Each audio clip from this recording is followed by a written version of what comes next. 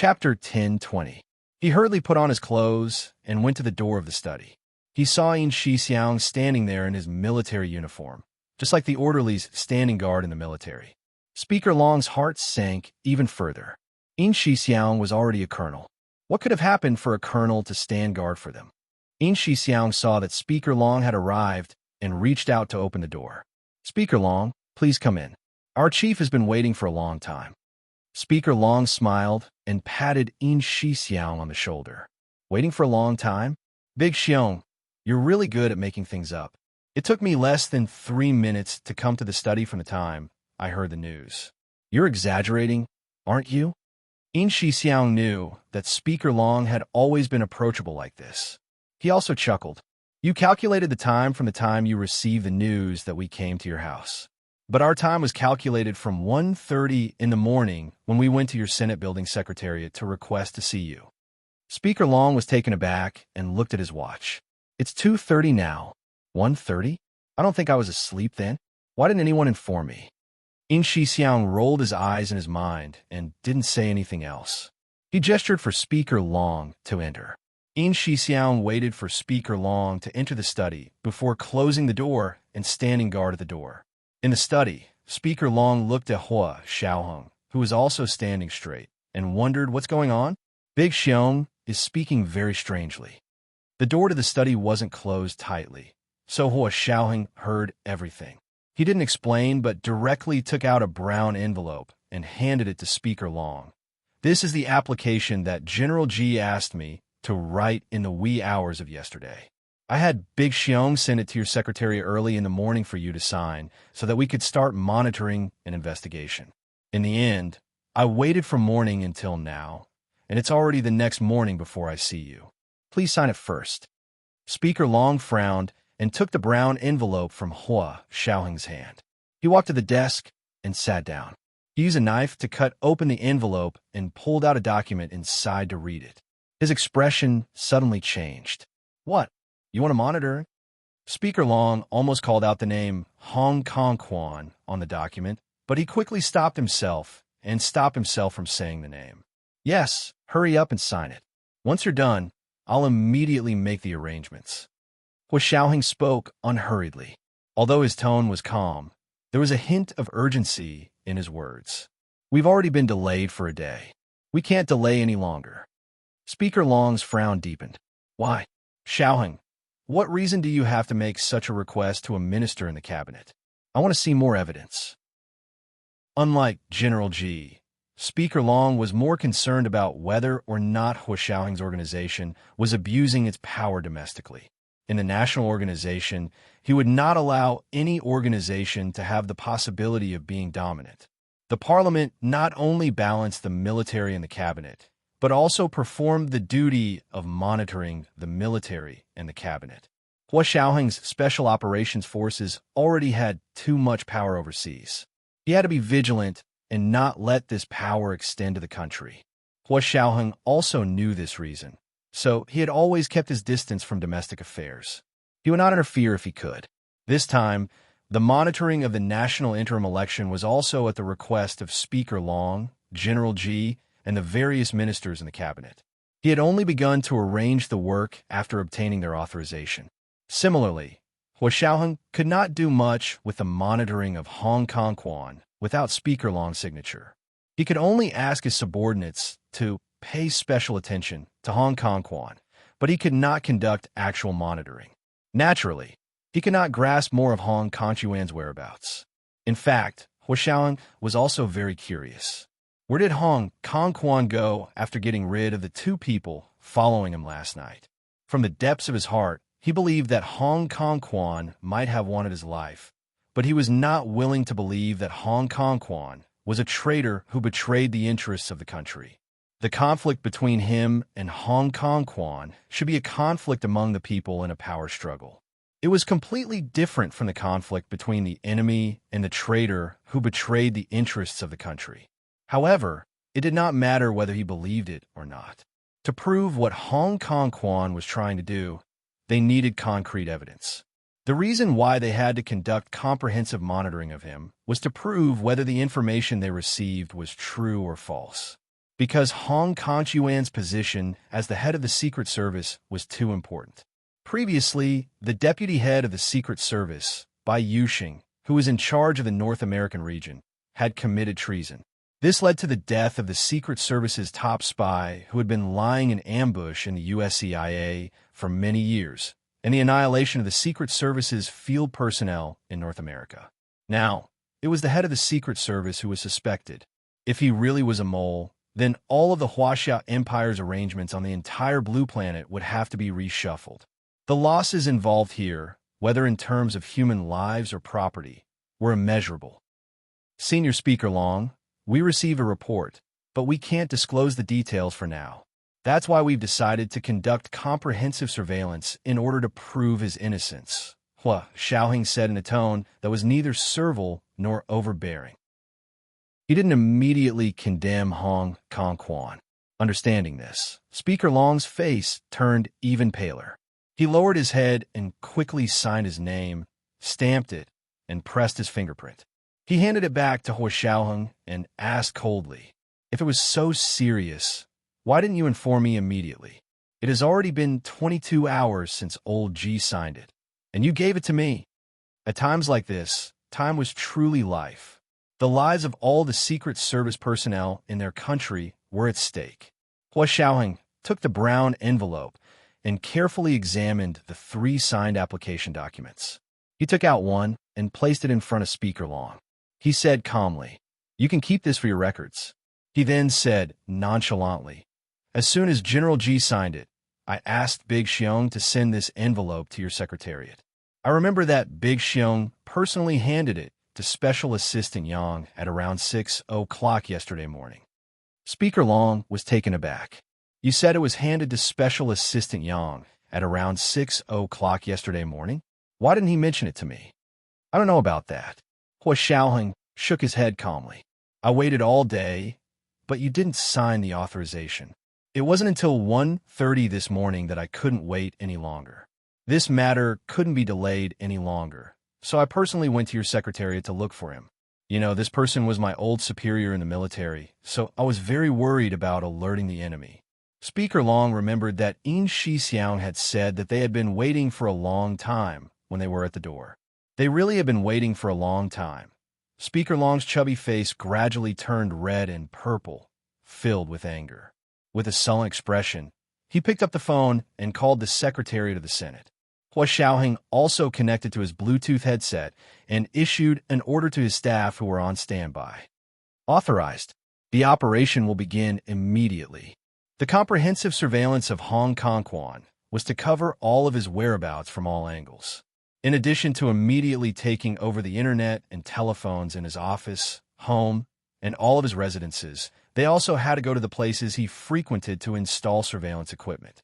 Of course, the most important thing was to retrieve Hong Kong-Yuan's tracking chip from the Special Operations Force's Central Control Room and read the data. Hua Xiaoheng didn't really care that the 2 Special Operations Forces personnel had lost track of Hong Kong because he had a trump card in hand. Every member of the Secret Service had a tracking chip in their body, which was controlled by Hua Xiaoheng's Special Operations Forces. Unless they resigned from the Secret Service or died, the chip could not be removed.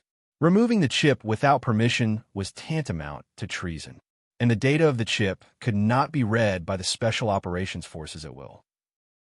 In other words, the data of the tracking chip was stored in the Special Operations Force's Central Control Room supercomputer, but in order to read the data, authorization was required.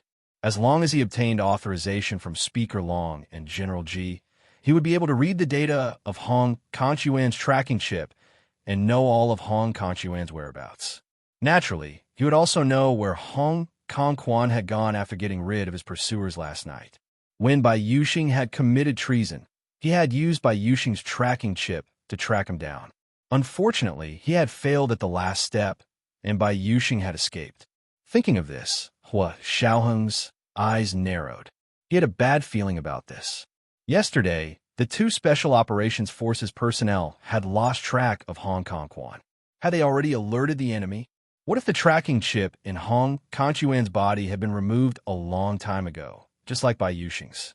On second thought, if it had really been removed, then they wouldn't need any other evidence. Just this point alone was enough to convict Hong Kong-kwan of treason. Hua Xiaoheng's heart skipped a beat, and he immediately issued an order to his subordinates. Notify all customs ports across the country. From now on, anyone leaving customs must undergo an iris scan and fingerprint test. Immediately send the iris and fingerprint data of Target A to the electronic detection system of all customs ports across the country. Anyone who is detected with this data is not allowed to leave customs. He hoped that he was overthinking everything, but if Hong Kong-kwan was really liked by Yuxing and realized that they were monitoring him, then his next step would definitely be to leave the Huaxiao Empire. It was the second night watch, and the monthly pass was 1,200 plus one night watch. 7 p.m., the third night watch. The fourth night watch was 1,500 plus one night watch. Chapter 10:21. In order to monitor Hong Kong-kwan, the Special Operations Forces had already set up a special operation team. Originally, everything was ready and only needed the authorization. Once Hua Xiaoheng received the authorization, they could immediately start work. His orders were carried out in an orderly manner.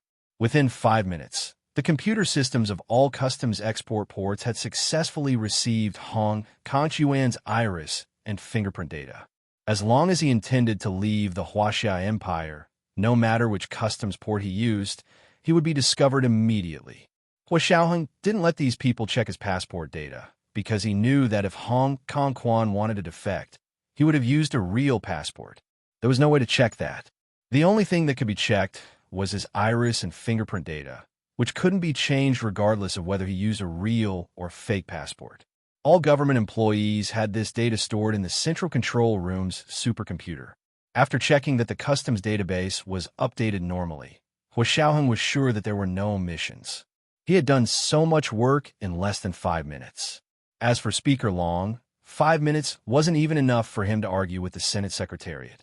He suppressed his anger and first asked about everyone's work situation. After expressing his condolences one by one, he asked as calmly as possible, "Where is Special Assistant Yang? Isn't he here?" Speaker Long, Special Assistant Yang, has already stayed up for 2 nights. He just went back to rest. Is there something you need? Would you like me to go to his house and ask him to take your call? The staff on duty at the Secretariat said respectfully to Speaker Long. Speaker Long's tone froze. Already stayed up for 2 nights? Even if he didn't get credit, he still worked hard. How was he supposed to ask Special Assistant Yang what he was up to at this time? Putting down the phone, Speaker Long's expression was uncertain. He rubbed his hands and looked at Hua Xiaoheng. "Xiaoheng, is there some kind of misunderstanding? Special Assistant Yang has always been smart and capable. He isn't that kind of person." Hua Xiaoheng didn't add fuel to the fire. He only said in a very objective tone, "I don't know Special Assistant Yang well, so I don't know what kind of person he is. I can only tell you how long it took for the application to reach you today. If it wasn't for the urgency of the matter, I wouldn't have visited you late at night and disturbed your sleep." "Xiaoheng, that's not what I meant. You're treating me like an outsider."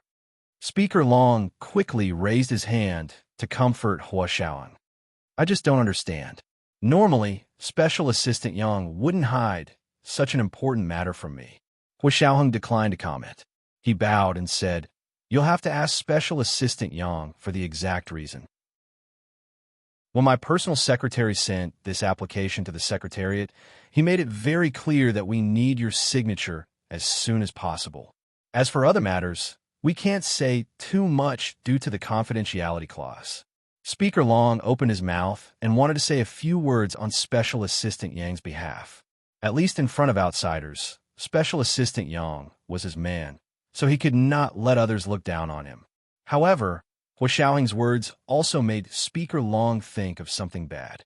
If this document was really sent by Yin Shixiang personally, and he even said that it should be done as soon as possible, it meant that the matter was very urgent. How could Special Assistant Yang make such a big mistake? Speaker Long suppressed the questions in his mind and smiled at Hua Xiao. "I understand. I will investigate this matter thoroughly, and the person responsible will be dealt with accordingly. Xiaoheng, you can rest assured." Hua Xiaoheng stood up. His expression was normal. "I don't have anything to worry about. The Secretariat is your organization, not mine. Special Assistant Yang is your special assistant, not mine. Sorry for disturbing you today. Goodbye. Hua Xiaoheng left Speaker Long's house with Yin Shixiang and drove to the Senate building. Yin Shixiang quietly took out his phone and wanted to text Gu Nianji to remind her to be careful of Special Assistant Yang. Hua Xiaoheng stopped him. Don't contact Nianji. She should know what to do. Judging from Special Assistant Yang's attitude, it wasn't the first time that he had targeted Nianji. Hua Xiaoheng didn't mind letting him do as he pleased. The more he pleased, the more the good impression he had accumulated with Speaker Long over the years would gradually be lost. At the end of the day, only Speaker Long could get rid of Special Assistant Yang.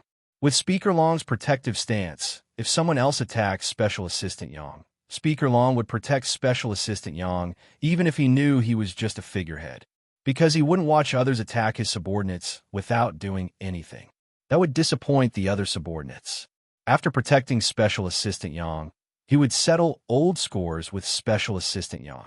Like Hua Xiaoheng, Speaker Long, and General Ji both had the attitude of, I'll teach my people a lesson myself. Who do you think you are to teach my people a lesson? Special Assistant Yang was also certain that he was familiar with Speaker Long's way of doing things, which was why he dared to openly trip up Gu Nianji. But Nianji just graduated from school. This is the first time she's encountered such a situation. Are you really not going to warn her? Yin Shixiang scratched his head. He was very worried for Gu Nianji. In his opinion, Gu Nianji was smart and well-behaved. Although she was eloquent, that was only used in court. In normal life, Gu Nianji never showed off her eloquence in front of them. She had always been a cute, amiable, obedient, and sensible little sister.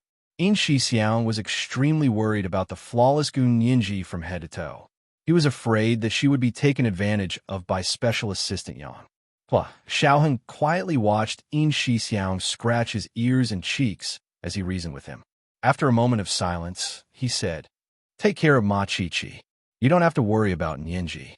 Yin Shixiang was speechless. After a while, he laughed. Hua Xiao, are you jealous? I don't have any other feelings for Nianji. I only see her as a little sister, my biological sister. Hua Xiaoheng glanced at him.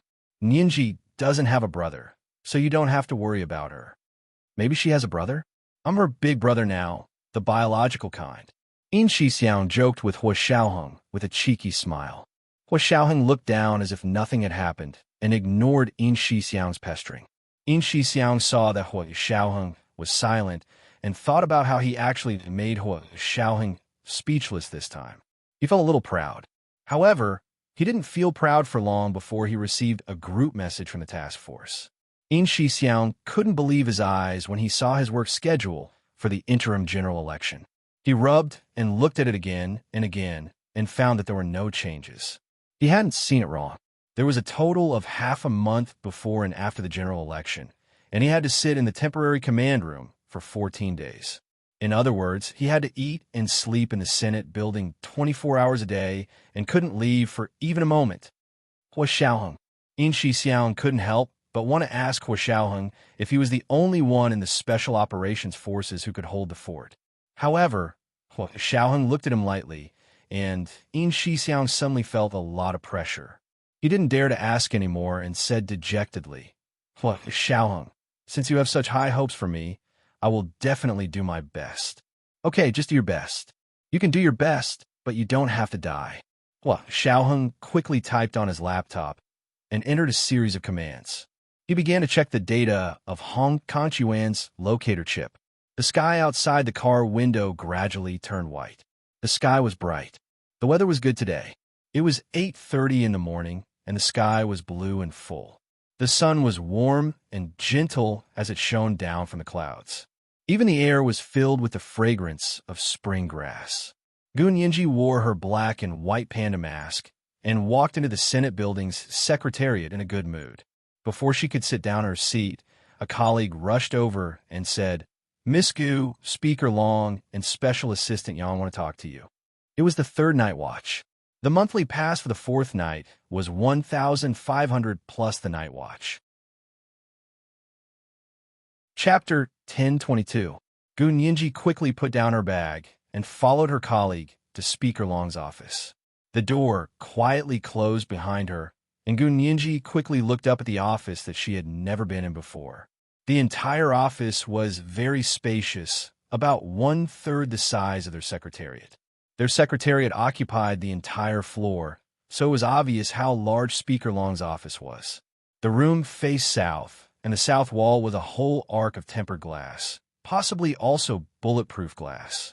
Standing at the door, one could see the beautiful scenery of the entire imperial capital at a glance, and it made one feel like they were at the top of the food chain.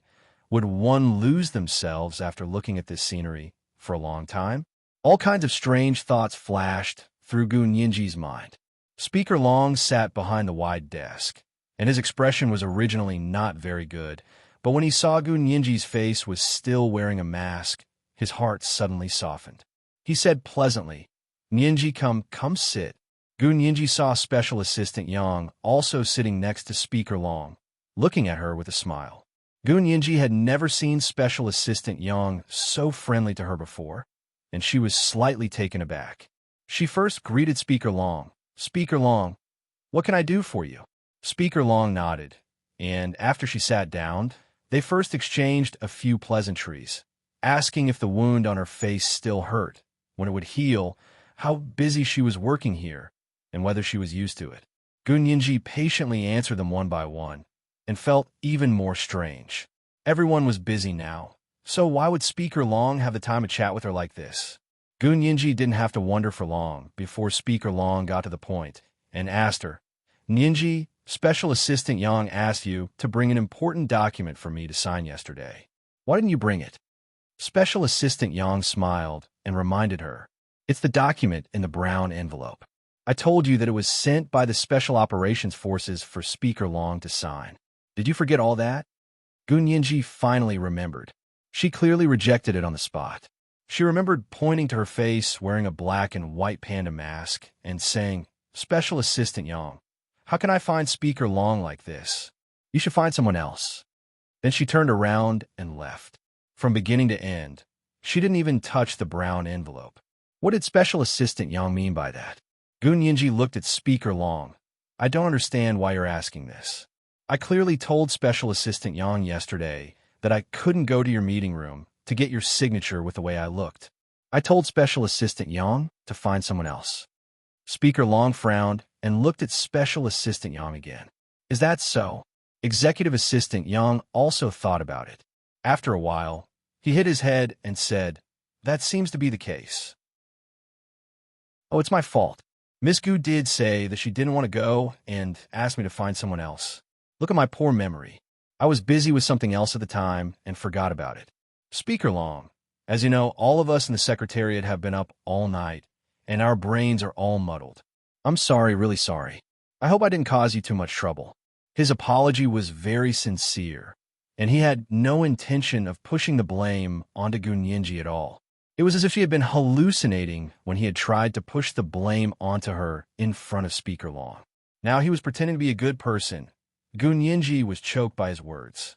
Senior Speaker Long wanted to say something, but Special Assistant Yang interrupted. "However, Senior Speaker Long, I was wrong this time. It was my fault for delaying your mission, and I accept the punishment.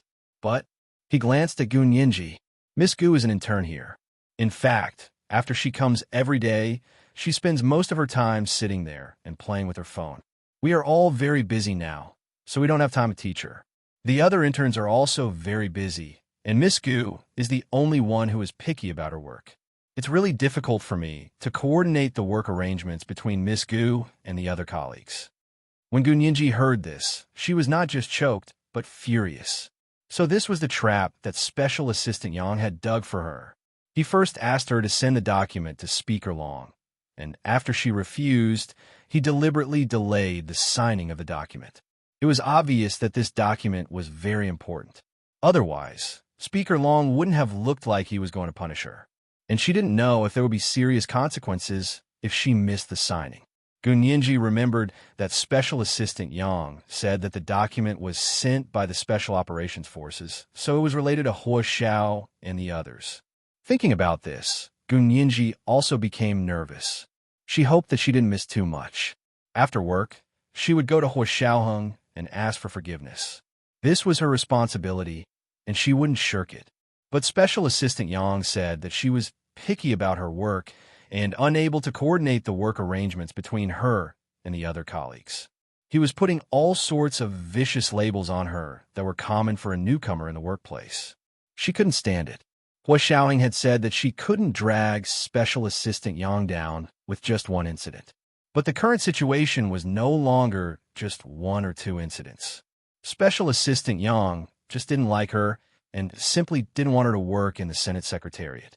Gun Yinji could choose not to work in the Senate Secretariat, but she didn't want to be tarnished, and she didn't want her work ethics and attitude to be doubted, especially to disappoint Speaker Long, an old man who appreciated her very much. Gun Yinji felt very bad. Just like how she had worked so hard and achieved so much, only be beaten back to where she was because of one incident. She couldn't accept it. Gun Yinji coughed lightly and began to argue with Special Assistant Yang. Speaker Long, is this document very important? She first asked Speaker Long for confirmation of the severity of the matter. If there was a mistake, someone had to be punished. Gun Yinji didn't mind being punished, but she couldn't be the only one. Speaker Long narrowed his eyes and said unhappily, "It's a very important document, and it ended up being delayed for more than 20 hours. Xiaoheng had to personally come to me and only sign it at 2:30 in the morning." Gun Yinji's heart sank, but she quickly recalled the brief introduction she had read on the first day of her arrival. She continued to ask calmly, "Then I would like to ask, for such a large organization like the Senate Secretariat, does it have any rules and regulations for this kind of document exchange? As one of the most powerful organizations in the country, how could it not have rules and regulations?" Gun Yinji's question immediately caused Special Assistant Yang's relaxed mood to disappear without a trace. Speaker Long had been in a hurry and hadn't signed the document in time, so he was afraid that it might have delayed Hua Xiaoheng's work. He really hadn't thought about the problem Gun Yinji was talking about. He quickly composed himself and nodded thoughtfully. "Of course there is. Our Senate Secretariat isn't a newly opened organization. How can we not have rules and regulations? It's good that there are rules and regulations." Gun Yinji smiled brightly. "We work according to the rules and regulations, so whoever is responsible will be responsible. How can Special Assistant Yang take the blame for someone else? Don't you agree, Speaker Long?" Special Assistant Yang's face instantly darkened.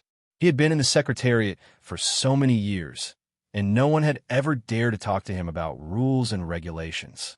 That was because many of the rules and regulations here were revised by him. But according to the rules and regulations, the document exchange rules were arranged according to the importance of the documents, and different people were responsible for handling them. The document that Hua Xiaoheng had sent should be of the highest level in terms of importance. According to the rules and regulations that he had revised himself, the highest level of documents should be handled by him personally.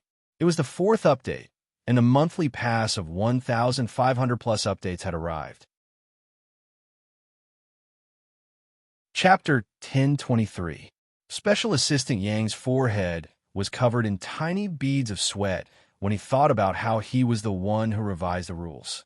He thought about how the document came from Hua Xiaoheng and implicated Gun Yinji's inaction. Even Hua Xiaoheng had no choice but to swallow his pride and not make a fuss about it. Because Hua Xiaoheng dared to act up for Gun Yinji, Special Assistant Yang could instantly label Hua Xiaoheng and Gun Yinji as bullies and ask for sympathy from Speaker Long. Everyone in the imperial capital knew that Speaker Long hated people in high positions who abused their power for personal gain and bullied others. As long as Hua Xiaoheng had this impression in Speaker Long's mind, not only would his future be in danger, but Speaker Long would also never groom Gun Yinji as his successor. It was originally a plan to kill many birds with one stone. How could it fail because of the rules? No, he couldn't let this happen. Special Assistant Yang's eyes flashed and he laughed. "You can't say that. The rules are dead, but people are alive. At this critical juncture, it's necessary to act according to the situation." As Special Assistant Yang spoke, he secretly glanced at Speaker Long's expression. Seeing that he seemed to be nodding slightly, he immediately calmed down. Thinking about Hua Xiaoheng, Special Assistant Yang suddenly had an idea and said, for example, Major General Hua's Special Operations Forces are absolutely not allowed to intervene in domestic affairs. But this time, due to the urgency of the election, they were allowed to intervene in domestic affairs and monitor the election. Look, isn't this the best example? Although Gu Nianji was calmly looking in Speaker Long's direction, she had been observing Special Assistant Yang's expression from the corner of her eye. Seeing that he had instantly come up with an excuse to shift the blame to himself, Gu Nianji smiled and looked up at Special Assistant Yang. Ignoring Special Assistant Yang's rejection, Gu Nianji persistently said, Special Assistant Yang, don't get sidetracked. Let's first talk about the issue of documents in the Senate Secretariat. Tell me, is there a rule or not? If there is a rule, then according to the rule, who should be sending this document? Special Assistant Yang swallowed and couldn't say a word. Gu Nianji looked at Special Assistant Yang's expression and deduced logically. Why is Special Assistant Yang sweating so much? Don't tell me that according to the rules, this document should be sent by Special Assistant Yang. The smile on Speaker Long's face gradually disappeared. He also looked at Special Assistant Yang, but when he saw how tongue-tied Special Assistant Yang was, he didn't say anything to reprimand him. Gu Nianji averted her gaze from Speaker Long's face and said with a smile, if Special Assistant Yang doesn't object, then my guess is correct. According to regulations, this document should be delivered by Special Assistant Yang personally. That's more like it.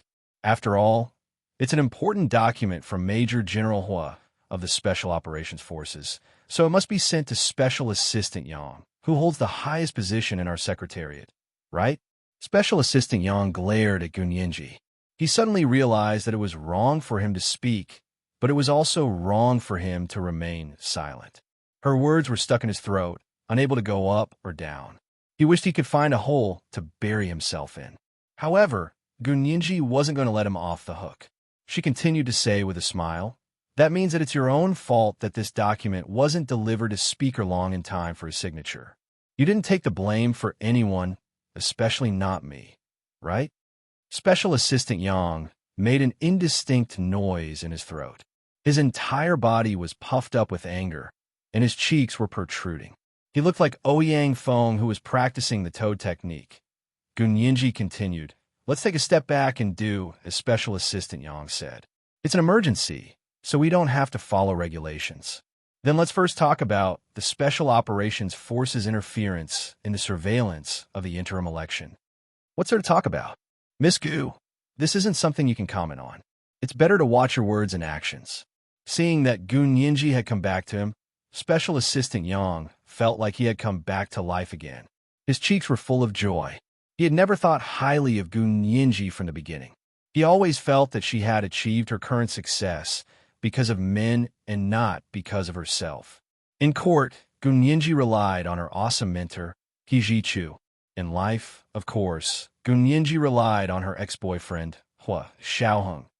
Thinking of this, Special Assistant Yang pouted disapprovingly. He was even more displeased with Hua Xiaoheng. Of course, Gu Nianji wasn't the type of person who would shut up just because you told her to. Even if Hua Xiaoheng ordered her like this in front of her, she wouldn't listen obediently. Moreover, it was only Special Assistant Yang. Gu Nianji secretly glanced at Speaker Long, seeing that his expression was becoming more and more serious. She continued to beat him when he was down. Since Special Assistant Yang is using the Special Operations Forces temporary operation as a comparison, then let's talk about it in detail. Special Assistant Yang took a deep breath and immediately interrupted her impatiently. Is the Special Operations Forces business something you can talk about? I already said there's no need to talk anymore. Do you not understand human language? Of course I understand human language. I don't understand non-human language. Gu Nianji's expression turned cold. Speaker Long hadn't even said anything, but Special Assistant Yang had repeatedly stopped her from talking. He was really too uncultured. Gu Nianji didn't stand on ceremony with him anymore. She looked at Speaker Long and said, Speaker Long, the first day I came here I saw the information distributed by the Senate. It said that this time, the Special Operations Forces could monitor the temporary election because General G, Speaker Long, and many cabinet ministers jointly invited them. The Special Operations Forces also had permission signed by various ministers, General G, and Speaker Long, so they can legally make an exception and intervene in domestic affairs, right? Speaker Long nodded and said calmly, "Of course. Otherwise, why would Xiaoheng accept this mission? That would be overstepping his authority and also illegal. Hua Xiaoheng would never do that." This was also the reason why Speaker Long agreed to let Hua Xiaoheng take charge of the Special Operations Forces. Because he could fully trust him, Speaker Long believed that Hua Xiaoheng wouldn't disregard the law and principles because of urgent matters. After Gun Yinji received confirmation from Speaker Long, she immediately turned to Special Assistant Yang and said sharply, "But Special Assistant Yang, what about you? For such an important document, you say urgent matters. May I ask who authorized it and where? Who gave you permission to urgent matters? Or was it just you, Special Assistant Yang, who said urgent matters and urgent matters? Matters of the Secretariat, you can let whoever you want to do it, regardless of the rules and even the wishes of Speaker Long. Special Assistant Yang, may I ask if the Secretariat of the Senate is your Secretariat or Speaker Long's Secretariat?" Gun Yinji was one step away from pointing a finger at Special Assistant Yang's nose and accusing him of making Speaker Long a figurehead. Speaker Long's eyes darkened as he looked at Special Assistant Yang, who was already sweating profusely, and said calmly, "Yinji has a point. We are the Senate, the legislature. If we don't act according to the laws and regulations, and always urgent matters, then what's the point of having an institution like us? We should just disband as soon as possible." These words couldn't be any more harsh. Special Assistant Yang almost fainted from Speaker Long's words. He trembled as he stood up, took out a handkerchief from his trouser pocket, and kept wiping the sweat off his forehead as he stammered, Speaker Long, it's not like that. We've really been too busy. We've been up all night." "Busy? Who isn't busy?" Special Assistant Yang just said that I only know how to use my phone here. Can I request for the surveillance footage of this office to see how long I've been using my phone for the past 2 days? Gun Yinji sneered. "Also, how can you forget your job just because you're busy?" Special Assistant Yang is really good at double standards. If someone doesn't send the document for signature, then it means that they're picky about their work, unable to coordinate with their colleagues' work arrangements, and are directly trying to kick them out. When it's your turn to not send the document for signature, then it means that you're in the right because you're busy and it's excusable for you to forget your responsibilities. In short, Special Assistant Yang is the most powerful person in the Senate Secretariat. Those who obey you will prosper, and those who oppose you will perish. You're lying. Special Assistant Yang was anxious, and he wanted to cover Gun Yinji's mouth. When did I ever say that those who obey me will prosper, and those who oppose me will perish? Don't slander me. I never say things that I don't have evidence. Gun Yinji stretched out her finger and shook it. Speaker Long is right here. Not only did I hear everything you said, but Speaker Long also heard it. Gun Yinji decided that she might as well go all the way with Special Assistant Yang. This bastard wasn't going to reconcile with her anyway, so she might as well put the conflict between them directly in front of Speaker Long. If Special Assistant Yang dared to continue making things difficult for her, she wouldn't hesitate to put it back on him and let him have a taste of what it was like to be in a pinch. Speaker Long was well aware of Special Assistant Yang's problems, but in the spirit of no one is perfect, he tolerated it all. As long as he didn't make any major mistakes, Speaker Long would just smile and not say anything. Until this time, Special Assistant Yang actually played politics even more aggressively in front of him. So it turned out that his tolerance had allowed Special Assistant Yang to do whatever he wanted in the Senate Secretariat. Speaker Long's dissatisfaction with Special Assistant Yang had finally reached a critical point. But in front of Gun Yinji, he wouldn't directly embarrass Special Assistant Yang. Raising his hand, Speaker Long said to Gun Yinji in a friendly manner, "Yinji, go out and work first. Come to my office later and we'll have a chat." "Okay, go ahead." Gun Yinji stood up and nodded to Speaker Long, before turning to leave Speaker Long's office. She didn't even look at Special Assistant Yang. Special Assistant Yang watched as Gu Ninji left Speaker Long's office and the door quietly closed. Only then did he cry bitterly to Speaker Long, expressing that he was in the wrong and hoped that Speaker Long would punish him. Speaker Long looked at him and sighed slightly. Special Assistant Yang, you've been by my side for 10 years, and I don't think I've ever been a strict boss. But now it seems that I've actually harmed you by not being strict. Special Assistant Yang's heart suddenly trembled, and he quickly said, Speaker Long, it's my fault. I've let you down. You can punish me, no matter how you punish me. Demotion, pay cut, I'll accept it all. As long as you let me continue to work for you, I'll even stop taking a salary. Speaker Long looked at him with pity and said, You're really too tired. This little bit of work has already made you so exhausted that you've forgotten the most important thing. I think you should take a long break and rest first. What? Special Assistant Yang looked up at Speaker Long as if he had lost his parents. How can I take a break when I'm so busy right now? Speaker Long's expression changed slightly, and he nodded with a smile. So I don't even have a right to ask my subordinates to take a break? Special Assistant Yang, Nianji was right. This was the first update. At 1 o'clock in the afternoon, the monthly pass was increased by 1,800. At 7 o'clock in the evening, the third update. Chapter 1024. Speaker Long actually agreed with Gu Nianji. In Special Assistant Yang's ears, it was like the end of the world. He looked at Speaker Long with a pitiful expression on his face. He was crying so hard that he looked like he was covered in tears. Speaker Long, you can't be like this. I've been in the Senate Secretariat for so many years, and even if I didn't make any contributions, I've worked hard. Besides, I've really been too busy this time. Special Assistant Yang usually looked rather elegant, with a tall and slender figure. However, right now, he looked like a toad with a broken spine. He had completely lost his usual elegant demeanor and ability to handle heavy things with ease. Speaker Long patted his shoulder sympathetically. Don't put too much pressure on yourself. Go home and take a long vacation first. When the interim election is over and the cabinet's affairs are settled, we'll talk about your work. Special Assistant Yang heard Speaker Long's words.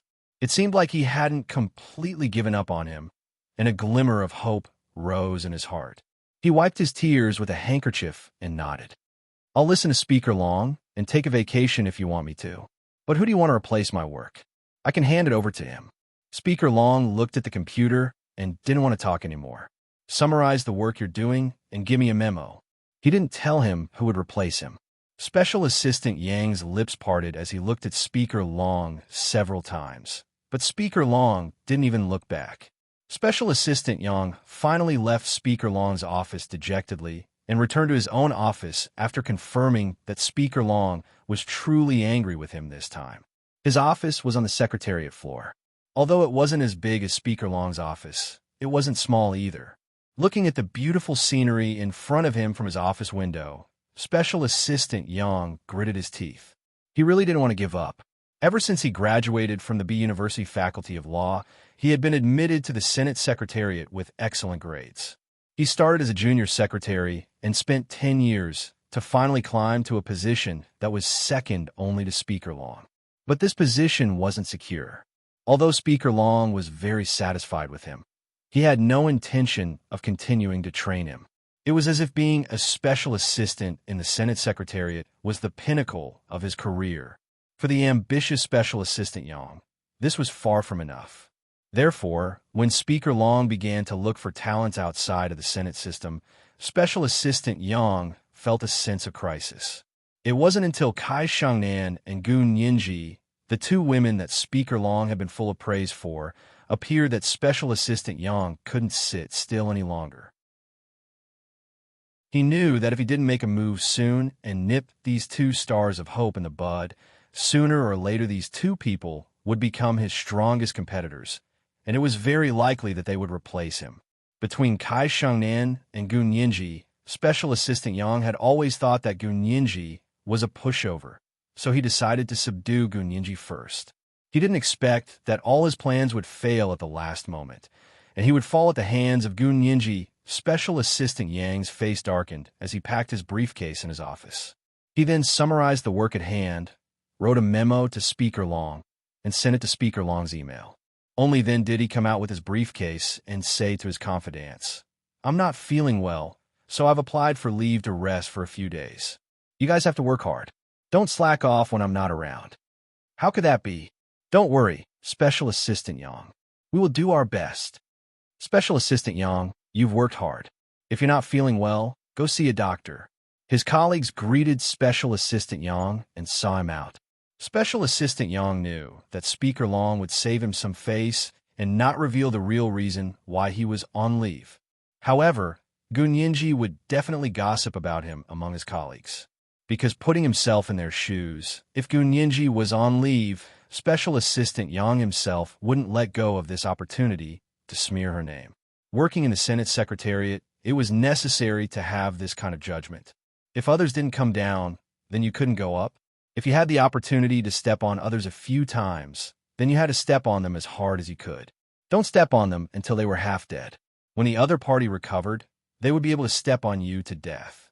Special Assistant Yang knew this very well. This time, he didn't manage to step on Gun Yinji to death.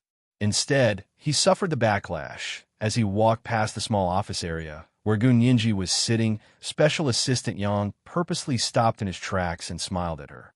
"Miss Gu, let me give you a piece of advice out of friendship. Life is full of ups and downs. There will always be ups and downs in life. No one will always be lucky, and no one will always be unlucky."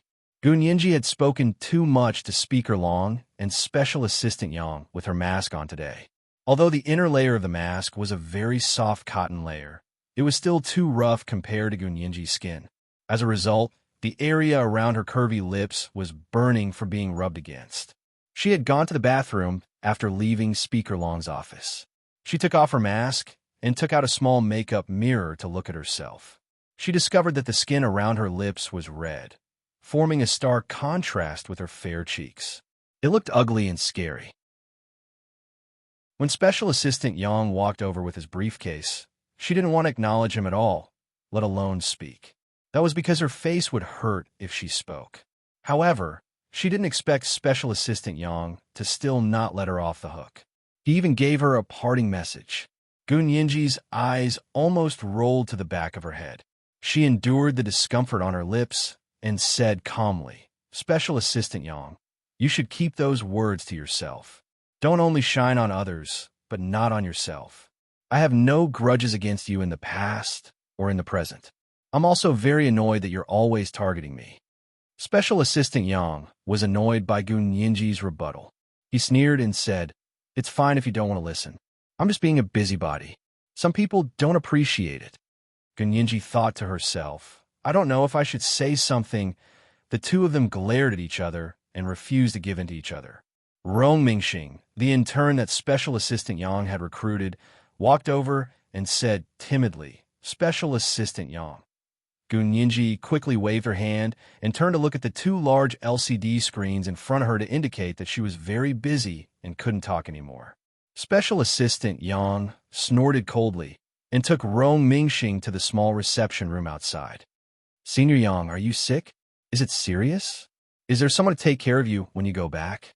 Rong Mingxing saw that it was only the two of them, so she changed the way she addressed him to show that they were close. Special Assistant Yang's attitude towards Rong Mingxing was much better than his attitude towards Gun Yinji. He smiled and said, "I just have a slight fever. I'll be fine after a few days of rest. Don't worry, Junior."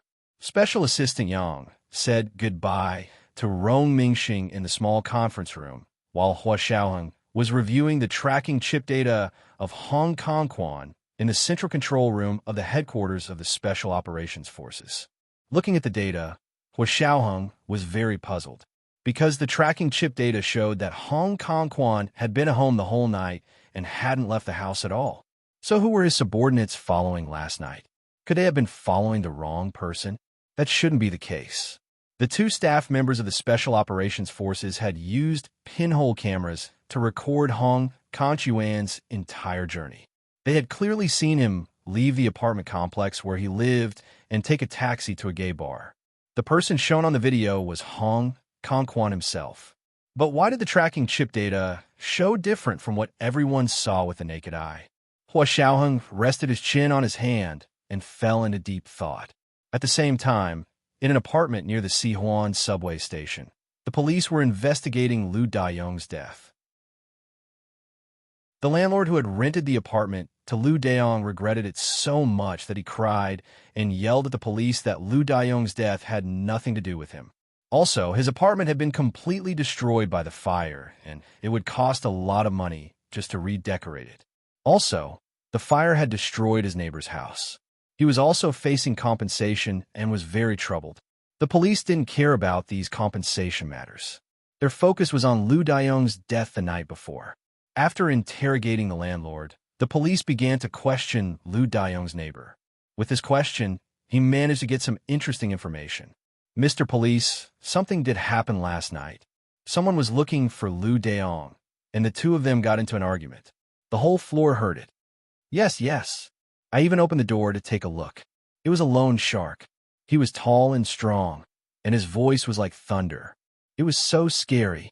This was the second update, and the monthly ticket of 1,800 plus updates had been sent ahead of time.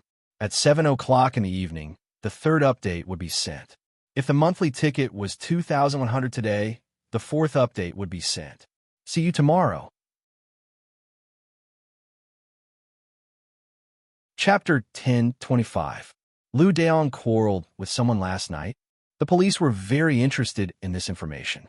Although the preliminary investigation showed that Lu Dayong jumped to his death, they still had to figure out why he chose to commit suicide. Yes, it was a very loud argument. Later, he saw us come out and pulled the man into the house. Yes, he was here to collect debts. We've seen a lot of these usury collectors, and they're all like him. The police questioned and collected evidence, and finally went to the one-bedroom room where Lu Dayong had lived before his death to investigate. Unfortunately, the place was completely burned, especially the computer, which was burned to the point where only the shell was left. In the end, the police only took the burnt hard drive, which was the only thing taken from the scene of the fire. They then investigated the window where Lu Dayong had fallen and found evidence that he had climbed out of the window and fallen from the windowsill. There was a little bit of paper ash on the windowsill, which should be traces of the fire. From these witnesses and physical evidence, the police's preliminary judgment was that Lu Dayong was chased by the loan sharks and finally jumped to his death, but might not be completely correct, and there were still some doubts. For example, who set the fire? If it was Lu Dayong himself, it could be understood that he had nothing left to live for, so he set the fire to vent his anger before committing suicide. But if it wasn't Lu Dayong who set the fire, but the loan sharks, then Lu Dayong's death would be suspicious. The person who set the fire must have done it to cover up the real evidence. But if the loan sharks were Lu Dayong's murderer, it wouldn't make sense, because the loan sharks were after money, and if they killed Lu Dayong, who would pay his debts? From this perspective, Lu Dayong seemed closer to suicide. Of course, these were the preliminary stages of the police's verification. More evidence was needed to close the case, especially the recovery of the data on Lu Dayong's computer hard drive, which would also be an important piece of evidence. Lu Dayong's body had been sent to the funeral home for preservation, and his family was also notified to come and claim it. The police's work was carried out in an orderly manner. Special Assistant Yang left the Senate building and went home for vacation. Speaker Long asked someone to call Gu Nianji to his office to talk. This time, it was only her and Speaker Long. Without Special Assistant Yang, who always had malicious intentions towards her, Gu Nianji felt much more comfortable. She even borrowed Speaker Long's tea set and took the initiative to brew a cup of tea for Speaker Long. Speaker Long finished the tea in the small teacup in one gulp. Nianji, I didn't expect you to be so good at making tea. Speaker Long smiled as he handed the teacup back to her. Can I have another cup? The aftertaste was sweet and fragrant, overflowing with fresh air. Good tea. Good tea. Gu Nianji smiled. These are all your tea leaves. I'm just trying to present them to Buddha with borrowed flowers. Nianji, you're too kind. There are many things that you can do, but we can't. Speaker Long sincerely apologized to Gun Yinji. I'm sorry to have embarrassed myself this time. Our Senate Secretariat wasn't like this before, I know. Gun Yinji nodded with a smile. There are all kinds of birds in a big forest. I'm mentally prepared. You can't be blamed for this. We didn't do our job well and made you suffer. Speaker Long patted Gun Yinji's shoulder and treated her like a junior. Fortunately, I usually don't feel wronged because I always retaliate on the spot. If we're talking about suffering, that person just now was even more wrong than I was. Gun Yinji was talking about Special Assistant Yang. Gun Yinji was secretly pleased to see him speechless at Gun Yinji's words. Speaker Long smiled and nodded. Yinji, I like it when you speak your mind like this. Keep it up. Okay, I'll speak my mind. Speaker Long, please don't mind me talking too much in the future. Gun Yinji laughed. Speaker Long also laughed for a while before asking Gun Yinji, Yinji, Special Assistant Yang won't be back for a while. Who do you think will be responsible for the Senate Secretariat in the future? Gun Yinji looked at Speaker Long in shock. The black and white panda mask covered most of her face, only showing her bright eyes that shone like stars. Speaker Long narrowed his eyes. Don't you have any ideas? I was going to hand the Secretariat over to you, but I'm afraid there will be too many things to do. If you work around the clock, Xiao might not be happy, huh? Gun Yinji was speechless. She didn't want people to continue thinking that all of her achievements were related to Hua Xiaong, so she could only sigh. Hua Xiao won't think that way. After all, we're no longer together. However, I just graduated. Don't you think it's too rash to hand over the Secretariat to me? Don't you have confidence? Speaker Long asked meaningfully. When Special Assistant Yang first started working for me, he had only just graduated. This isn't a matter of confidence. Gun Yinji shook her head. This job requires qualifications and experience. I know I'm far from qualified in this area. Besides, my interest is in the law. I can work as a legal consultant in the Secretariat, but I'm not ready to be a full-time assistant. Hearing Gun Yinji's refusal, Speaker Long didn't get angry. Instead, he laughed heartily. Okay, I got it. Yinji, you can leave first. It's a bit hard for you to be in charge of the Secretariat right now. Speaker Long said with a smile and dismissed Gun Yinji. He then called in another senior secretary to temporarily replace Special Assistant Yang. There were plenty of people in the Secretariat, and they weren't any less qualified than Special Assistant Yang. Gun Yinji didn't accept the job hastily, which made Speaker Long think even more highly of her. She was capable and knew her limits. This was especially rare. Gun Yinji didn't know she had passed another test from Speaker Long, but perhaps she knew and didn't care. After all, she didn't come to the internship this time to fight for power. She had another goal. She had already achieved her goal. Now she just had to see how Kai Songyin would react. Speaking of which, Kai Songyin hadn't done anything for the past 2 days. This didn't make sense. Gun Yinji was thinking about this when she realized that, speak of the devil. Of course, it wasn't the main character. It was Cao Cao's think tank, Kai Songyin's niece, Madame Kai Shengnan. Kai Shengnan had been in the Senate for more than a month because of Prime Minister Tan's impeachment case. She was very familiar with everyone there. She was also one of the people that Speaker Long had publicly expressed his appreciation for. She also had a pass to enter and exit the Senate, so she could come here without any obstructions. She walked straight to Gun Yinji and stopped beside her. Kai Shengnan crossed her arms and tilted her head to look at Gun Yinji. She suddenly said, Miss Gu, it's actually a very bad habit to insist on working when you're injured. Gun Yinji heard Kai Shengnan's voice and couldn't help but laugh. She had just been wondering why Kai Songyin hadn't done anything yet. Now, she was about to make a move? Gun Yinji calmly turned off the display. She stood up and turned around to face Kai Shengnan. Miss Kai, may I ask what business you have with me? Please call me Lawyer Kai. Don't use Miss to humiliate me. Kai Shengnan pouted. She looked at Gun Yinji's face with the mask on. It was an eyesore. She suddenly reached out and pulled the mask off Gun Yinji's face. She asked with a smile, Miss Gu, did your face really get hurt? Kai Shengnan had trained her strength. Gun Yinji felt like her ear was about to be torn off. The mask was pulled off, revealing Gun Yinji's face. Although it wasn't as swollen as it looked on the video, it was still excessively red and swollen. You're really hurt, Kai Shengnan muttered to herself. The condition of Gun Yinji's face was actually because she had spoken too much with the mask on. It was red and swollen from being rubbed, and it still hurt. But no matter what, it was her business whether she was injured or not. Gun Yinji was furious that Kai Shengnan had ripped off her mask and exposed her embarrassing wound. Moreover, her ear was burning with pain as if it had been torn apart by Kai Shengnan. Gun Yinji didn't hesitate.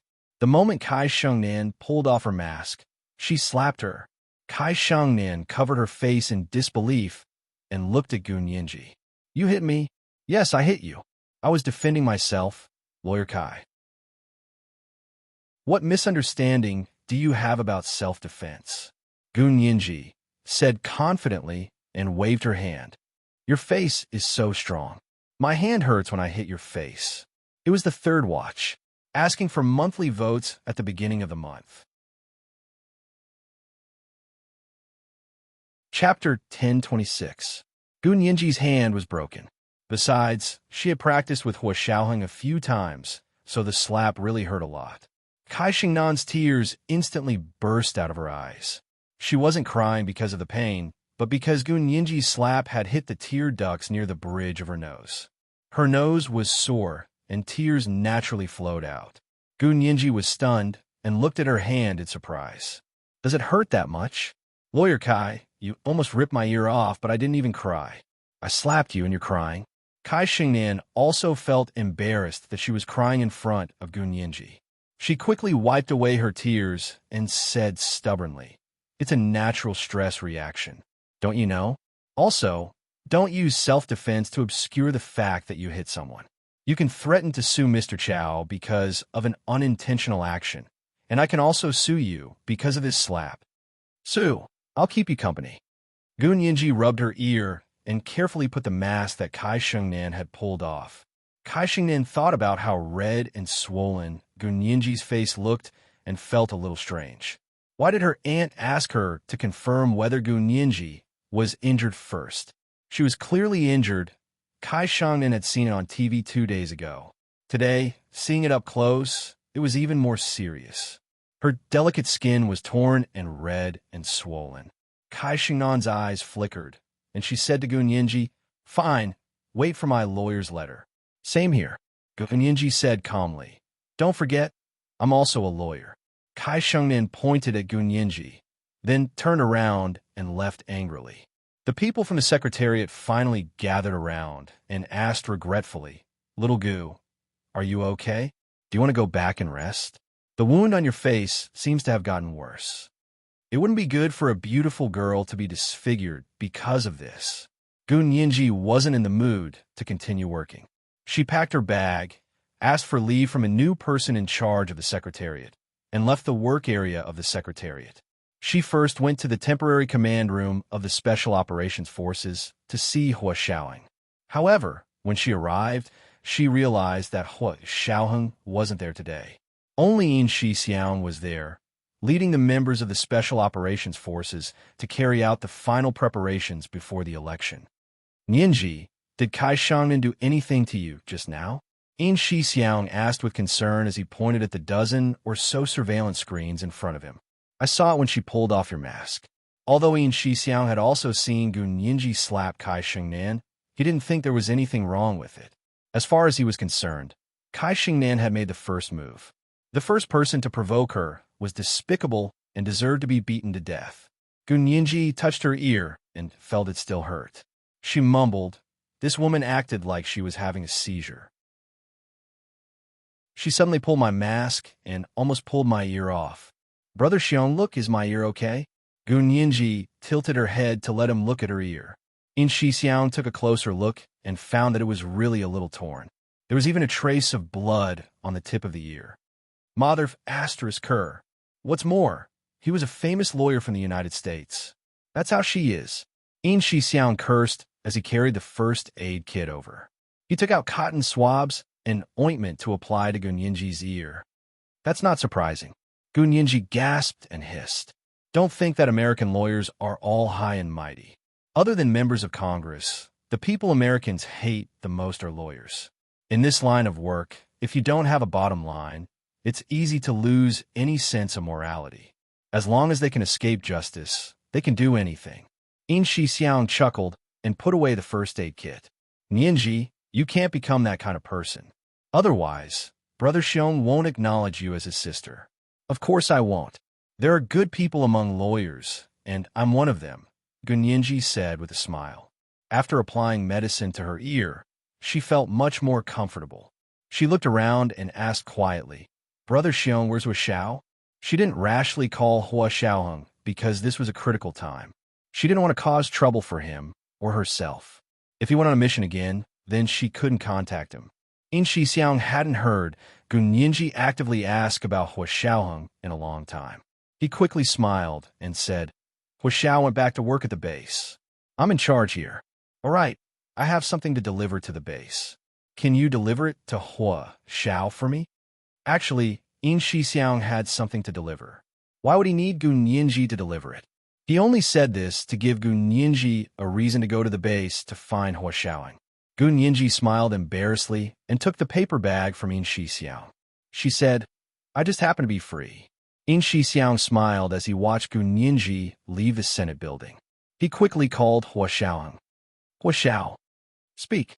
Hua Xiaoheng kept typing commands on the computer. In Shixiang quickly said, Hua Xiao, Kai Shangnan just came to the Senate building to look for Nianji. The two of them had a little conflict.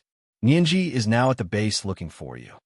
Hua Xiaoheng was in the central control room of the headquarters, researching the problem of Hong Kongquan's tracking chip. They had already begun monitoring Hong Kongquan. So far, Hong Kongquan hadn't shown any signs of abnormality. Hua Xiaoheng was even beginning to doubt whether Tangairen's words could be trusted. Was the person behind Kai Songyin's ideas really Hong Kongquan? When he heard that Kai Shangnan and Gu Nianji had a conflict, Hua Xiaoheng's fingers stopped moving. He put on his Bluetooth headset and stood up from the computer. A conflict? What conflict?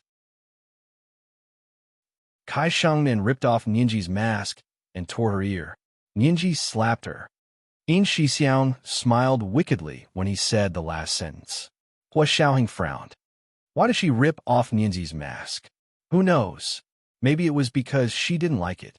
That mask was shockingly ugly. Hua Xiao, why did you give her a mask like that? In Shixiang slammed the table. Panda colors are cute and cute on pandas, but they're scary on people's faces. Let me tell you, Hua Xiaoheng ignored him. The mask was specially made by Chun Lai, so In Shixiang didn't need to know the reason. Is there anything else? If not, I'm hanging up. Hua Xiaoheng hung up the phone and worked for another half an hour. He did some simple finishing touches before taking out a cigarette from his trouser pocket. He walked out of the central control room and returned to his official residence. He didn't go in. He only smoked quietly under the tree at the entrance. The weather in the imperial capital was sunny in spring. The leaves were green and the breeze was gentle. The guards at the entrance couldn't help but stand even straighter. Hua Xiaoheng didn't have to wait long before he saw Gu Nianji's little red sports car drive over. He narrowed his eyes and casually threw the cigarette into the trash can in the corner. Gu Nianji parked the car in the parking lot at the entrance of Hua Xiaoheng's official residence. As soon as she got out, she saw Hua Xiaoheng standing at the entrance and quietly looking at her. Hua Xiao. Gu Nianji walked over with a paper bag that In Shixiang had given her. Brother Xiong asked me to bring this to you.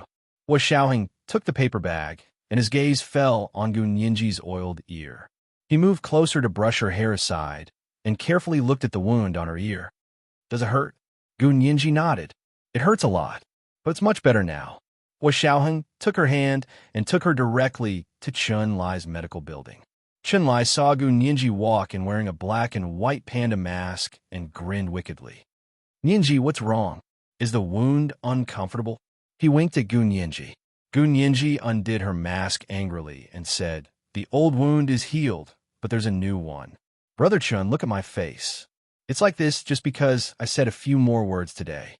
And my ear, Hua Xiaoheng said dryly from behind. Let Nianji look at your ear first. It's torn. Chun Lai's smile disappeared instantly. Torn? Who tore your ear? Who the hell had the guts to do that? Gu Nianji's heart warmed. She had been bullied at the Senate, but when she returned to the Special Operations Forces, everyone cared about her. She moved closer to Chun-Li and pointed to her ear. Right here. When Kai Shengnian tore off my mask, it tore. Kai Shengnian tore off your mask. How dare she? Chun-Li was even more shocked. He exchanged a fearful look with Hua Xiaoheng and quickly murmured, "That was too dangerous. This was the first night watch. There were 2 night watches today. What about the monthly votes of the relatives? Did they have any? At 7 p.m., the second night watch." Chapter 10:27. Gun Yinji pouted. How would I know she would suddenly attack? But I reacted quickly and gave her a backhand slap. Good job.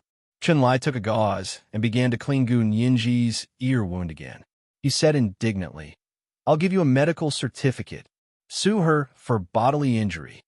Gun Yinji giggled and said, "Sure." Kai Shengnian even said she would sue me for slapping her. Then sue her. Who's afraid of who? Chun-Li's technique was much better than Yin Shixiang's. He quickly applied a better ointment to Gun Yinji's ear. Go home and rest for 2 days. Don't go to work at the Senate. Yeah, I want to rest. Gun Yinji nodded. She had already achieved her main goal of going to the Senate. If Speaker Long needed her help, she would naturally go. But now that the preparations for the Senate's interim general election were almost complete, it didn't matter whether she went or not. Chun-Li finished applying ointment to her ear and looked at her face, especially around her lips. He gave her a bottle of jelly-like ointment. Since you're not going to the Senate, you don't need to wear a mask. Take this and apply it to the uncomfortable areas on your face. You'll be fine in 2 days. Gun Yinji took it. Thank you, Brother Chun. But when she turned around and saw Hua Xiaoheng calmly standing by the window, Gun Yinji instinctively wanted to put on her mask again. She was too unsightly right now, and she didn't want Hua Xiaoheng to see it. Hua Xiaoheng walked over and said to Chun-Li, "Help her change her mask. Wear it when you go out." Chun-Li changed Gun Yinji's mask into a nicer one. The inner layer was thinner and softer than the black and white panda mask. Gun Yinji immediately felt much more comfortable after putting on a mask. She didn't feel embarrassed anymore. She happily said to Chun-Li, "Thank you, Brother Chun," and followed Hua Xiaoheng out of Chun-Li's medical building. Returning to Hua Xiaoheng's official residence, Gun Yinji found an opportunity when no one was around to ask Hua Xiaoheng, "Hua Xiao, is that document very important? Did it affect you at all by delaying the signing?" Hua Xiaoheng didn't think it would be a big problem, especially after he checked the data on Hong Kong Yuan's tracking chip. His intuition told him that even if he fully monitored Hong Kong Quan, the results would be the same. He had long realized that Hong Kong Quan was very familiar with their workflow, and he was also an expert in it. He was Hua Xiaoheng's superior and had taught Hua Xiaoheng many things. Although he was discharged from the army, his work was of the same nature as that which he had done in the army. If there really was something wrong with Hong Kong Quan, it would not have been so easy for them to find out. Moreover, Hong Kong Quan was a minister, so if they wanted to investigate him, they would face even more obstacles. Up until now, the only flaw Hong Kong Quan had exposed was Kai Songyi. If that was really a flaw, he pulled Gun Yinji to sit on the sofa in the corner and said calmly, "There are some obstacles, but it's not that big of a problem. You don't have to worry." "Really?"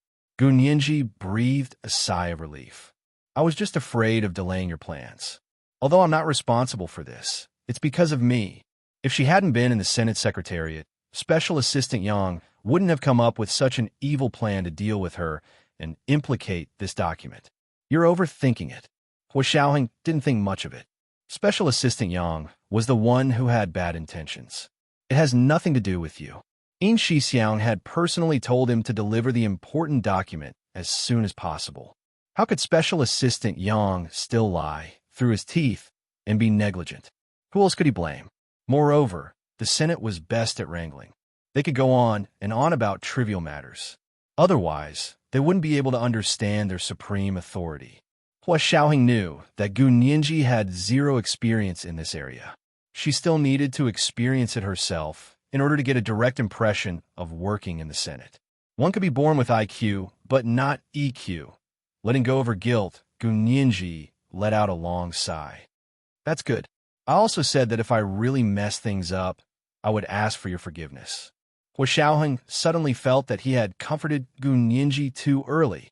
However, it was too late for regrets now. Gu Nianji could no longer ask for forgiveness from him. Then stay here for 2 days. Hua Xiaoheng patted her head. You can leave after you've recovered. He didn't want the people from the Kai family to cause trouble again. Kai Xingnan's actions today made Hua Xiaoheng very cautious. What kind of person would pay attention to the wound on Gu Nianji's face? Or would they be concerned about the healing of her wound?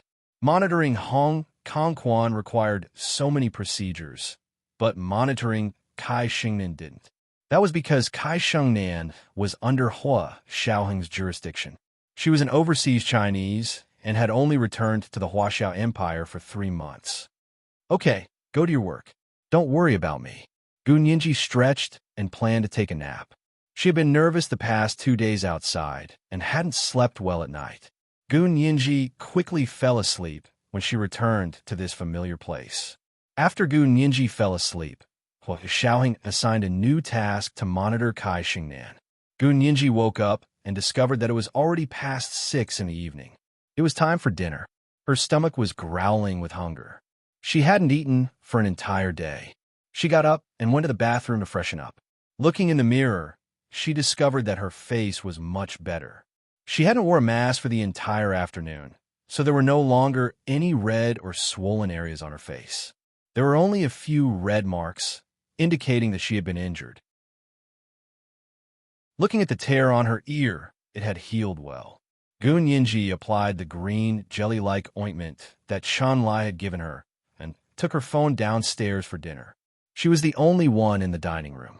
Hua Xiaoheng was in the office building and hadn't returned. Yin Shixiang was in the Senate building and couldn't return. Zhao Yangzi was on an island in the Cape of Good Hope in Africa. Gu Nianji sat alone in the empty dining room and missed the laughter of the past. No one accompanied her for dinner, so she scrolled through her phone as she ate. Gu Nianji hadn't been on Weibo for a few days. She logged onto her secondary account and began to browse the hot news. Suddenly, she discovered that the original blogger she had followed using her secondary account had been tagged by the police officer. What happened? Gu Nianji clicked on it and discovered that it was an obituary. So the original blogger's real name was Lu Daong, and he committed suicide by jumping off a building to avoid loan sharks last night. What was going on? Gu Nianji was confused for a moment. As far as she knew, this blogger was definitely not someone who would commit suicide. Even when he was being sued by the Prime Minister and his wife, he didn't consider jumping off a building. Why would he commit suicide after being chased by loan sharks? Also, Gu Nianji remembered that this blogger had made a small fortune because he had accepted Kai Songyin's brief outline. Why did he need to borrow from loan sharks? He didn't have a wife or children, and he didn't even have a house to repay the loan. Why would he borrow so much from them? The more Gu Nianji thought about it, the more suspicious she became. She reread the contents of the police's official blog. It turned out that a residential building fire had occurred in an apartment complex near the Sihuan subway station in the imperial capital yesterday. It was the original blogger's rented room. Then the blogger was found dead on the sidewalk downstairs. The medical examiner proved that the person named Lu Daong had committed suicide by jumping off a building. The police only found a heavily damaged hard drive from the man's burned home. After recovering the data, they discovered some of Lu Daong's online accounts. The most important one was this Weibo account, Churchill's Garden. This was also his only source of income. Jumping off a building to commit suicide. Why did he have to burn down his home? Gu Nianji muttered to herself. Her slender fingers tapped on the phone screen twice. Under the police station's official Weibo post, there seemed to be comments from Lu Daong's neighbors. They all said that they had heard the loan sharks come to collect the debt last night, and that the two were arguing so loudly that the entire floor could hear them. Gu Nianji was a lawyer. Her professional habits kicked in when she saw the Weibo post. She began to make deductions. Loan sharks chasing after debts. In order to avoid being chased by loan sharks, he jumped off a building to commit suicide. This chain of evidence was logical. But why would he set fire to his home? That didn't make any sense. Did he set the fire himself? Or did someone else set the fire? If someone else set the fire, then it made even less sense for the person to commit suicide. Gu Yinji couldn't help but think of the Prime Minister's wife, Kai Song-yin, who had a history with this Weibo blogger. Kai Song-yin had threatened to sue this Weibo blogger and intentionally forced him to spill the beans about the short essay. Now that the blogger was dead, how could Kai Song-yin stir up trouble? Gu Yinji thought of that and immediately remembered the text she had sent to Kai Song-yin, as well as Tan Gairen's audio recording. When she sent the text, the IP address was heavily disguised, and the tone of her voice was that of the original blogger. No matter who saw that text, they would think that the original blogger had hired help. She still remembered the content of the text. Mrs. Tan, if you insist on suing the original blogger, your daughter's imprisonment play will soon go viral. Gu Yinji stood up uneasily and paced back and forth in the dining room. She didn't know if she was overthinking it, but she couldn't rule out the possibility that the original blogger had lost his life because of this message. It was the second watch. The monthly votes were almost in the Major General's hands. Chapter 1028. As far as Gu Yinji was concerned, she felt that she knew the blogger better than the police. Although the police had obtained the hard drive, it had already been reformatted by Gu Yinji. There was much less content on the hard drive than before. Therefore, the police had no other clues other than knowing that Liu Daong was the real identity of the blogger, Churchill's Garden. Based on Gu Yinji's understanding of the blogger, a loan shark alone would be enough to make the blogger, Churchill's Garden, who dared to take on the First Lady's case and actively defame the Major General of the Army, commit suicide? Wasn't this an insult to her intelligence? The more Gu Yinji thought about it, the more she was inclined to believe that the blogger hadn't committed suicide, but rather had been killed. So who was the one who did it? From what she knew, Gu Yinji felt that Kai Song-yin was the most likely culprit. Not for anything else, but for her daughter, Tan Gairen. She loved her daughter so much, so of course she didn't want anyone else to know the details of her daughter's kidnapping in the United States, especially since she believed that the blogger had her daughter's audio recording, which was more powerful than any scandalous gossip. However, Gu Yinji had to admit that no matter how smart she was, she never expected Kai Song-yin to be willing to kill someone for her daughter. She had originally thought that Kai Song-yin would at most give up on the blogger and give up on the idea of suing him in court because of this evidence. That way, Xiaoheng's reputation would be preserved because the blogger wouldn't be forced into desperation and expose the fact that Kai Song-yin had asked him to write an article to defame her. She never expected Kai Song-yin to directly send an assassin to finish off the original blogger, Churchill's Garden, who was also the victim announced by the police as Liu Daong. If she hadn't guessed wrong, the lone shark the neighbors were so sure about was the murderer. Gu Yinji didn't even bother eating dinner when she thought about this, and quickly dialed Hua Xiaoheng's number. She waited for 5 minutes before Hua Xiaoheng's call connected. "Yinji, what's up?" Hua Xiaoheng was reading the test report in his office. That morning, he had used some of his authority to send people to conduct a spot check on the Secret Service, citing the need for strict security for the interim election. The focus of the check was the tracking chip installed on their bodies. This check was a regular schedule, with 2 spot checks per year and a spot check at any time depending on the situation. Hua Xiaoheng was doing a spot check this time. Because it was a spot check, there was almost no chance to tamper. The Secret Service's tracking chip was installed one way. In other words, once it was taken out, it would be useless to put it back. Unless he changed his identity, he would need to install a new positioning chip. This was also why, for the people of the Secret Service, only when they completely resigned from the Secret Service or died could they retrieve the tracking chip.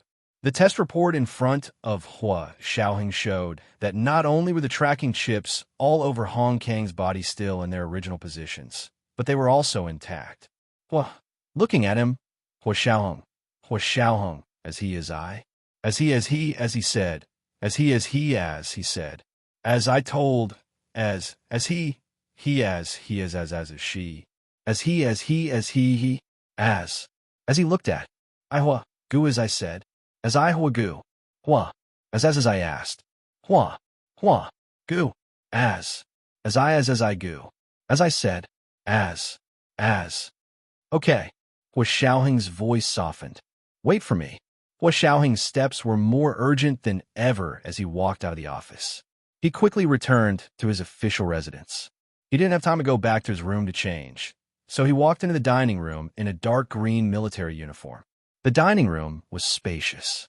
Under the bright chandelier, there was a slender girl sitting quietly at the rectangular wooden dining table. She rested her chin on her hand. From where he sat, he could clearly see her silhouette. It was as if she had walked out from the bottom of his heart. Gun Yinji felt someone looking at her. She looked up to see Hua Xiaoheng in his military uniform standing at the dining room's entrance. She smiled and stood up. You back so fast. Yeah. Hua Xiaoheng composed himself and walked to the seat across from her. Soon after, the orderlies brought Hua Xiaoheng his dinner and respectfully placed it on the table in front of him. Hua Xiaoheng nodded to Gun Yinji and started eating. He was very quiet when he ate at home. He didn't talk while eating. He had always taught Gun Yinji this. The dining room was still quiet.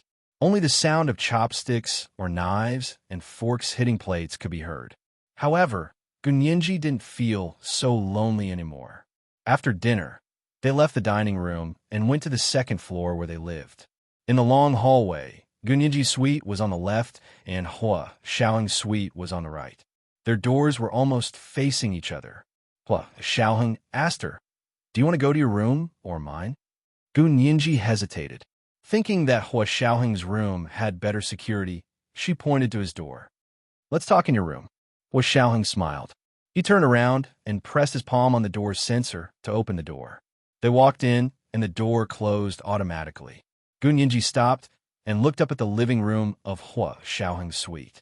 It was a place she hadn't set foot in since she went to Germany. However, after so much time had passed, this place hadn't changed at all. It still had black curtains, milky white walls, brown walnut solid wood flooring, and a corner sofa with strong lines. There was even a doll on the small table in the corner of the room. It was the one Gun Yinji had hugged when she was young. "Why are you standing? Come and sit."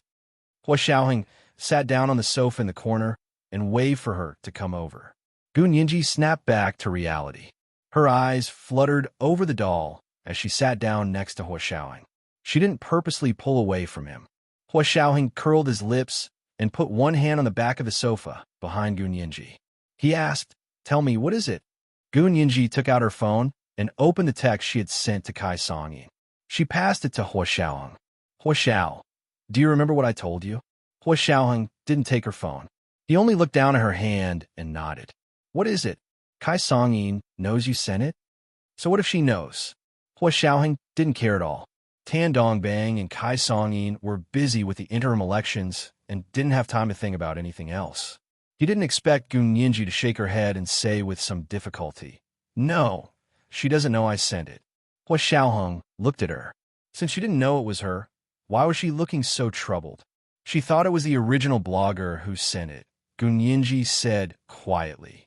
She opened Weibo again and showed Hua Xiaoheng the content of the blogger, Churchill's Garden, being tagged by the police officer.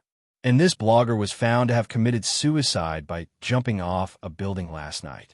Hua Xiaoheng's expression didn't change at all. He quickly glanced at the content displayed on Gun Yinji's phone and quickly grasped the main point. "You mean Kai Songyin sent people to get rid of this blogger?" "What the hell?" Gun Yinji almost kneeled in front of Hua Xiaoheng again. He was able to understand the content she had spent half an hour to figure out with just one look. Gun Yinji looked up at Hua Xiaoheng and said quietly, "Hua Xiao, even if I wasn't your girlfriend and was just a normal citizen, I would still be very happy that our country has a soldier like you. He was strong enough to intimidate his enemies, smart enough to understand the meaning of a song, able to see the big picture without bothering about the details, and principled without being rigid. If she wasn't his girlfriend, Gun Yinji wouldn't be able to find any faults with him." Hua Xiaoheng's hand moved down from the back of the sofa to rest on the back of her neck. He kissed her lips. "Welcome home, my little darling." She was like a lost child who had finally found her way home after being lost for a short while. She wouldn't know the value of possession if she had never lost it. Similarly, she could only rely on herself to find her way home, so she wouldn't be lost again. Although Gun Yinji was only 19 years old, she had experienced more than many 29-year-olds. This kind of experience, coupled with her shocking intelligence, allowed her to quickly mature. Maturity meant that she could see the truth behind the superficial, learn to make choices, and know how to compromise. Gun Yinji no longer felt inferior and helpless about her and Huang Xiaoheng's future. Her repeated confrontations with those people made her gradually understand that if she wasn't worthy of being with Hua Xiaoheng, then who was? Gun Yinji also leaned over to kiss Hua Xiaoheng.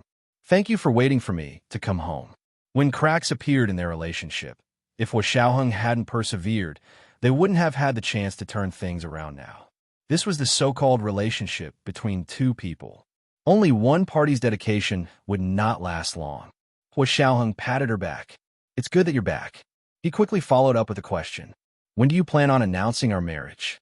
Gun Yinji was speechless. She sat up straight and ran her hand through her hair. Her gaze shifted to the hanging black curtains as she intentionally changed the subject. "We'll talk about our matters later. Right now, let's talk about Kai Songyin and this Weibo blogger." Hua Xiaoheng smiled and didn't force her. He also changed the subject. "If this matter really has something to do with Kai Songyin, then it's not just a normal case of defamation and defamation." Yes, Gun Yinji was especially spirited when it came to her profession. "This is murder. If it was really Kai Songyin who ordered it, then we definitely can't let her go. But what should we do to find clues?" Hua Xiaoheng took her phone and read the entire news again.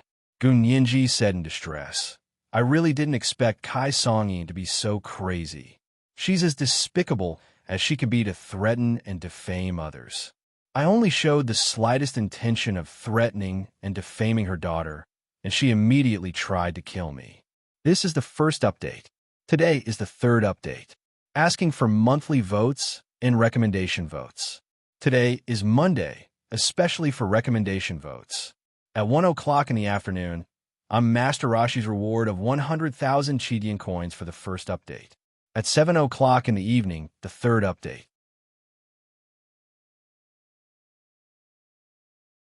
Chapter 1029. She's the Prime Minister's wife.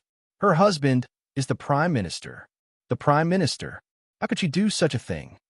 Gun Yinji found it very difficult to understand Kai Songyin's train of thought and behavior. Hua Xiaoheng quietly finished reading all the relevant news and returned the phone to Gun Yinji. He comforted her. "Don't insist that it was Kai Songyin. At this point, we need evidence." Gun Yinji was speechless. Thinking about it carefully, Hua Xiaoheng seemed to be right. She had a preconceived idea. First, she was certain that the blogger's death had something to do with the text she sent to Kai Songyin. Then, she was certain that Kai Songyin was the culprit. From a legal point of view, her way of thinking was to first set up her own opinion and then look for evidence around it. It was putting the cart before the horse and would cover up the truth. "Hua Xiao, you're very right. We can't prove that Kai Songyin was the one behind it. I don't have any concrete evidence. I only have a logical deduction." Gun Yinji sincerely expressed her admiration for Hua Xiaoheng. His meticulous and rigorous thinking, as well as his impartial attitude towards the case, gave her a lot of inspiration. Hua Xiaoheng remained calm and collected. His expression didn't change much, but the flash of joy in his eyes made his entire aura much more relaxed. Without batting an eyelid, he sat next to Gun Yinji and said, "Then what do you plan to do?" Hua Xiaoheng could tell that Gun Yinji felt apologetic towards the blogger, so she would definitely intervene. His death, in her opinion, was caused by one of her text messages. But Hua Xiaoheng knew that this was the end of the blogger from the moment he accepted Kai Songyin's short story. Even if Kai Songyin didn't make a move now, she would make a move later. She wouldn't leave such a big weakness in the hands of others. Gun Yinji's text about Tan Geiren only sped up the process. Although Hua Xiaoheng had just told Gun Yinji that Kai Songyin might not have ordered someone to do it, he knew deep down that Kai Songyin definitely had something to do with this. It all depended on what role Kai Songyin played in this. Perhaps she was the mastermind, or perhaps she was just an accomplice. Gun Yinji hung her head and said, "I want to see if I can find the real murderer and help this blogger." He almost ruined your reputation, Hua Xiaoheng said dryly. Don't you hate him? Of course I hate him. Otherwise, I wouldn't have used his Weibo account to post videos of the Prime Minister. Gu Ninji pouted, but I still think he doesn't deserve to die. Kai Songyin attacked this blogger because she was worried about Tan Guirin. I couldn't stand it. She was the wife of the Prime Minister of a country, but she was actually this kind of person who killed people at the slightest provocation. Even if it's for the sake of the people, I still have to try. Hua Xiaoheng looked at her with a smile. Every word she said touched the bottom of his heart. The tacit understanding between the two of them was more than they knew. Hua Xiaoheng kissed her forehead. Okay, do it if you want to, but be careful. Gu Ninji nodded. She didn't ask for much from Hua Xiaoheng.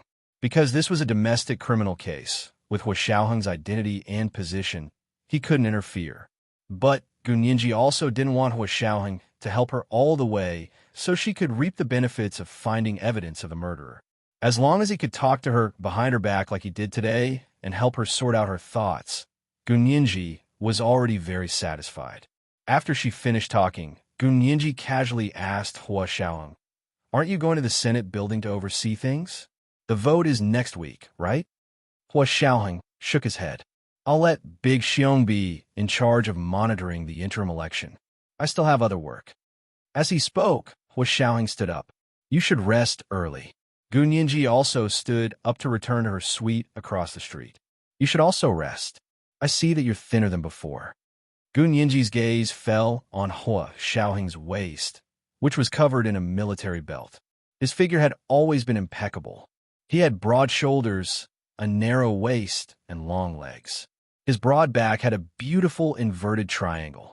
Just looking at his back was enough to charm a fangirl.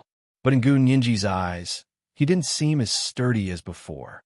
Hua Xiaoheng walked out with her and said with a smile, "When you weren't home, I didn't eat or drink, so of course I lost weight." Gu Ninji, the air suddenly became still, and the atmosphere suddenly froze. Gu Ninji rubbed her ears and felt a burst of pain. She finally muttered to herself, "I'm not dreaming." Hua Xiaoheng rubbed her head and carefully tied the gauze around her ears. He said gently, "I'm not dreaming. I'm telling the truth." Ever since Gu Ninji returned from a near-death experience and cried to break up with him, he didn't want to tell her how many sleepless nights he had been. As soon as he closed his eyes, it was as if he could see the boundless Alps surrounded by wolves and tigers. The woman he loved the most was running for her life in the mountains, but he could only watch helplessly. His self-blame was indescribable, and his guilt couldn't be vented. In the end, he could only tenaciously wait and protect. As a soldier with unparalleled self-control, this was the only thing he could do. Gu Ninji turned around and hugged him.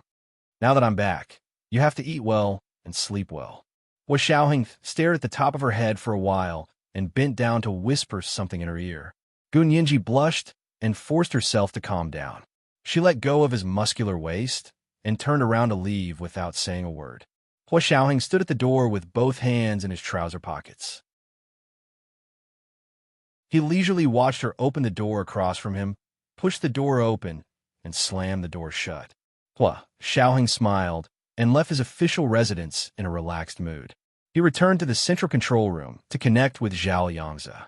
Hua Xiaoheng had a vague feeling that there was a problem with the surveillance software regarding Hong Kongquan's tracking chip.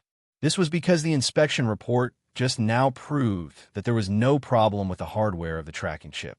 There were only two possibilities. One was that there was a problem with the software, and the other was that there was a problem with the eyes of the two Special Operations Forces personnel. Hua Xiaoheng carefully looked at the video footage taken by the two personnel. He saw very clearly that the man who came out of the neighborhood where Hong Kongquan lived was indeed Hong Kongquan. The video showed that it was Hong Kongquan himself all the way to the gay bar. As for where he went after changing clothes, Hua Xiaoheng could not be sure because the tracking chip did not show the corresponding data. Hua Xiaoheng sat down in the central control room and connected with Zhao Yangzi. This was the time they had agreed on. "Hello, Chief." Zhao Yangzi's handsome face appeared on the computer screen in front of Hua Xiaoheng. They were having an encrypted video call. Hua Xiaoheng nodded. "Little Zhe, how are you doing over there?" "How are I doing? I'm doing great. Zhao Yangzi was relaxed. I'm eating fresh seafood. I'm really eating shark fin as a side dish and lobster as the main course. Hua Xiaoheng, I suggest that you and Big Xiong come over when you have time. I'll treat you to crabs until you're full. Hua Xiaoheng smiled. Since you're having such a good time, you should stay here and treat that place as your home. Zhao Yangzi was speechless. Fine, he admitted that he couldn't win against Hua Xiaoheng in an argument. He shouldn't have boasted just now. Great, now he had to treat this place as his home. Zhao Yangzi's expression was stern as he scanned the 10-square-meter room. To be precise, it wasn't a room, but a thatched hut. All the equipment was in the newly built concrete room. Their own residence was still under construction, so everyone's temporary residence was still a thatched hut. Hua Xiaoheng stared with satisfaction at Zhao Yangzi's suddenly dark expression. He said calmly, I have a problem I want to share with you. As he spoke, he told him about the problem with the Secret Service's tracking chip. Of course, Hua Xiaoheng didn't say whose tracking chip it was. He only said that during a spot check, the chip's data was inconsistent with actual operations. They initially deduced that there was a problem with the monitoring chip software and asked Zhao Yangzi if there was a way to fix the software bug. Zhao Yangzi was a computer genius and loved to challenge all kinds of software bugs. As soon as he heard that the Secret Service's tracking chip had a problem, he quickly said, No problem. Hua Xiaoheng, send me the tracking chip's data that went wrong. I'll see if I have any clues. This is the second update. Today is the third update. I'm begging for monthly votes and recommendation votes. Today is Monday, and I'm especially looking for recommendation votes. The first update of 100,000 Chidian coins for the Alliance leader, I am Master Rashi, July has arrived. At 7 p.m., the third update.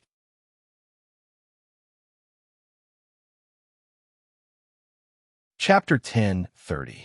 Hua Xiaoheng packaged Hong Kongquan's tracking chip data and sent it to Zhao Yangzi's email. Can you check the central control system's monitoring software? Zhao Yangzi tried on the other side and shook his head. No, I can't log in. Hua Xiaoheng looked at Zhao Yangzi's authority. He was logging in remotely, and the central control system had very high security requirements for remote login accounts. Zhao Yangzi's base had just been set up, so there wasn't such high security authority yet. He couldn't guarantee security measures after logging in. I'll package some of the software related to monitoring and send it to you. Hua Xiaoheng didn't hesitate. It's time to test the security of the quantum communication at the Institute of High Energy Physics of the Chinese Academy of Sciences. Pay attention to receiving it over there. The biggest feature of quantum communication was that it was extremely safe. Even if the non-receiving party intercepted the content of the communication, they wouldn't be able to check it, because the content of the communication would be automatically destroyed the moment it was intercepted by a third party. Zhao Yangzi had many public missions on the island at the Cape of Good Hope in Africa. Remote testing of the quantum communication at the Institute of High Energy Physics was also one of his missions. Of course, his private mission was to find the location of the MH210 plane crash and find Gu Xiangwen's whereabouts. Zhao Yangzi finished adjusting the quantum communication equipment and waited for Hua Xiaoheng to send it. Not long after, he received the email. After reading it, everything was normal. Get to work and send me the results as soon as possible. Hua Xiaoheng looked at his watch. Tomorrow morning in China. Whether it's a problem with the software or not, you have to send the results to my email. Zhao Yangzi quickly agreed and immediately got to work. To test whether a software's performance was stable, find bugs, and modify it required a lot of alternating calculations and runs. Zhao Yangzi looked at the size of the software. Hundreds of thousands of lines of instructions were displayed in front of him, making him almost cross-eyed. It was almost an impossible task for him to complete so many instructions alone. Zhao Yangzi thought for a moment, then ran the entire program through the program with the software he had made to check for bugs. He tried to find any potentially problematic instructions. He spent more than an hour doing this and narrowed down the problematic instructions to a few thousand, which was already greatly reduced from the previous hundreds of thousands of instructions. However, After carefully studying the thousands of instructions, he felt that it would be impossible to thoroughly study them in one night. A person's energy and time were limited. After some thought, Zhao Yangzi split the thousands of instructions in half. He planned to ask Gunyinji for help. Logically speaking, Gunyinji didn't have the appropriate security clearance, so she couldn't view the source code. However, Zhao Yangzi could change these instructions to the most basic data, so he could ask Gunyinji for help. It was impossible to understand the entire software just by looking at the source code fragments, not to mention the buggy source code. Zhao Yangzi was not at all worried that secrets would be leaked. Furthermore, there were precedents for the Special Operations Forces. For example, they had hired outside experts to evaluate the software or even evaluate operational regulations. Gunyinji would temporarily be the expert they hired from outside. Zhao Yangzi thought happily as he dialed Gunyinji's number. Gunyinji had just showered and was lying in bed scrolling through Weibo on her phone. She thought about how she could get more information from the police's official blog. Gunyinji was surprised when Zhao Yangzi called. Who is it? Why did he call her so late? She looked at the phone number and saw it was Zhao Yangzi's number. She quickly picked up and smiled. Brother Zhe, you finally remembered to call me. I thought you forgot about me. Ninji, Brother Zhe can forget anyone but you. Zhao Yangzi smiled at her. Turn on the video call. I have something to tell you. Gunyinji quickly turned on the video call and connected to Zhao Yangzi. On the phone screen, Zhao Yangzi's handsome and fair face had turned a light chocolate color. He looked much stronger and healthier, more like a soldier. Gunyinji nodded with satisfaction. Brother Zhe, looks like Africa suits you very well. You're even more manly now. Zhao Yangzi chuckled. You make it sound like I wasn't manly before. I deserve it. Gunyinji smiled, but didn't say anything. But Ninji, what happened to your face? And your ears? Why are they bandaged? Zhao Yangzi had never seen Gunyinji look so disheveled. Gunyinji pointed to her ears angrily. I was bitten by a mad dog. I was just about to sue her. The mad dog she was talking about was Kai Shengnan, who had unexpectedly ripped off her mask. Why did Kai Shengnan rip off her mask? Was it an accident? Or was it premeditated? Gunyinji couldn't figure it out. However, she didn't tell Zhao Yangzi the details. She only said, it's almost done. Don't worry. The two teased each other and finally ended the small talk. Zhao Yangzi got to the point. Ninji, I called you because I want you to do me a favor. Gunyinji nodded quickly. As long as I can help, tell me. It's like this. I have a software bug that I need to check. My time is limited, but I have to hand in the results tomorrow morning. I want to know if you can help me check part of it. Zhao Yangzi showed Gunyinji the computer screen full of instructions. Gunyinji actually liked to check for bugs. When she saw the dense list of instructions, her eyes lit up. It was like someone who liked delicious food seeing delicious food, or someone who liked designer bags seeing an out-of-print designer bag. Her heart instantly raced. Okay, I'll help you check it. Gunyinji couldn't stop smiling. Tomorrow? Send the data to my email. I'll check it right now. She rolled off the bed and sat down at the desk. She turned on the computer and found the source code file that Zhao Yangzi had sent her in her email. After uncompressing it, Gunyinji discovered that these instructions were probably only a small part of the original version. Brother Zhe, the source code you sent me is only the tip of the iceberg, right? Gunyinji said jokingly. If you don't trust me, you don't have to send it to me. I'll delete it in front of you.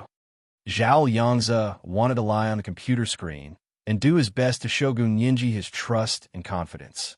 Ninji, it's not that I don't trust you, but it's too much work to send everything to you. Your email might not even fit, so I did some preparatory work first. These are the problematic instructions that I used my own inspection software to grab. The bug should be in these files. I kept half for myself and sent the other half to you.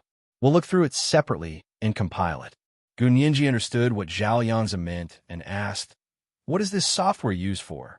Data monitoring, Zhao Yangzi said simply. It's connected to the signal sent by the chip and records the chip's location. Gunyinji understood. Isn't this a GPS signal processor? Haha, more or less, but more specific. Zhao Yangzi happily expressed that he had found the right person. With Gun Yinji's cooperation, they could solve the software problem in one night. After the two divided the work, they immersed themselves in the fiery work of checking for bugs. Gun Yinji had nothing to do anyway. Her face and ears had new injuries, so she needed to rest for a few days to avoid the people outside who were eyeing her with ulterior motives. It was the third update, and today was the third update, asking for monthly votes and recommendation votes. Today was Monday, especially for recommendation votes.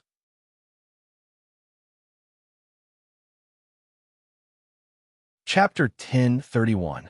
She had a lot of time and could do what she liked. Gun Yinji focused on her work in front of the computer. Zhao Yangzi had his own bug-checking program, and so did Gun Yinji. Her program was more flexible and could be modified according to different software. A worker must first sharpen his tools to do a good job. Gun Yinji wanted to find the bug more thoroughly, so she first checked her own little program. After confirming that there were no problems, she used her program to run the source code script that Zhao Yangzi had sent her. The computer began to calculate and check automatically. Gun Yinji breathed a sigh of relief. She looked at the time. It was already 1 in the morning. She got up and walked to the door of the suite. She opened the door and looked at Hua Xiaoying's room. The light in front of his door was not lit. This meant that he had not returned. It seemed that Hua Xiaoying had pulled an all-nighter again. Gun Yinji shook her head and rubbed her phone. She finally put it down. She knew that Hua Xiaoying was busy now. Calling him would only distract him. Gun Yinji closed her door and planned to sleep for a few hours. She set her phone alarm for 6 in the morning. This should be the right time to check the results. Gun Yinji returned to her bedroom and quickly fell asleep. It was a dreamless night, and she slept very soundly. At 6 in the morning the next day, her phone alarm began to ring. Gun Yinji wanted to smash her phone. She rolled around in bed for a while before getting up with a frown. She rubbed her eyes and sat in front of the computer to look at her test results. After one night, she discovered that her error-checking program had finished running. The results showed that the source code that Zhao Yangzi had sent her was fine. Gun Yinji breathed a sigh of relief and went to the bathroom to wash her face with cold water to wake herself up. She then took her phone and dialed Zhao Yangzi's number to video call him. "Brother Zhe, did you finish the test?" Gun Yinji asked with a smile. Zhao Yangzi had said yesterday that whether or not she could find anything, there must be results by this morning. Zhao Yangzi was also sleepy on the other side. He mumbled into his Bluetooth headset, "I finished checking. There are no problems. What about you? Did you find any problems?" Zhao Yangzi actually did not have much hope. That was because the monitoring software had been tested by countless computer experts and polished in practice. After so many years, there had never been a problem. Zhao Yangzi didn't even know why Hua Xiaoying suddenly wanted to check the software. Of course, he also knew that Hua Xiaoying had a basis for everything he did. Even if it was a sudden impulse, he should have been able to sense that something was wrong. Zhao Yangzi didn't share any more information or reasons with Gun Yinji, because if he said anything more, it would be a violation of discipline. Gun Yinji made a V sign with her right hand. "Yeah, mine is fine too." Zhao Yangzi was speechless. "Is there really no problem? You didn't slack off last night, did you? Did you sleep last night?" Zhao Yangzi asked bluntly. Gun Yinji quickly waved her hands. No. Although I slept, my program was still running, so I didn't slack off." Zhao Yangzi rubbed his forehead. "So you went to sleep." His expression changed instantly, and he said harshly, "Yinji, you should know what we do for a living. Do you have any sense of time?" In the military, they worked at whatever time they said they would. They couldn't be like other departments, where they said they would have a meeting at 8, but the actual meeting time was at 9. This gave everyone an hour of buffer time to ensure that everyone would be present when a meeting started. If the military said the meeting was at 8, then it was 8. 1 second late would be considered late, and they would be punished by military law. Gun Yinji was speechless. "But I didn't delay anything." Gun Yinji defended herself quietly. "Even if I didn't sleep, I was just watching the computer run on the side. Tell me, why would I waste my time sleeping?" Zhao Yangzi was speechless. It sounded very reasonable. Zhao Yangzi was silent for a while, but he didn't know how to refute Gun Yinji. In the end, he said, "Fine, what's the situation on your side? Is there really no problem? Do you want to look at your program, running records again?" Gun Yinji nodded. "I'm looking." After 10 minutes, Gun Yinji finished looking at all the log from last night and said to Zhao Yangzi with certainty, "There really is no problem." She then sent the source code and log she had finished checking. Zhao Yangzi would check it again. After finishing this work, Gun Yinji went downstairs to have some breakfast and spoke with the orderlies for a while. She confirmed that Hui Xiaoheng hadn't come back last night and was still working overtime in the central control room. Gun Yinji quickly asked, "What about supper and breakfast? Did you guys send them over?" The orderlies laughed. "Of course we did. Our mission is to take care of the chief's health. How do we let the chief go hungry?" Gun Yinji nodded with relief and smiled. "That's good. With you guys here, we don't have to worry about Hua Xiao starving." She said it jokingly, and the orderlies laughed along with her. Gun Yinji finished breakfast in a happy mood and went back to her room to surf the internet. She still had to find out the truth about the blogger's death, and she didn't have much time left. Sitting in front of the computer, Gun Yinji began to wander the internet. If Hua Xiaoheng hadn't forbidden her, she would have wanted to play on the dark web. Zhao Liangzi checked all the source code and confirmed that there were no problems before sending it to Hua Xiaoheng. Within 5 minutes, Hua Xiaoheng's video call followed. "Little Zay." "Hua Xiao, did you see the file I sent?" Zhao Yangzi quickly accepted the video call and communicated with Hua Xiaoheng through his Bluetooth headset. Hua Xiaoheng nodded slightly. "I saw it, but I'm not satisfied." Zhao Yangzi was speechless. "Because I'm sure that there's a problem with the monitoring software," Hua Xiaoheng said dryly. "Or there's a problem with the computer itself." Zhao Yangzi suddenly shivered. As a senior computer expert and a world-class hacker, Zhao Yangzi understood what Hua Xiaoheng meant. "Hua Xiao, to be honest, I asked Nianji to help me last night. Of course, I didn't give her all the information. I only followed the methods and procedures our Special Operations Forces uses to find outside experts and assigned her half of the source code to check." Zhao Yangzi had a bitter expression as he confessed to Hua Xiaoheng. So, Hua Xiaoheng tapped the computer table non-committally. She didn't find a problem either. Zhao Yangzi shook his head with difficulty. "No, she used her bug-checking program to verify the source code I sent her, and I was sure that there were no problems." "So, Hua Xiao, are you sure that there's a problem with the monitoring software and not with the computer itself? If there was a problem with the computer itself, it would be an even bigger disaster, because the computer running the monitoring software was one of the supercomputers located in the central control room. And this supercomputer stored almost 30% of the Huaxiao Empire's confidential documents." Zhao Yangzi suddenly thought of Gun Yinji using a software called Devourer, EXE, in Germany to wipe out all the information from the German Federal Intelligence Agency. If this happened to someone else, they would be happy to watch. But if it happened to him, Zhao Yangzi felt like his guts were about to explode. Hua Xiaoheng weighed the information in Zhao Liangzi's words. If the source code had been checked by Zhao Yangzi and Gun Yinji, two world-class computer experts and expert hackers, and both found no problems, then it really wasn't a problem with the monitoring software, but with the computer itself? Hua Xiaoheng thought about it for a long time. He almost unplugged the supercomputer's power cord. But now was the critical moment of the interim election, and every supercomputer was running at full capacity. Could he bear the consequences of unplugging the power cord at a time like this? Or rather, could the entire Huaxia Empire bear the consequences? His hand moved back and forth on the mouse. Finally, he created a real-time monitoring security program and saved it into the computer. This program wasn't a monitoring software, but it monitored the computer's behavior. Just like Gun Yinji's bug-checking software, it could record all the computer's activities during the bug-checking period and generate a log to facilitate post-inspection. Time passed quickly. Gun Yinji felt like it was noon in the blink of an eye. It was almost time for lunch. She looked at her watch and finally couldn't help but call Hua Xiaoheng. "Hua Xiao, Are you coming back for lunch? In order to ensure that the supercomputer could properly monitor the interim election, Hua Xiaoheng had to make a trip to the Senate building to see what the computer connection was like. This unexpected discovery made Hua Xiaoheng acutely sense that something was wrong. In both elections, the other party had requested the Special Operations Forces to monitor them. The reason was that it was more fair. Was that really the reason? Hua Xiaoheng's face was dark.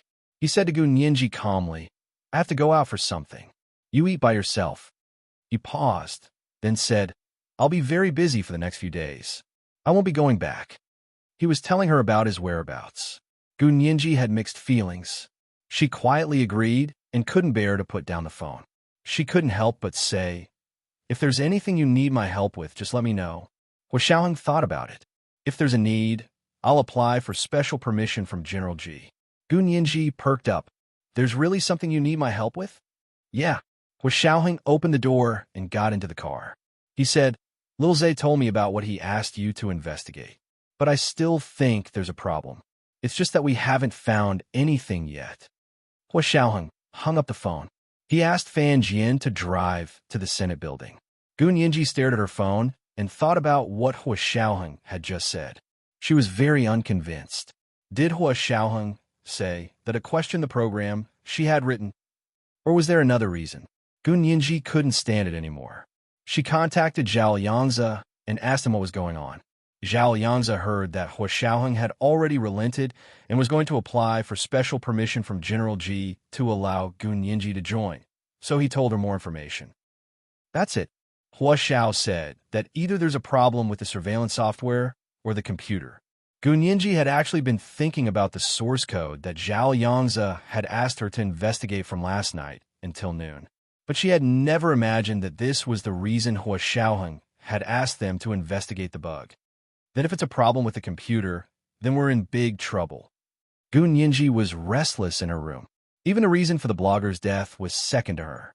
That's right. I'm worried to death too. Zhao Yangzi pounded the computer table. If I find out which bastard set us up, I'll cut him into pieces. Brother Zhe, mind your manners. Manners. Gu Nianji quickly persuaded him, but she also said, if that day comes, I'll definitely watch from the sidelines and hand you the knife. The two of them laughed. The tension in their hearts was temporarily alleviated. After ending the call with Zhao Yangzi, Gu Nianji returned to the computer and began to re-examine the bug detection program she had written. She had only read a few lines of code when her phone rang again.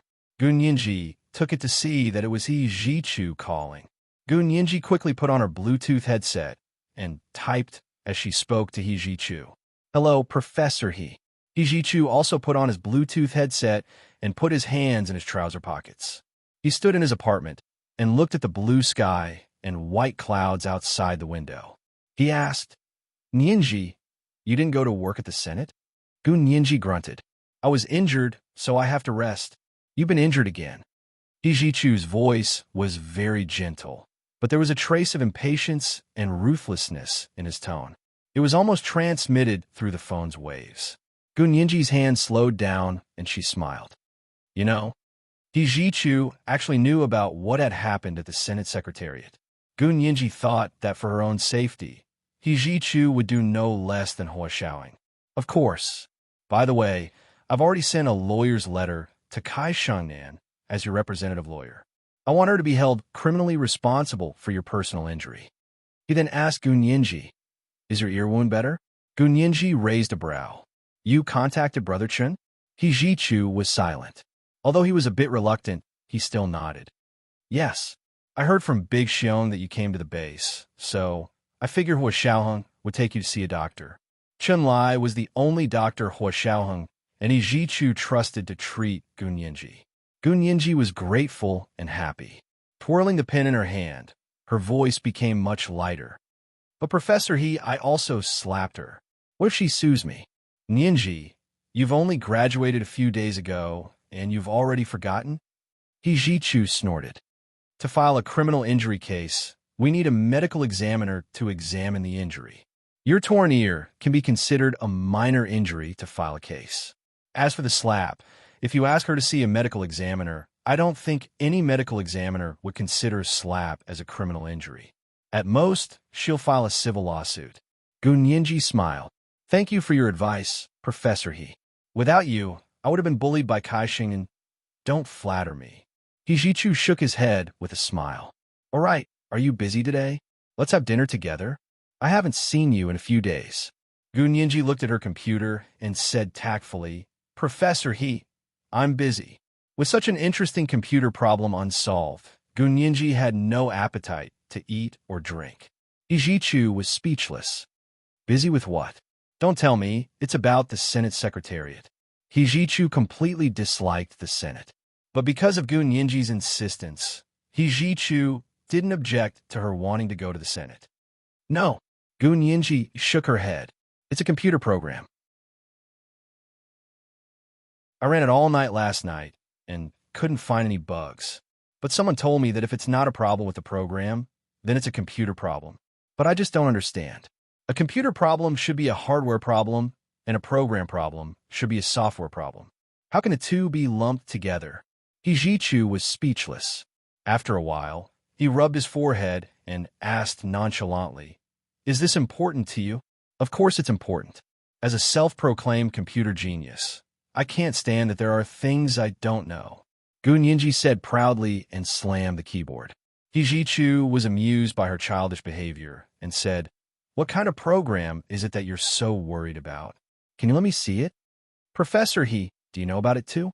Of course, Gunyinji wouldn't send it to Hijichu because this was a mission from the Special Operations Forces. Hijichu couldn't touch it. You're looking down on me? Hijichu raised his eyebrows and sat down against the windowsill. He said dryly, Fine, you don't have to send me the program. Just tell me what kind of problem it is. Maybe I can help you find the right way to solve it. Is that so? Gunyinji tilted her head and thought about it. She reorganized her words and explained the software's problems and contradictions to Hijichu. Hijichu listened quietly and thought it was as he expected. This chapter had 4,700 words and 2 chapters in one, including the monthly votes of 2,100-plus chapters. Let me remind you of your monthly votes and recommendation votes. 7 o'clock at night. P.S. Thank you to the Space Lazy Pig for the 10,000 Chidian coins the day before yesterday.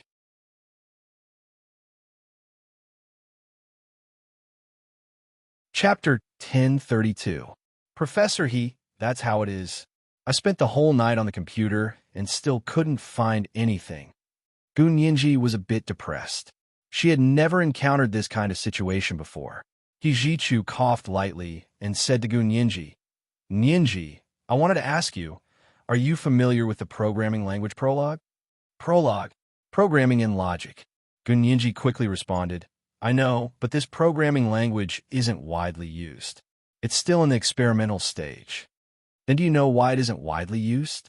Hijichu seemed to be teaching Gunyinji a class to enlighten her. Prolog, also known as programming in logic, as the name implies, is a programming language based on logic theory. It's also a type of intelligent program. Current computer hardware is limited and can't support the large-scale use of this programming language, so the actual use is basically zero. Right, then what's the difference between it and normal programming languages? Hijichu looked up at the bright sunshine outside the window and squinted. Oh, is Professor He testing me? Aren't you known as a genius computer expert? Let me see how well you've mastered the basics.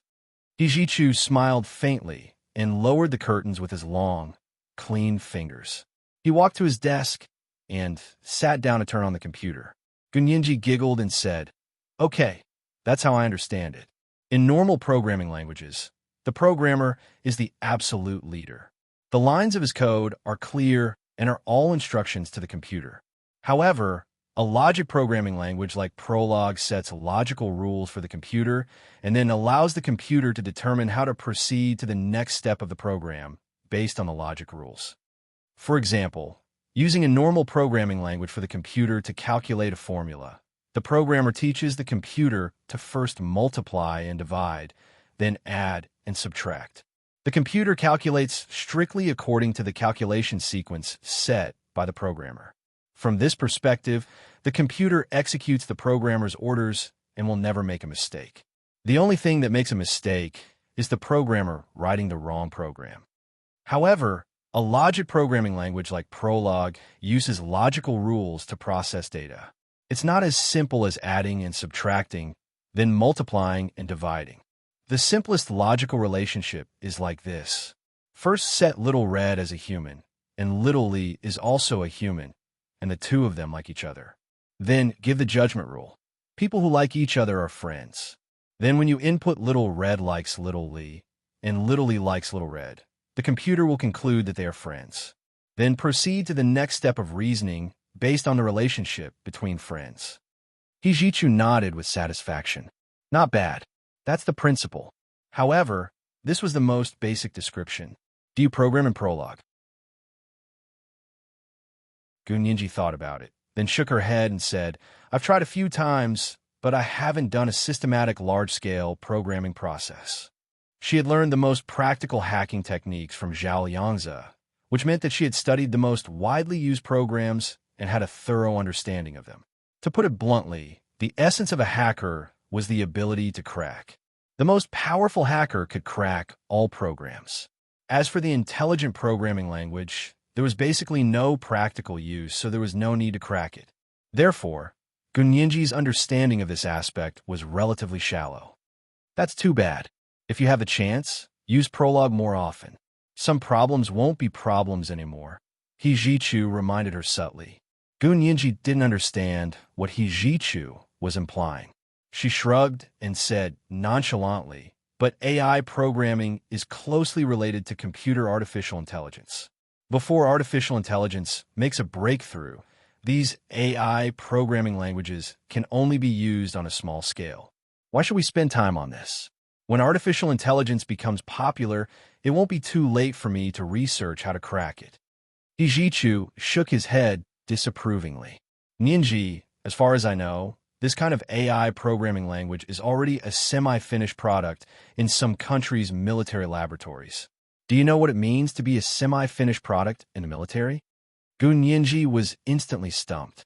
Hijichu's status meant that Gunyinji couldn't ignore anything he said. Gunyinji suddenly realized something. She thought of the programming language Prolog that Hijichu had just mentioned. Although she only had a superficial understanding of it, this superficial understanding included the core rules of this intelligent programming language. Hijichu's hint also seemed to open the door to a new world in front of Gunyinji. She stared fixedly at the source code that she had been studying all morning on the computer and seemed to understand something.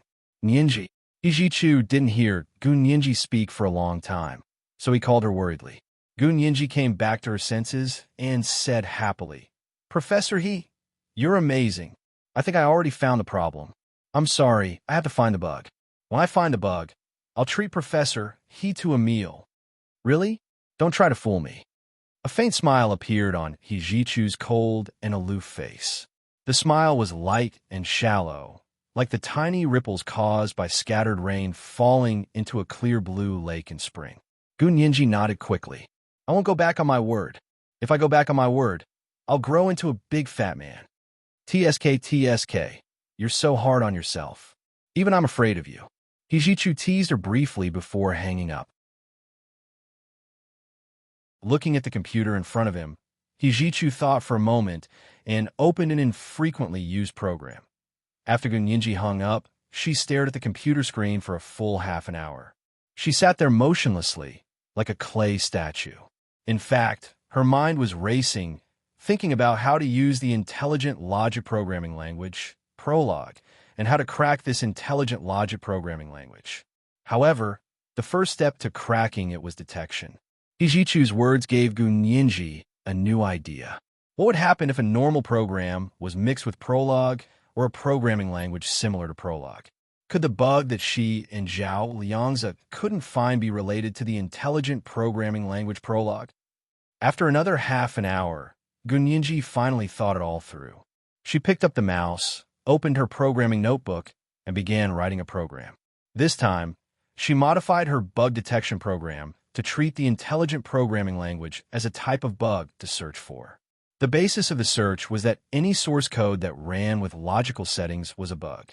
That was because normal programming languages never used logical settings to write source code.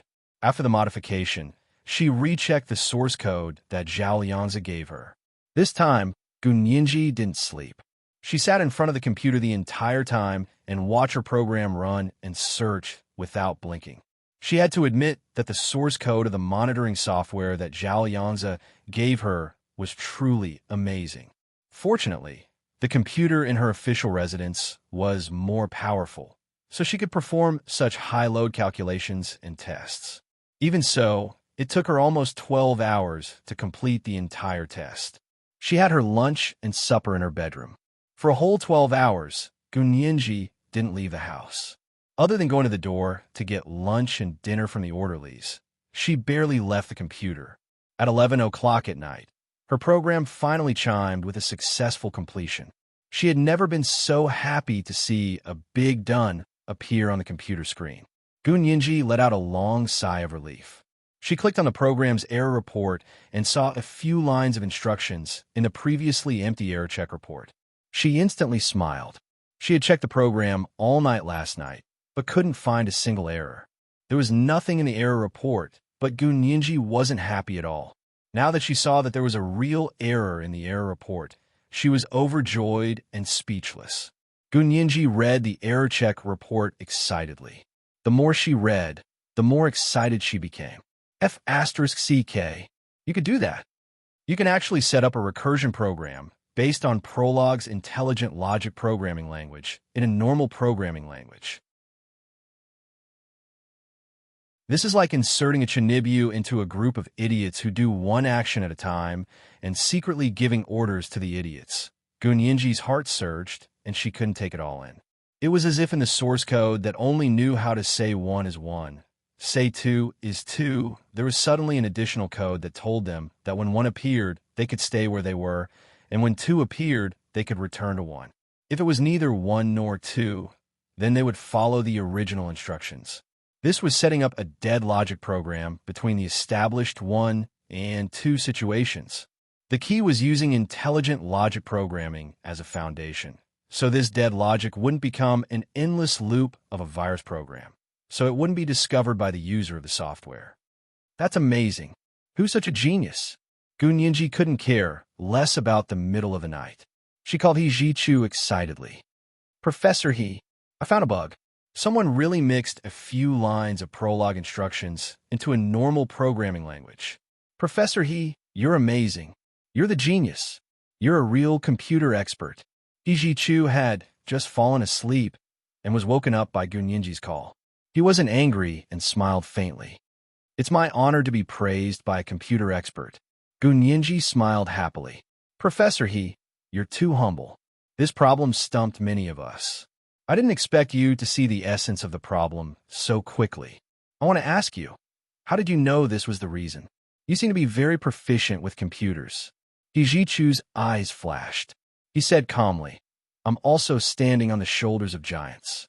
I once sponsored a country's military laboratory and saw them do this kind of testing. Oh, got it. Gunyinji knew which country He Jichu was talking about. She closed her eyes tacitly. It looks like we still have a long way to go to catch up. Not long either. He Jichu leisurely leaned against the bed. Actually, you said that someone suggested this problem was either a computer problem or a software problem. You've already pointed out the core of the problem. I believe that person will be able to figure out the crux of the problem as long as they think about it for a while. This was because only intelligent programming languages could truly drive hardware to serve software. Gunyinji suddenly felt honored. Her Huishao was just that awesome. This was the third update of 3,100 words. It was also a big chapter, a reminder for the monthly votes and recommendation votes. The first update in the morning had 2 updates in one, so this was the third update. There's no problem 233, 3333.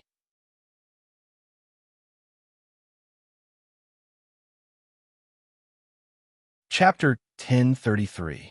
However, Gunyinji had to admit that He Jichu, who was able to figure out the problem after hearing a few sentences, seemed to be a little more impressive. Gunyinji finished praising Hua, shouting in her heart, and said to He Jichu, but I have to admit, Professor He, you're still the best in this area.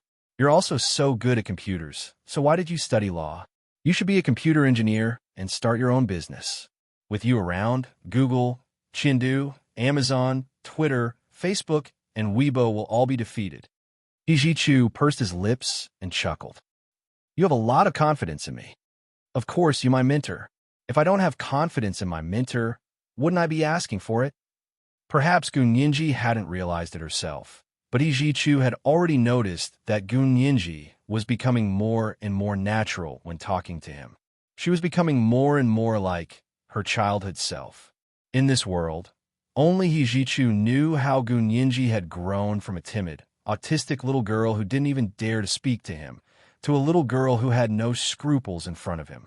She was even bold and daring, a little girl who would directly confront him at the slightest disagreement. Although it had only been 6 years, those 6 years had established Gun Yinji's true personality and way of dealing with people. Now, she was only gradually returning to the person she was 7 years ago when she had just left him. That was his Yinji. He would never forget the way she looked like. He Jichu's hands clenched into tight fists and hung by his side. He resisted the urge to lock her by his side and never let go of her. She wouldn't like it. She wouldn't be happy. She wouldn't be willing. He Jichu could only silently repeat those 3 sentences to himself to calm himself down. Thank you for your confidence in me, but my interest isn't in computers. And like I said, I'm only standing on the shoulders of giants. A certain country's military laboratory has already reached the semi-finished stage of using this programming language. I think some of you will be very interested in this information. He Jichu spoke casually, as if he didn't know how valuable his words were.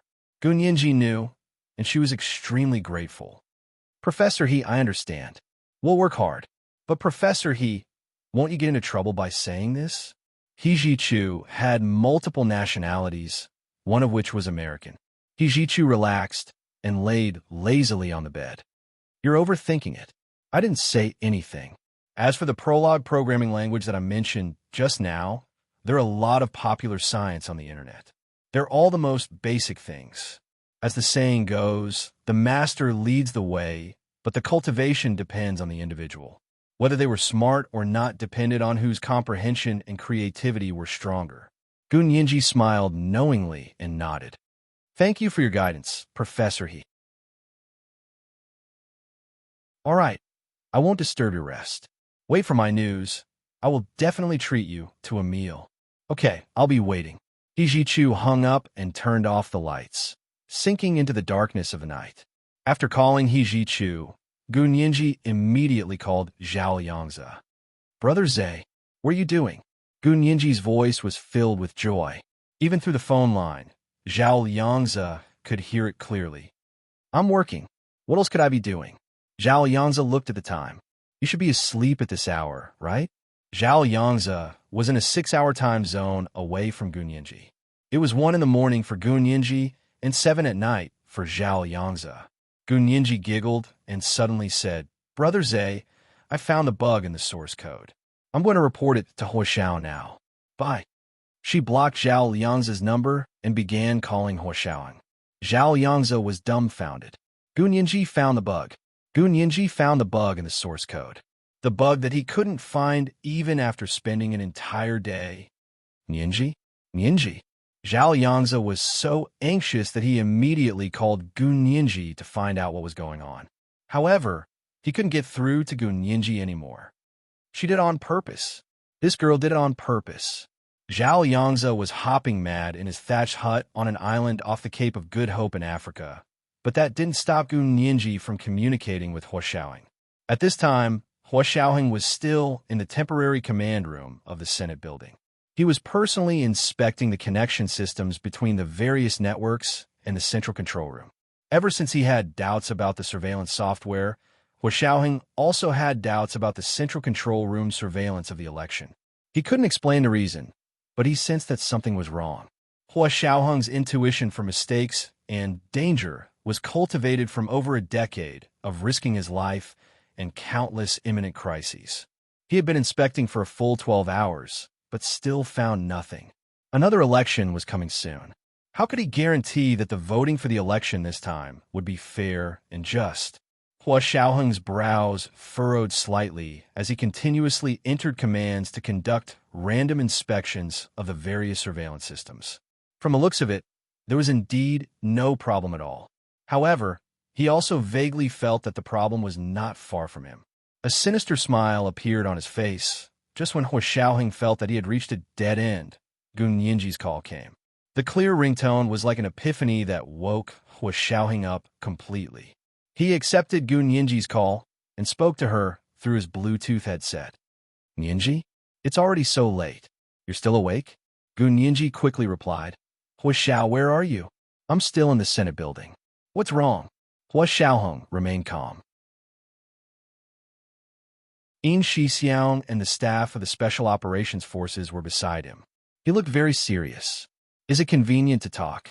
Although Gun Yinji tried to remain calm, Hua Xiaoheng knew her so well that he quickly heard the urgency in her voice. Yeah, go ahead. Hua Xiaoheng's hand paused. I'm wearing my headset. Gun Yinji took a deep breath, then said in one breath, Hua Xiaoheng, I found a problem with that piece of source code. Someone mixed a piece of intelligent logic programming language into your normal programming language. It can perform logical analysis on existing programs and even perform secondary programming. Her voice was crisp, and her words were as fast and urgent as frying beans. They were like pearls of different sizes falling onto a jade plate. Whether it was her voice or the content of her words, they were like music to Hua Xiaoheng's ears. He suddenly stopped typing on the keyboard and remained motionless for a full minute before asking hoarsely, Yinji, repeat what you just said. Speak slowly. Gun Yinji coughed and emphasized each word. Your source code was implanted with an intelligent logic programming language. It can perform logical analysis on existing programs and even perform secondary programming. Hua Xiaoheng closed his eyes. Everything he didn't understand suddenly became clear. He was wondering why the surveillance software gave him such a strange feeling. If that was the case, then it completely explained the contradictions and inconsistencies. Hua Xiaoheng only thought about it for a second before immediately making a decision. Yinji, I'll come back immediately to take you to the central control room. Although it was already early in the morning, Gun Yinji couldn't sleep at all. She couldn't wait for the opportunity to verify her findings. Okay, Hua Xiao, come back quickly. I'll wait for you. Gun Yinji hung up and immediately went to the bathroom to take a shower. After showering and changing into clothes, she heard the sound of someone opening the door. She opened the bedroom door and saw Hua Xiaoheng striding in his military uniform. When he saw her, he extended his hand to her from afar. Come with me. Gun Yinji didn't hesitate to put her hand in his and walk with him to the central control room.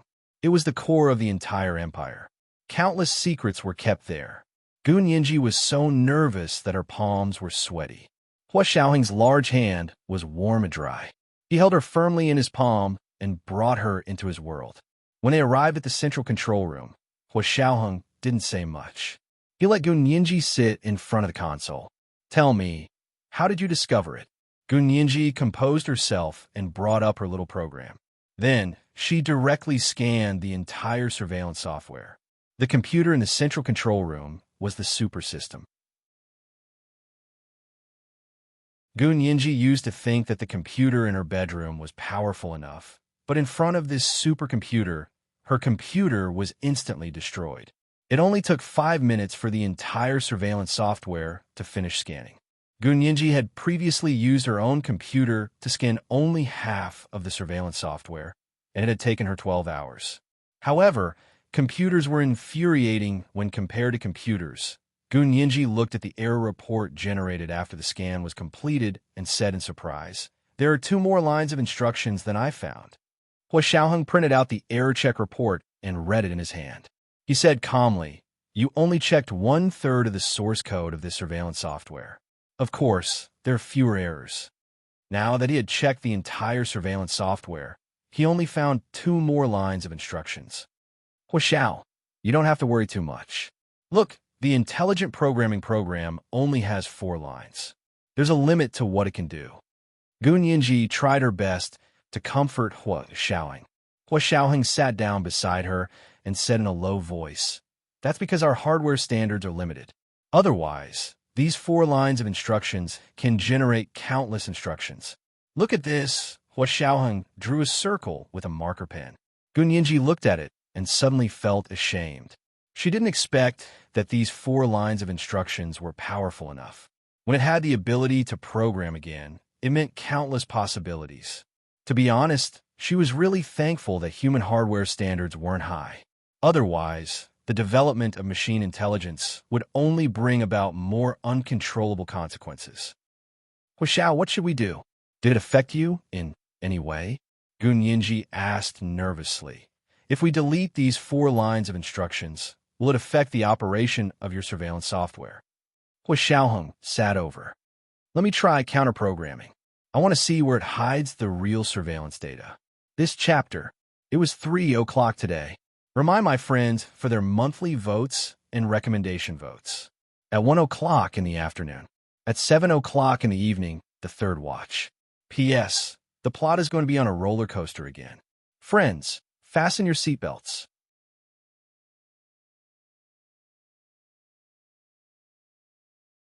Chapter 1034.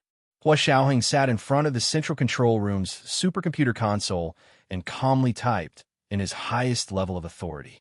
This kind of command allowed him to have the possibility of counter-programming. In the brightly lit control room, the embedded lights on the roof gradually dimmed. The display screen that occupied all 4 walls flashed with blue light. Countless instructions flashed past quickly, bringing with them rays of blue light. Although Hua Xiaoheng was the only one doing the counter-programming, he couldn't work alone in the face of such a huge system. Because the central control room shouldered too many responsibilities, it couldn't stop operations because of an accident. As he counter-programmed, the other staff in the central control room also entered a state of alert. Area 1 alert complete, all normal. Area 2 alert complete, all normal. Area 3 alert complete.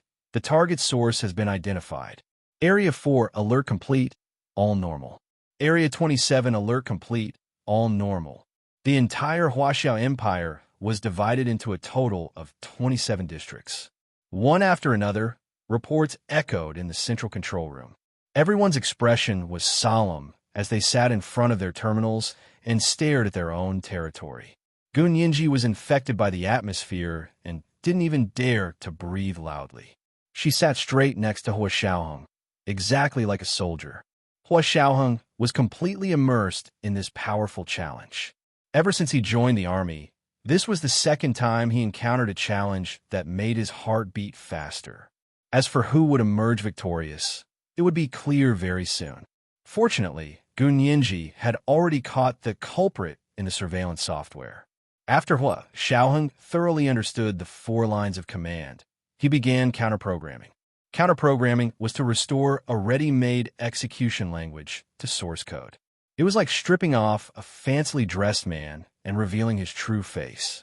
Gun Yinji didn't know if this was Hua Xiaoheng's first time using an intelligent logic language like Prolog to counter-program, but judging by the speed at which his fingers typed, he must have dabbled in it.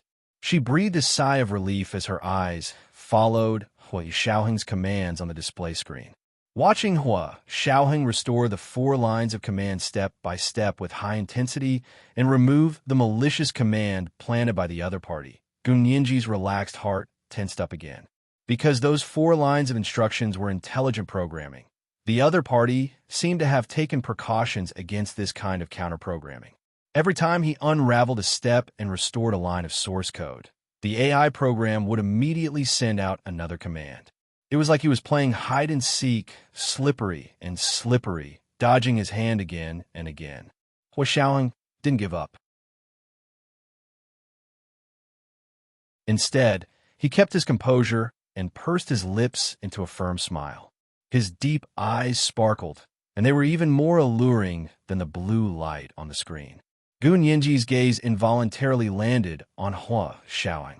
She had seen many versions of Hua Xiaoheng. He had the unparalleled heroism of repelling the enemy with a single spear strike on the battlefield. She had the valiant and heroic bearing of sparring with the crowd of heroes in the arena. There was also the tenderness of being strict and spoiling to her in life. But she had never seen Hua Xiaoheng as intelligent as he was now. He was so good that Gunyinji couldn't help wanting to become even better. In order to match him, in order to be able to stand together with him and not be a burden to him. True love makes us want to be a better version of ourselves. Regardless of whether it will come to fruition or not, we will be grateful that such a sincere relationship has appeared in our lives. At that moment, Gunyinji knew that her heart would no longer waver and she would no longer retreat. She looked at Hua Xiaoheng quietly, not letting go of any change in expression on his face. Not long after, she suddenly noticed that fine beads of sweat had appeared on Hua Xiaoheng's forehead. Gunyinji was slightly taken aback. Could it be that the counter-programming wasn't going smoothly? Gunyinji's gaze moved to the screen. She saw that the screen that had been full of instructions earlier was now all garbled. What's going on? Gunyinji's heart skipped a beat, and she asked softly, "Is there any trouble?"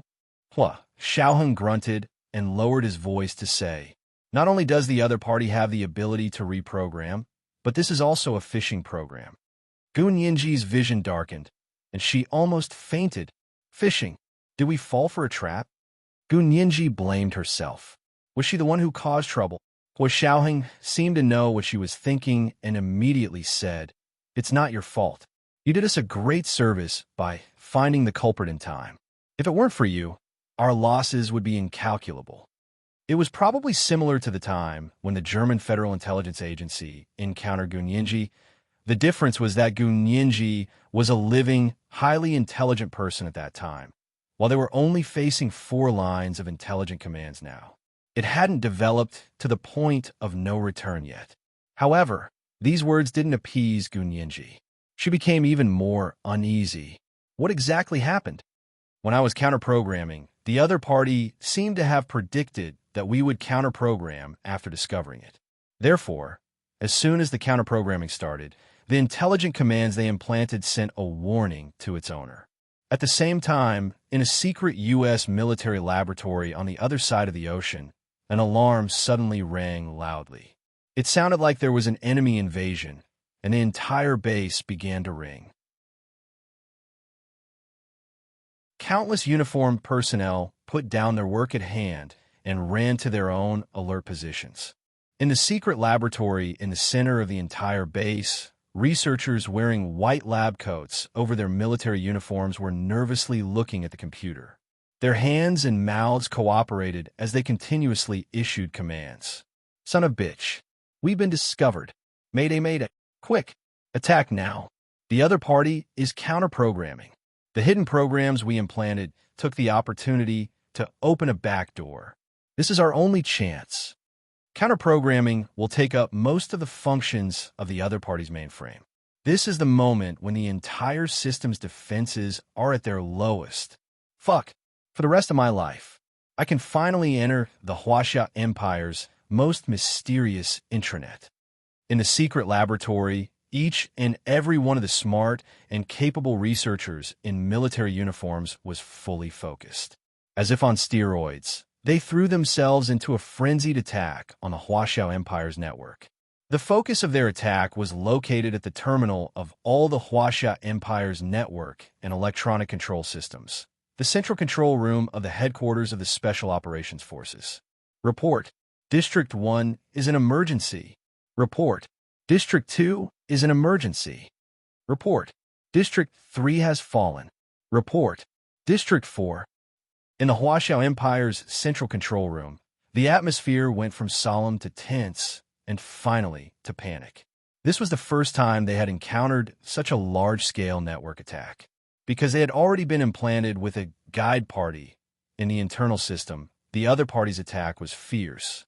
They tore through the protective wall in one fell swoop and pounced on their core area. "Chief, we can't hold on much longer." The faces of the staff in the central control room were ashen. Although they hadn't given up on their final effort, seeing the areas they were guarding being attacked one by one, each of them felt as if their hearts were being cut by a knife. They wanted nothing more than to pick up their guns and directly rush into the network to fight these bastards. What are you panicking for? Xiaoheng's voice was low. Stabilize your position. Don't panic. Gun Yinji looked at Hua Xiaoheng, who was already halfway through the counterprogramming, then looked up at the wall formed by the large display screens around her. Blue dots appeared on them, and they were slowly connecting into one. Gun Yinji knew that in here, the blue dots represented the enemy, and the red dots represented herself. Now the blue side was about to divide and surround the red side and break through them one by one. Oh, she couldn't let them attack just like that. Gun Yinji had broken through the German Federal Intelligence Agency herself, so she knew the consequences and harm of doing so. Now it was her own country's turn. She couldn't accept it at all. If they broke through, it would mean that she was inferior to the enemy, and it would mean that she would return to the humiliating era of being slaughtered and enslaved. She watched as the blue dots continuously flashed on the display screens, and the red dots were gradually surrounded and devoured. Blood surged in her chest, and she finally stood up and volunteered. Xiao, let me help you. Stop them. She clenched her fists, and there was a calmness and seriousness on her pretty little face that wasn't there in the past. Her imposing manner was awe-inspiring, and she had a valiant spirit that didn't fear death. She had the same temperament as the soldiers in the central control room. Xiaoheng had no other choice at this time. If Zhao Yangzi was still here, Gun Yinji wouldn't have a chance to go up. But with so many surprises today, he had no other choice. Okay, Gun Yinji, your code name. Before Xiaoheng could finish, Gun Yinji already said in a low voice, Pink Piggy. Pink Piggy is my code name. The originally tense central control room fell silent for a moment because of Gun Yinji's words. Then, there was a sudden burst of enthusiastic applause and cheers. Pink Piggy. Yinji is the Pink Piggy, the great little piggy. Please accept my knee. Don't you want my knee? Can I give it to you? A man kneels when he says so. Someone even whistled. It was the Pink Piggy. How many people in the computer industry hadn't heard of the famous Pink Piggy from last year? She single-handedly defeated the entire German Federal Intelligence Service and wrote a supreme legend in the hacker world. Even in the Huaxia Empire, only a handful of people knew that Gun Yinji was the Pink Piggy. She wasn't someone who liked to be in the limelight, and this code name not only meant supreme honor, but also endless trouble. She would only say it if she had nothing better to do. But Gun Yinji said it now, not to show that she was very capable, but to give everyone confidence, to let the staff, who had already been beaten senseless, know that they still had strength. We haven't lost yet. The atmosphere in the entire central control room changed. Everyone looked at the approaching blue dots, no longer afraid or panicking. Instead, they were more calm. Now that they looked at the blue dots again, it was like they had seen prey walking into a trap. Come on, Grandpa and Grandma are waiting for you here. Gun Yinji sat in front of the console next to Hua Xiaoheng. Hua Xiaoheng immediately gave her the highest authority. The two of them didn't say much and only exchanged a look of encouragement. Hua Xiaoheng shook her hand. Good luck. It was the second watch. It was the third watch today. A reminder for the monthly and recommendation votes. The second update of 100,000 Chidian coins for the leader of the alliance, I am Master Rashi July, has arrived. It was the third watch at 7 p.m.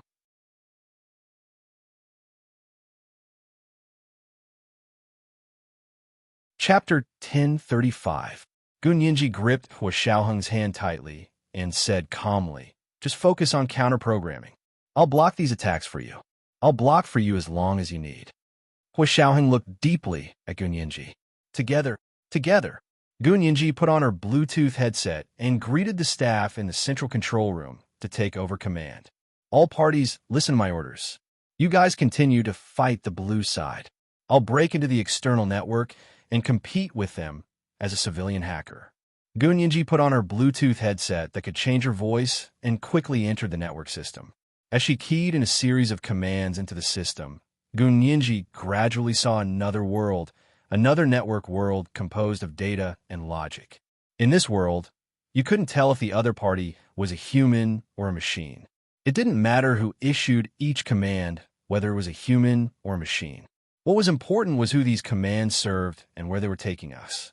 Just as the blue side was frantically attacking the Huaxia Empire's network and taking down one node after another, a powerful force suddenly rose silently from the territory they occupied. Gun Yinji first entered the third zone that the blue side had taken down. She unexpectedly discovered that other than the resistance from the cabinet and the military, there was also a civilian hacker alliance. These people might just be ordinary programmers, students, managers, or employees in real life, but because of their interest in the internet, their familiarity with computers, and their love for the country, when they discovered that the country's network system was under external attack, they spontaneously organized themselves to fight against the external attack. Gun Yinji immediately realized their power. Although ants were small, they had the advantage in numbers and could also attack an elephant. Gun Yinji had an idea. Her hands flew across the keyboard as she typed out commands one after another to make the network work for her. First, she chose to fight the blue side's most arrogant Skull Society head-on. She wanted to gain the upper hand with a show of strength and issue a warning. The Skull Society's attack wasn't very clever, and their repeated mass mailing method was actually very primitive. Gun Yinji quickly repelled the Skull Society's attack and followed up with another attack. She followed the enemy's attack route and broke the Skull Society's backdoor program in one fell swoop. Then, she released her target, a round and tender pink piglet with a small circle of tail. Pink Piglet. It's Pink Piglet. The Pink Piggy is here. It's as urgent as a command. The Pink Piggy has arrived. Evil spirits retreat. The laughter and cheers from the internet could practically be heard with one's ears. The Civil Hacker Alliance, who were relentless despite being beaten back by the blue team, immediately followed the signal Gun Yinji released and hacked into the Skull and Bone Society's intranet. The Skull and Bone Society was one of the code names used by the U.S. military's secret laboratory, just like Gun Yinji's Pink Piggy. The difference was that everyone knew that the Skull and Bone Society was one of the code names of the U.S. military, but there was no concrete evidence that the Pink Piggy was one of the code names of the Huaxia Empire's military. Half a year ago, it appeared in the night sky for a brief moment before disappearing without a trace. Although many people suspected that this person was a member of the Huaxia Imperial military, no one had concrete evidence. This time, the Pink Piggy had returned to the scene and was still fighting for the Huaxia Empire. However, she was fighting with the Civilian Hacker Alliance and seemed to be distancing herself from the military personnel. They didn't cooperate with each other. In fact, Gun Yinji's operation was more appropriate to cooperate with the Civil Hacker Alliance. When she appeared on the internet, she used a civilian IP. Unless you were in the central control room, it was impossible to find out if her IP was really a civilian IP. At this time, the U.S. had yet to break into the Huaxia Empire's central control room, so they could only be suspicious. When Gun Yinji flashed her trademark Pink Piggy logo, hackers all over the world went wild. They practically rushed to tell each other that the Pink Piggy had returned after disappearing for half a year. All eyes were on the smokeless war that was taking place on the Huaxia Empire's internet. Hackers in the third zone, don't be discouraged. I'll give you a set of codes. You can attack the other party's terminal once every 5 minutes and forcibly occupy all of their network bandwidth. Gun Yinji used the voice-changing microphone to contact the Hacker Alliance in the third zone. Gradually, more and more people joined them. Whether they were hackers or not, as long as they knew how to use a computer and use DOS to send commands, they all joined. There was strength in numbers. At this time, the power of a group finally showed itself.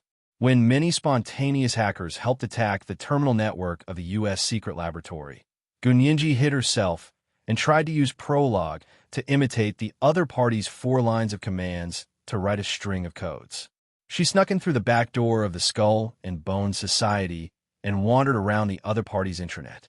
Her program wasn't considered mature, and the other party's understanding of intelligent programming was more mature than theirs. Soon, she was discovered. Before Gun Yinji was intercepted, she calmly released her Pink Piggy logo again and took a screenshot as a souvenir. She posted it on a forum where hackers gathered.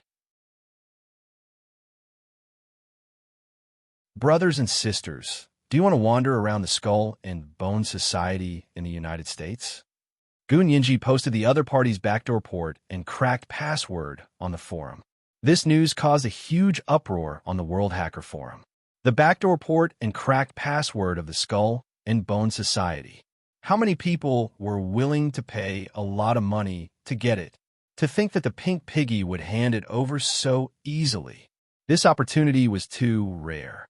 Everyone knew that since the backdoor port and cracked password had been made public, the Skull and Bone Society would definitely change the password as soon as they found out. Therefore, they only had a very short time gap to take advantage of.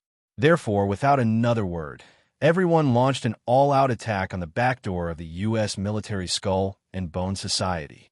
The volume and quality of the attack this time was not something the Civil Hacker Alliance of the Xia Empire's 3 districts could compare to.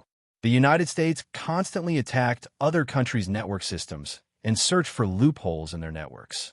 Similarly, other countries were also very interested in the United States' network systems and loopholes. This kind of competition had never stopped. When the staff of the U.S. military secret laboratory discovered that their network was suddenly congested, and it was very difficult to send out a simple command, they finally realized that there was a problem. The pink piggy appeared again. He's actually in the Xia Empire. I said last time that the pink piggy should be a Xia Empire insider, but you still didn't believe me. Don't you see who's benefiting the most? It's true that this pink piggy is a Xia Empire insider, but the problem is whether he's a government, military, or civilian. This is the key. What? If he's a civilian, do you still want to recruit him? Of course. The person in charge of the U.S. military's secret laboratory had an arrogant expression. I'm not targeting anyone, but compared to the pink piggy, everyone here is trash. Everyone looked at their leader with a King dog expression. How could he say that to his subordinates? Fuck, I can't tolerate this. Let's fight it out with him. The agitated staff of the military laboratory once again threw themselves into a frenzied attack on the Xia Empire. But this time, Gun Yinji had already bought Hua Xiaoheng valuable time. Hua Xiaoheng finally cut off the logical link between the 4 lines of commands and turned it from an intelligent program that could perform logical analysis and secondary programming to an ordinary source code. After stripping away the program, the intelligent system could see what the source code behind it was doing. Hua Xiaoheng nervously browsed through the source code. At the same time, according to the source code, he searched the system for what the 4 commands had done, hidden data, and misdirected directions. At that time, Gun Yinji had already wandered around all 27 districts of the Xia Empire and returned. Gun Yinji had an idea after understanding the situation of the blue dots attacking and even capturing the districts. Her slender fingers fluttered like the wings of a butterfly as she quickly typed out commands. Starting from the first zone, she set up obstacles for the invading blue dots. She killed them one by one, wiping away the traces they left behind without hesitation. Just like her devourer, EXE, every invader could only be used to increase her appetite. What doesn't defeat me will only make me stronger. The secret laboratory on the other side of the ocean had just changed the backdoor port and reset password of the Skull and Bone Society to repel the first wave of attacks. But very quickly, they discovered that after the first wave of attack, they were faced with a second wave that was even heavier. Report. Our data is seriously lost. Report. A devouring program has appeared in District 1 of the Xia Empire. Report. Requesting evacuation. Report. Requesting evacuation. If we don't retreat now, we won't be able to get the information we have. The head of the U.S. military's secret laboratory kicked the computer table. F*CK. Pull back. Pull back. Just as the U.S. military was retreating, Gun Yinji packaged a piece of information and disguised it with an AI program before placing it in the data collected by the blue side's retreating personnel. This small program was called the Trojan Horse program. It was just a small virus program that Gun Yinji had randomly grabbed from the internet. It wasn't very useful.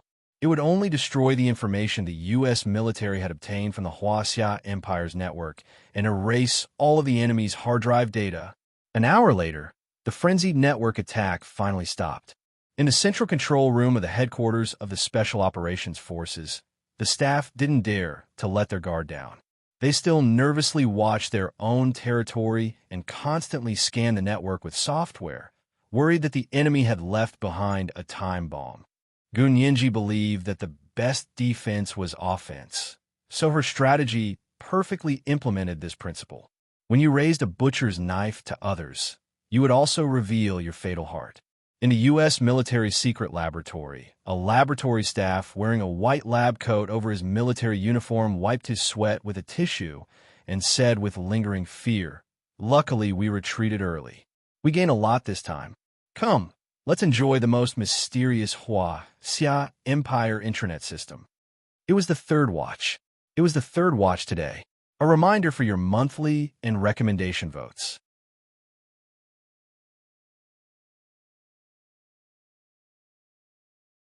Chapter 1036.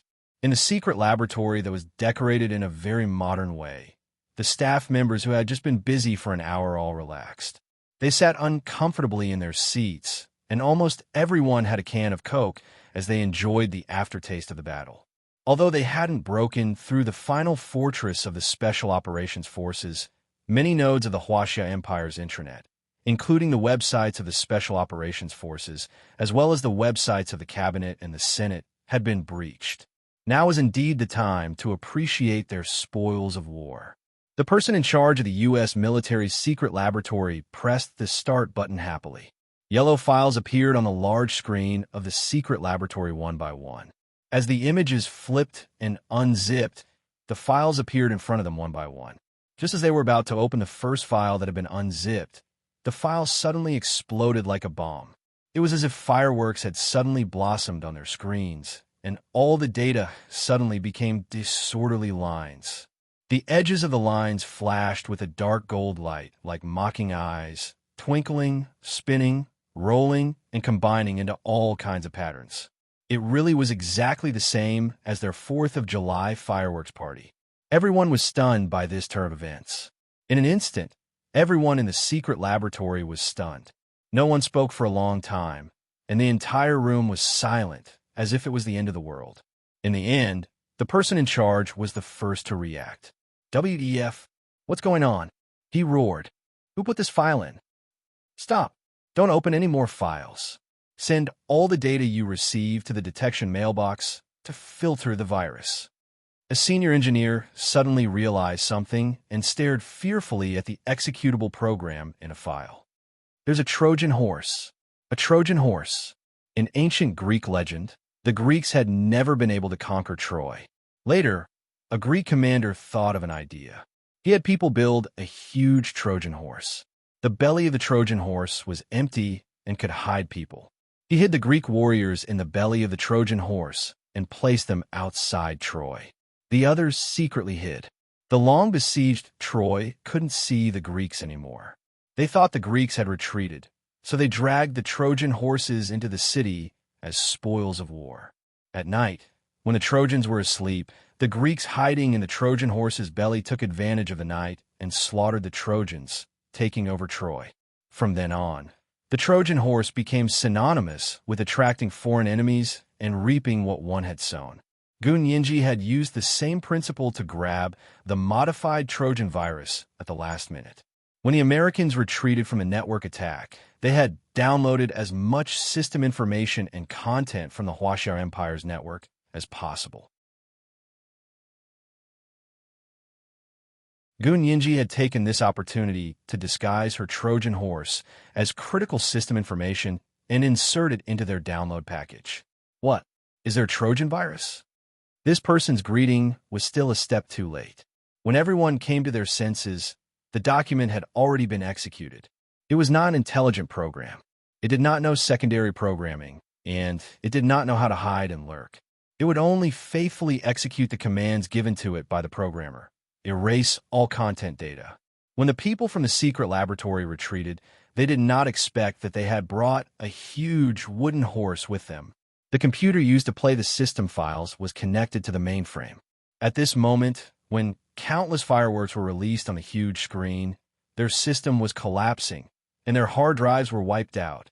In less than a second, all the files downloaded from the Huaxia Empire's network had been completely deleted, and it had spread to all the computers connected to the mainframe. Turn off your phone. Forcefully shut down the phone. Oh, no.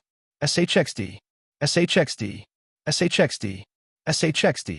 The person in charge of the U.S. secret laboratory grabbed what little hair he had left and roared like he had lost his parents. Turn off all the computers. If you can't turn them off, cut off the power. Cut off the power. I'd rather smash all the computers than let this thing continue to wreak havoc. Have you forgotten the German Federal Intelligence Service? The person in charge's roar finally woke up the dumbfounded staff. They quickly mobilized. Some turned off their phones, some turned off their power, some pulled out their network cables, and some even took hammers and smashed the mainframe. That was because it was too powerful. It was not complicated, nor was it intelligent. It only had one function, and that was to delete.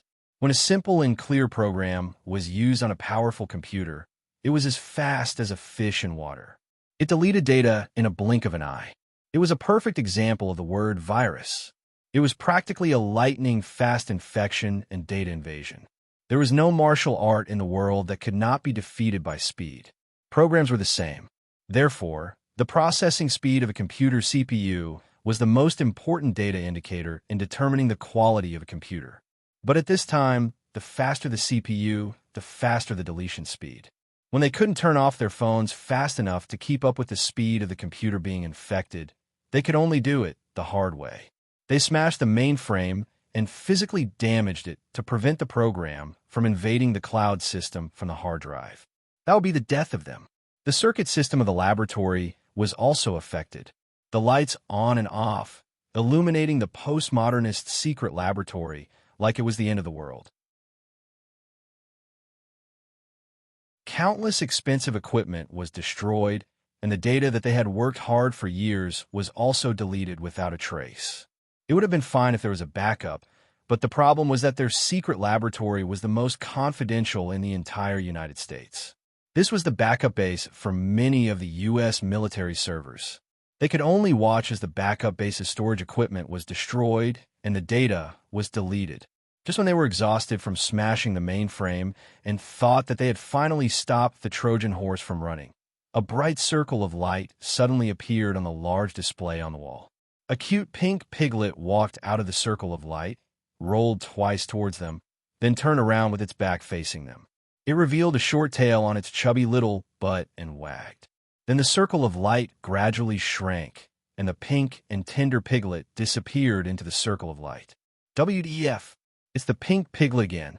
The person in charge of the secret laboratory let out an earth-shattering wail. He completely lost the mood and vigor he had when he wanted to recruit the pink piglet. He rushed out of the laboratory, grabbed the base's phone, and dialed the CIA without thinking. I want the head of the pink piglet. I want to catch him and bring him to the United States.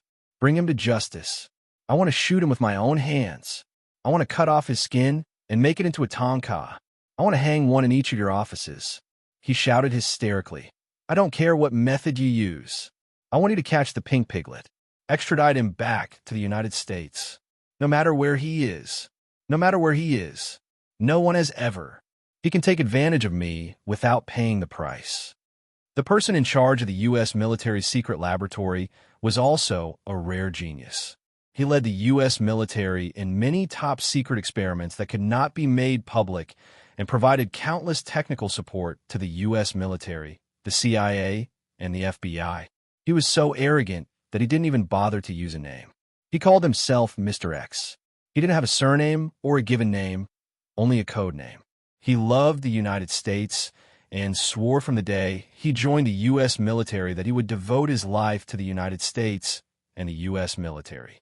In this world, only the United States was the #1 superpower on the blue planet, and he would only allow the United States to be the #1 superpower. Only he could abuse others, and others could not abuse him. If someone abused him, then that person must not exist in this world. He He would not allow such a person to exist. On the other end of the phone was the director of the CIA, one of the most powerful people in the United States. When he found out that the military's secret laboratory had suffered a devastating attack, he was both shocked and angry. He slammed the table in anger and stood up. The Huaxia Empire has gone too far. How dare they launch a cyber attack on our country?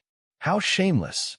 Shame on them. When he said this, he completely disregarded the fact that this cyber war was initiated by his own military's secret laboratory. Because to him, the U.S. military's secret laboratory invading other countries' networks was the U.S. military's daily routine.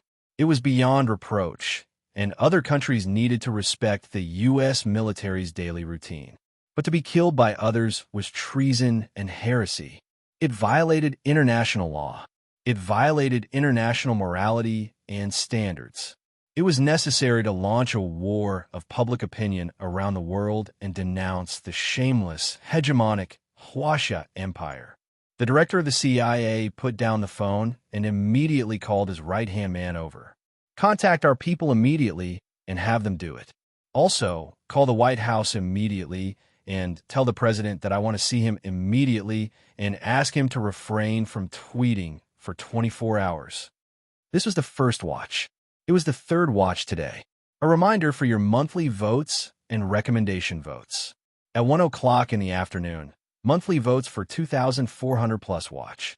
At 7 o'clock in the evening, the third watch.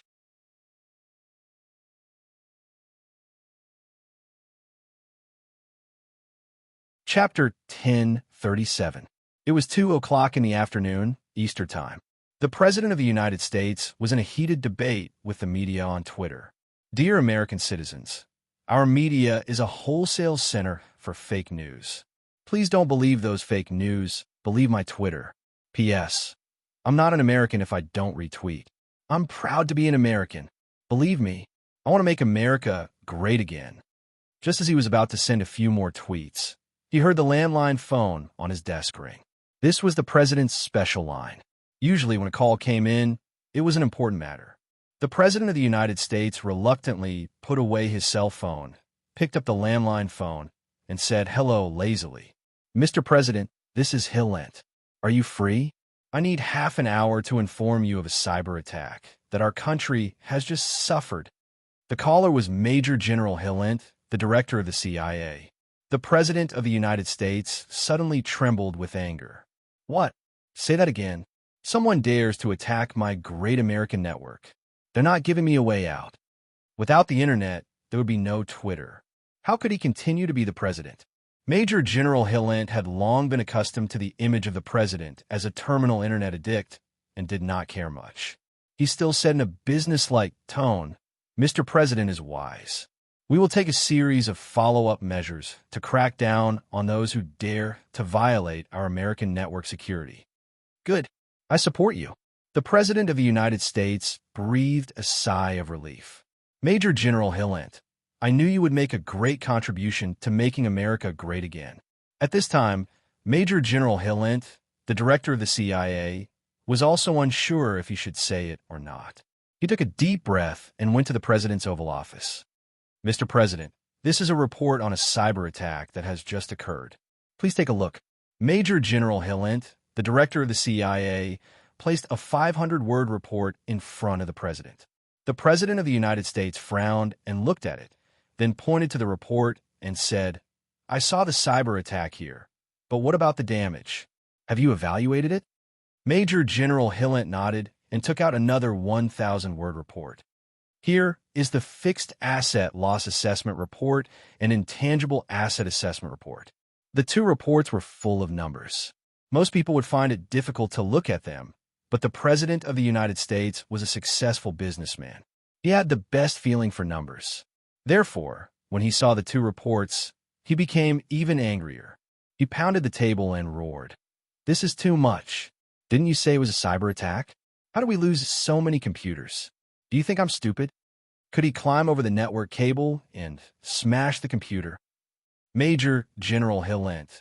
The veins on his forehead throbbed. He pushed up the sunglasses on the bridge of his nose and said expressionlessly, "Because that place is also our country's largest backup storage base. All of the world's data since the birth of the internet has been backed up there. Of course, apart from the encrypted intranets of various countries.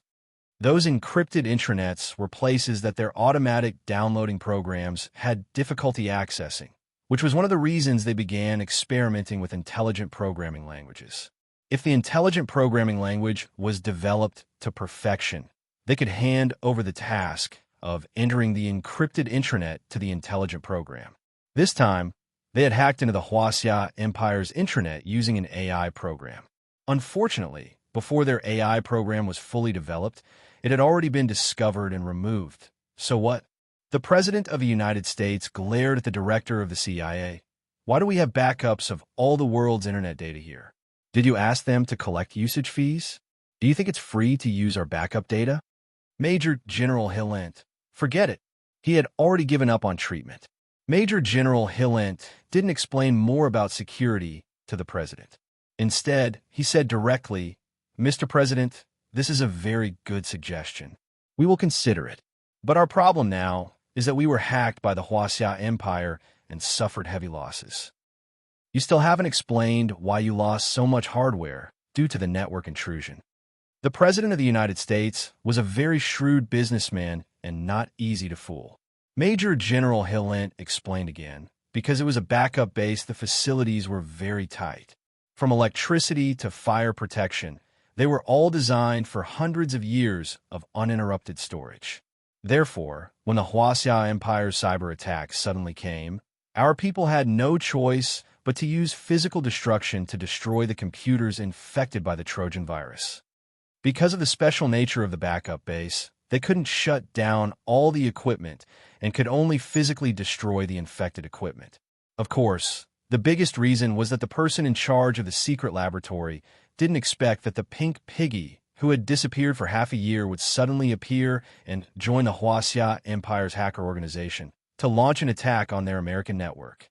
The most cunning thing was that the pink piggy actually disguised the Trojan virus as a system file and was packaged and brought back by them. Just thinking about it made him want to vomit blood. The person in charge, Mr. X, kept complaining that the pink piggy was too cunning and wanted to find him and fight him fair and square. Major General Hillent, however, believed that if the pink piggy couldn't be used by them, they could only make him physically disappear, which meant that he would die. The President of the United States finally understood Major General Hillent's meaning.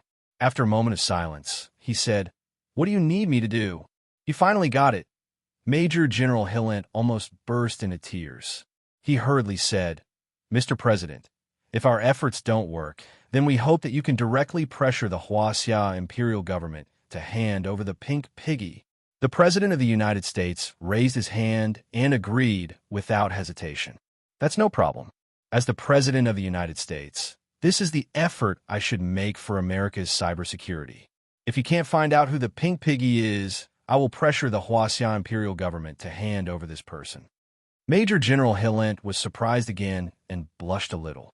He didn't expect that the president, who he thought was extremely unreliable, would actually understand what he meant in an instant.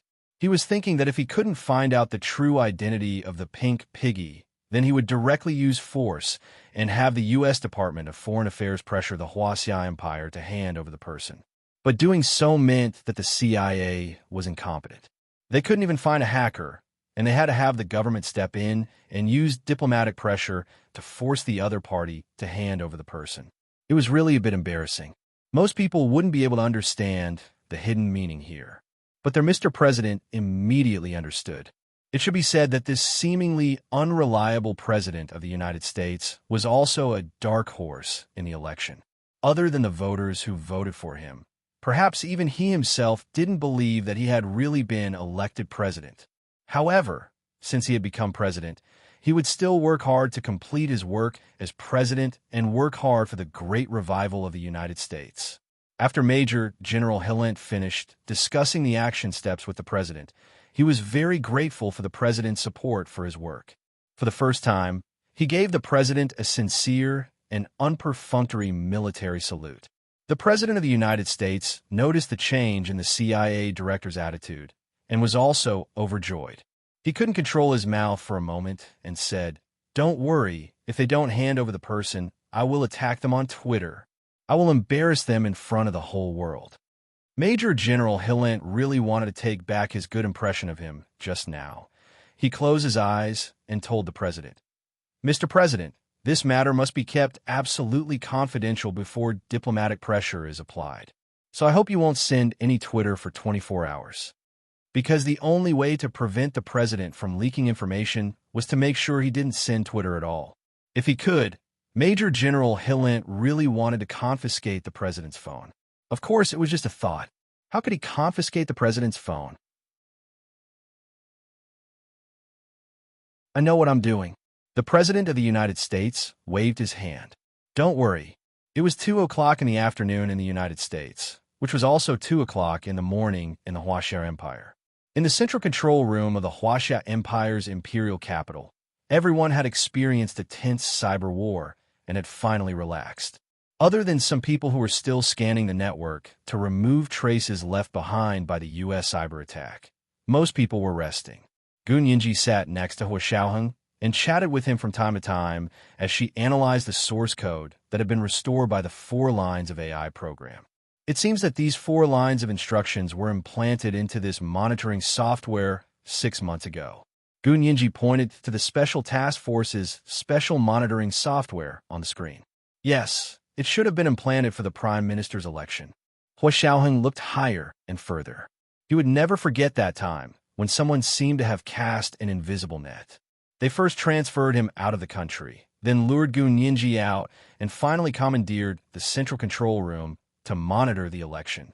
So coincidentally, the election at that time was supervised by the Secret Service and the Special Operations Force's central control room together. This was the second update, and the monthly votes for 2,400-plus updates have been delivered. It was the third update today. Remind my friends for their monthly votes and recommendation votes. 7 o'clock in the evening, the third update. P.S. According to the U.S. TV news, there really is such a base in the United States that continuously stores global internet data since the birth of the internet. Maybe our chat records and emails from a long time ago can be backed up there.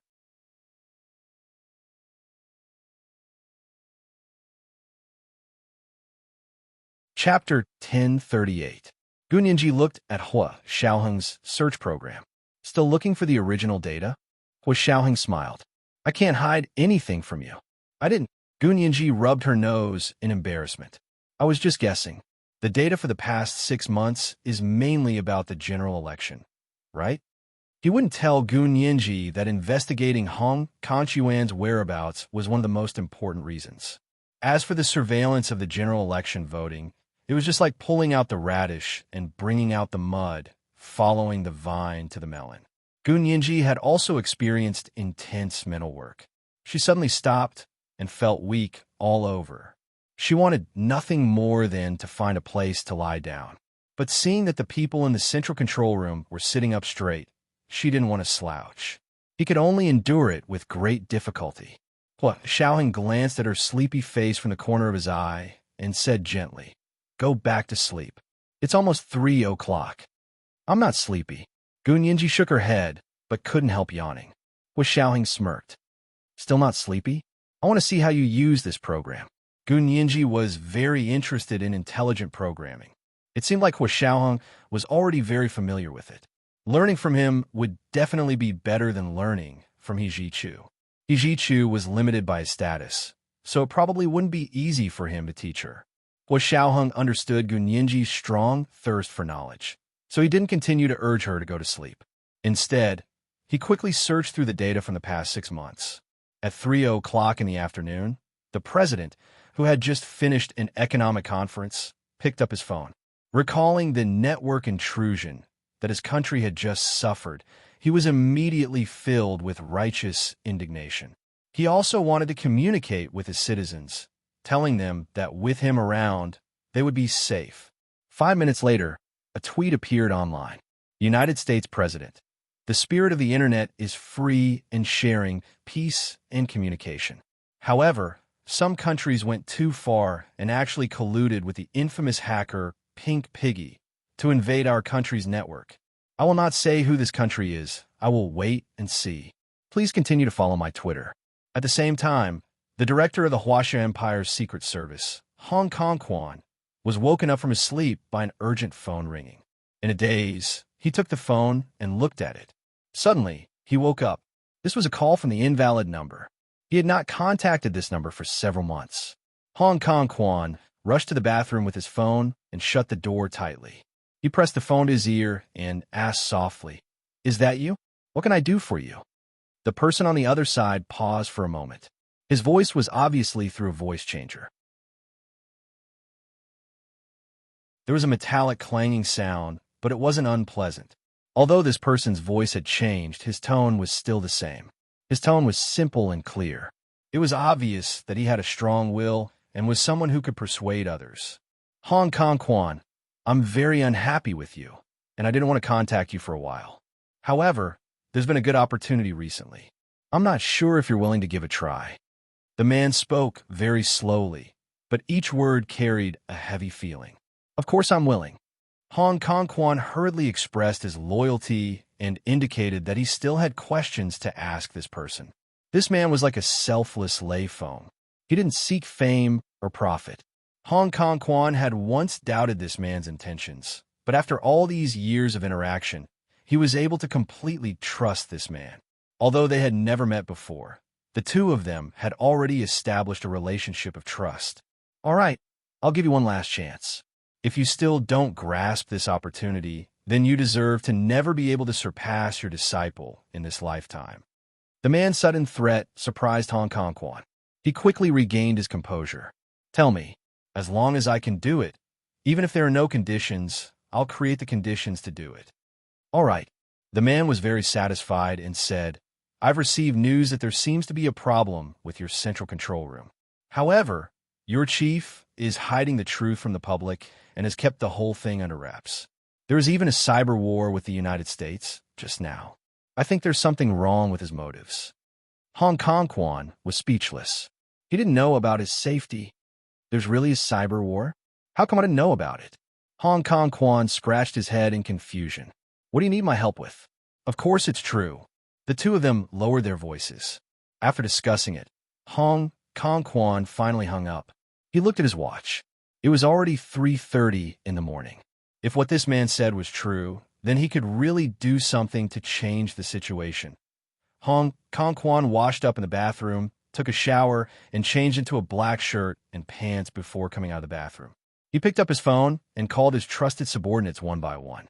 Return to the small conference room of the Secret Service immediately. There's an important meeting to be held. At 4 o'clock in the Huaxia Empire, the small conference room of the Secret Service was brightly lit. An intense meeting was taking place there. "Director Hong, this is the authorization from Speaker Long and Prime Minister Tan that we obtained overnight. Because it's related to the military, General G's authorization is not important." Hong Kong Chuan's secretary placed the authorization in front of him. Hong Kong Quan looked at the authorization and squinted. He stood up.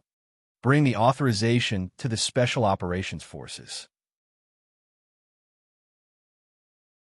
He was wearing the uniform of the Secret Service and gave orders expressionlessly. "Each team will bring their guns. Go and collect bullets before you depart. 5 people to a team, and move as a group when the time comes. Special passes are required to enter the headquarters of the Special Operations Forces. Go and prepare them quickly. The more, the better."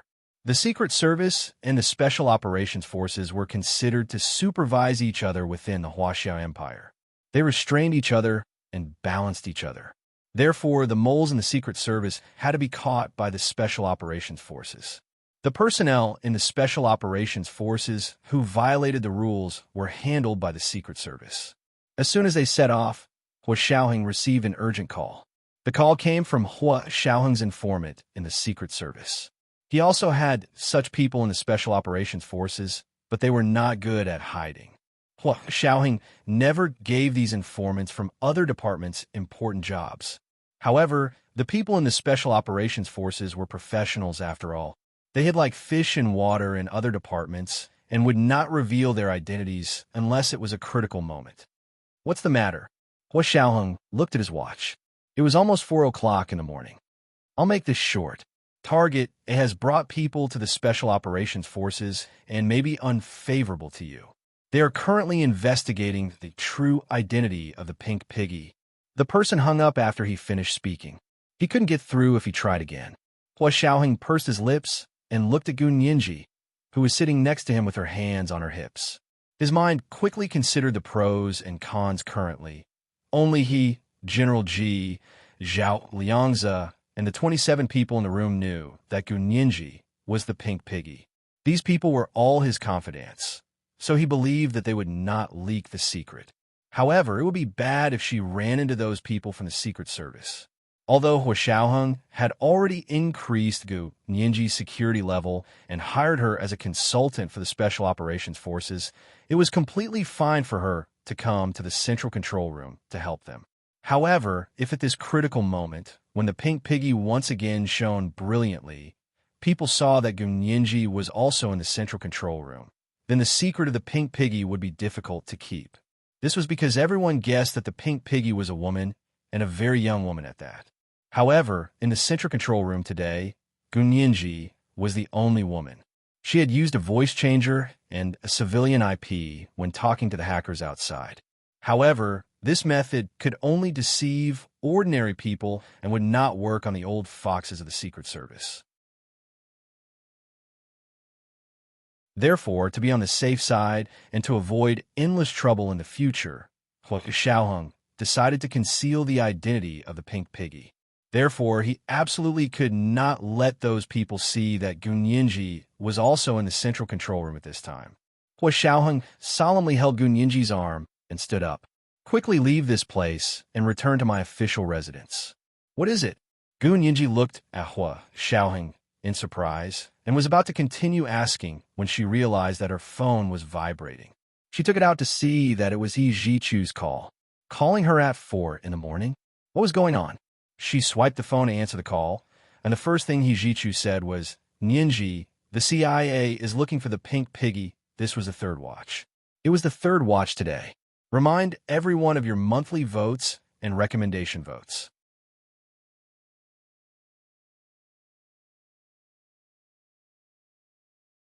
Chapter 1039. Gu Nianji's heart skipped a beat. She thought to herself that it wasn't strange that the CIA wanted to find the pink piggy. Based on what she had done, from Germany to the United States, there would probably be a group of people who hated the pink piggy to the core. However, she was curious as to how He Zhichu knew about the CIA's information. Gu Nianji looked at Hua Xiaoheng, who was staring at her intently, and whispered into the phone. How did you know? He Zhichu stood up from his computer desk irritably and walked towards the door as he said in a low voice, You didn't think I'd been sleeping the whole time after all the commotion tonight, did you? He had just reminded Gu Nianji about Prologue during the day, and now Gu Nianji had called him in the middle of the night to tell him that she had found a bug. How could he sleep? After tossing and turning in bed for a while, he finally got up and went online to see if there were any follow-up developments. In other words, He Zhichu had actually been paying attention to tonight's cyber battle. Gu Nianji, it was late at night, and there were many night owls who hadn't slept yet. But even if you knew about this, how did you know about it? Gu Nianji didn't say the words CIA in front of everyone because she didn't want to cause trouble for He Zhichu. This incident has caused quite a stir. Ordinary people may not know about it, but those special departments that should know about it all know about it. He Zhichu coughed. As for how I found out about the CIA, you should know that I have a good relationship with the U.S. military. Okay, where are you now? This is a very serious matter. Don't take it lightly. Gu Nianji pouted. I'm not afraid of them. Come and catch me if you can. He Zhichu took a deep breath. Nianji, don't throw a tantrum. I'm telling you, there's no one in the CIA who will let you go. Messing with the Americans is not an ordinary problem. What did I do wrong? They were the ones who started it. Gu Nianji was also furious. I was defending myself. Self-defense, understand? Nianji, the Americans won't care if you're defending yourself or not. If you endanger their national security interests, They will always try peaceful means before resorting to force. Gu Nianji sneered and shook her head. Americans? Peaceful measures before resorting to violence? Do they understand it too? Of course. Hijichu paced around the room irritably. Isn't it the same in America? First, the CIA and CIB worked in the dark, and when they couldn't achieve their goals, they got the Ministry of Foreign Affairs to come out and put pressure on them. If the Ministry of Foreign Affairs still can't achieve their goal, it's time for the Ministry of National Defense to step in. This is their way of using peaceful means before resorting to force. She looked at Hua Xiaoheng again and said, I'll let Hua Xiao talk to you. As she spoke, she handed the phone to Hua Xiaoheng. Hua Xiaoheng took Gu Nianji's phone. Before he could say anything, he heard Yijichu's cold voice. Hua Xiaoheng, how many times have you put Nianji in danger? If Hua Xiaoheng hadn't needed Gu Nianji's help with something, how would the pink piggy have offended the CIA? Hua Xiaoheng couldn't argue with Yijichu about who was more dangerous to Gu Nianji. He tried his best to remain calm and said calmly, I need your help right now. Hurry over and take Nianji away. As he spoke, he looked at his watch and estimated the speed of Hong Kongquan's men from the Secret Service. Can you get there in 15 minutes? Hua Xiaoheng gave Yijichu an address near the headquarters of the Special Operations Forces and asked him to pick up Gu Nianji there. Yijichu froze. What's going on? We don't have that much time. If you say one more word, we only have 14 minutes. According to Hua Xiaoheng's calculations, Hong Kongquan and his men from the Secret Service would need 20 minutes to get there. Therefore, Yijichu could only pick up Gu Nianji before those people arrived. Yijichu understood and didn't ask any more questions. He immediately took the car keys. I'll get there in 14 minutes. Hua Xiaoheng knew that Yijichu's car wasn't an ordinary car. This speed was possible, but unfortunately, he didn't have a chance to verify it. I'll have Nianji wait for you there. As Hua Xiaoheng spoke, he walked to the door and called Fan Jian over. Take Miss Gu out and see her get into the car with your own eyes before reporting back. Hua Xiaoheng paused. If you can't see her get into the car with your own eyes, then bring her back. Do you hear me? Roger, Chief. Fan Jian saluted and took Gu Nianji's arm to walk out. Gu Nianji kept turning around to look at Hua Xiaoheng, but only saw the tall figure in the hallway getting further and further away from her. Miss Gu, the elevator has arrived. We'll take the elevator up. Fan Jian's expression was also very serious. The central control room was on the 6th floor underground. To get out, they had to take the elevator up. When Gu Nianji followed Fan Jian up the elevator, Hua Xiaoheng had already closed the door to the central control room. He said sternly to the other 27 staff members in the room, This is an emergency. Miss Gu didn't come here tonight, and you don't know who the pink piggy is. Everyone nodded in silence. Although they didn't know what had happened, it didn't seem like a good thing. The fact that Gu Nianji was the pink piggy had indeed given everyone endless hope in that moment of despair. It allowed everyone to regain their confidence and not be defeated by the United States. That was how they managed to hold their last line of defense. But now that they had calmed down, they all knew that if the fact that Gu Nianji was the pink piggy was leaked, it would be a disaster for this girl. They had all watched Gu Nianji grow up. This orphan girl had been in the Special Operations Forces for 6 years. From a 12-year-old girl who had encountered a major car accident and was scared to the point of breaking down, she had grown into the amazing talent she was now. They had all seen it with their own eyes, and they felt even more concern and pity for her, as if they were family.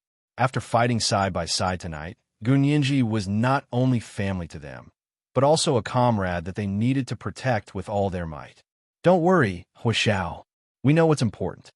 The 27 people all expressed their determination. No one had the idea of betraying their friends for glory. Everyone despised people who stabbed their comrades in the back. Hua Xiaoheng had founded the Special Operations Forces, so he naturally had his own team. He couldn't have achieved his current achievements by fighting alone. He also had many comrades by his side who were willing to sacrifice their lives for him, and he could also sacrifice his life for them. Hua Xiaoheng nodded, and his expression relaxed slightly. Okay, I believe you. Don't disappoint me, and don't disappoint Nianji, who has done so much for our country. Today's incident will be kept a secret for now.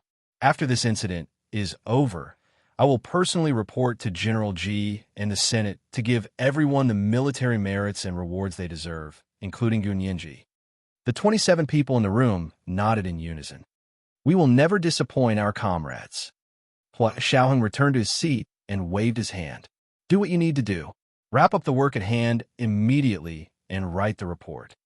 According to He Jichu, many forces had already noticed what happened tonight, so they had to be on guard. Hua Xiaoheng quietly entered the central control room surveillance system and secretly cut off the entire building surveillance for an hour. All the images of Gu Nianji were packaged and stored in a secret file. They would only be decrypted after this incident was over. Fan Jian drove in Nianji out of the Special Operations Forces headquarters and directly to the address Hua Xiaoheng had given her. It was a night market in a bustling commercial district. Although it was early in the morning, the place was still crowded and lively. He Jichu drove his silver Maserati to the appointed place and immediately saw Gu Nianji standing on the side of the road, looking around. He drove slowly to a stop in front of her and lowered the window. Nianji, get in the car. Gu Nianji didn't say anything else. She opened the door and got in the car, then sped away with He Jichu. Fan Jian sat in the car and watched Gu Nianji get in He Jichu's car and drive away before turning back to the base. He arrived only 3 minutes earlier than Hong Kong Quan and the others who arrived later. When a Secret Service vehicle that Hong Kong Quan had brought with him was waiting at the entrance of the Special Operations Forces to check their passes, Fan Jian's car had just driven into Hua Xiaoheng's official residence. Hong Kong Quan sat in the car and looked at the dark night sky expressionlessly. This was the darkest moment before dawn. Soon, he would be able to make this place shine brightly.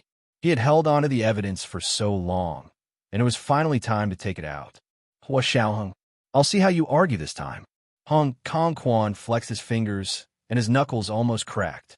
He had spread the word that he wanted to investigate the pink piggy, but he was actually killing 2 birds with 1 stone. In front of the main entrance of the Special Operations Forces headquarters, the guard was checking their passes. After confirming that there were no mistakes, they were allowed to enter. However, the guard couldn't call the people inside because Hong Kong Quan had already instructed his own people to watch over the guard. Don't let him call the people inside. The guard looked at the authorization letter that Hong Kong Quan produced with the joint signatures of the Prime Minister and the Speaker. He quickly stood straight and didn't appear to move. However, when he suddenly stood at attention, he had already kicked the internal alarm next to the leg of the table. This internal alarm wasn't as loud as other alarms. It would only notify the core forces in the base, such as Hua Xiaoheng, In Xixiang, Zhao Yangzi, and Zhou Qiyuan. Hong Kong Quan and his trusted subordinates from the Secret Service rushed in aggressively. Who is it? Stop. Password. In the darkness, a few soldiers from the Special Operations Forces who were standing guard walked out with their guns and aimed at Hong Kong Quan and his people. Hong Kong Quan slowly raised his hand and showed the authorization letter signed by Speaker Long and Prime Minister Tan. He said in a low voice, "The Secret Service is under orders from the Senate and the Cabinet to conduct a random inspection of the Special Operations Forces. Do not obstruct official business." The soldiers froze for a moment and looked at each other. "Wait here. We will report this to the higher-ups." The guns they were carrying were the latest domestic semi-automatic submachine guns, which were much more powerful than the revolvers Hong Kong Quan and his people were carrying. The people from the Secret Service all had ugly expressions on their faces. "Captain, there are people from the Secret Service coming with authorization letters signed by the Speaker and the Prime Minister. Should we let them in? They don't know the password." "Got it. Let them in." At this time, Hua Xiaoheng's orders had already been passed down to all the units in the Special Operations Forces headquarters. Zhou Qiyuan was also gathering the military police and was preparing to rush over. This was the first night watch. It should be the second night watch today. A reminder for your monthly votes and recommendation votes. At 7 p.m., the second night watch. P.S. Thank you, Beth1211, for tipping 10,000 Chidian coins yesterday.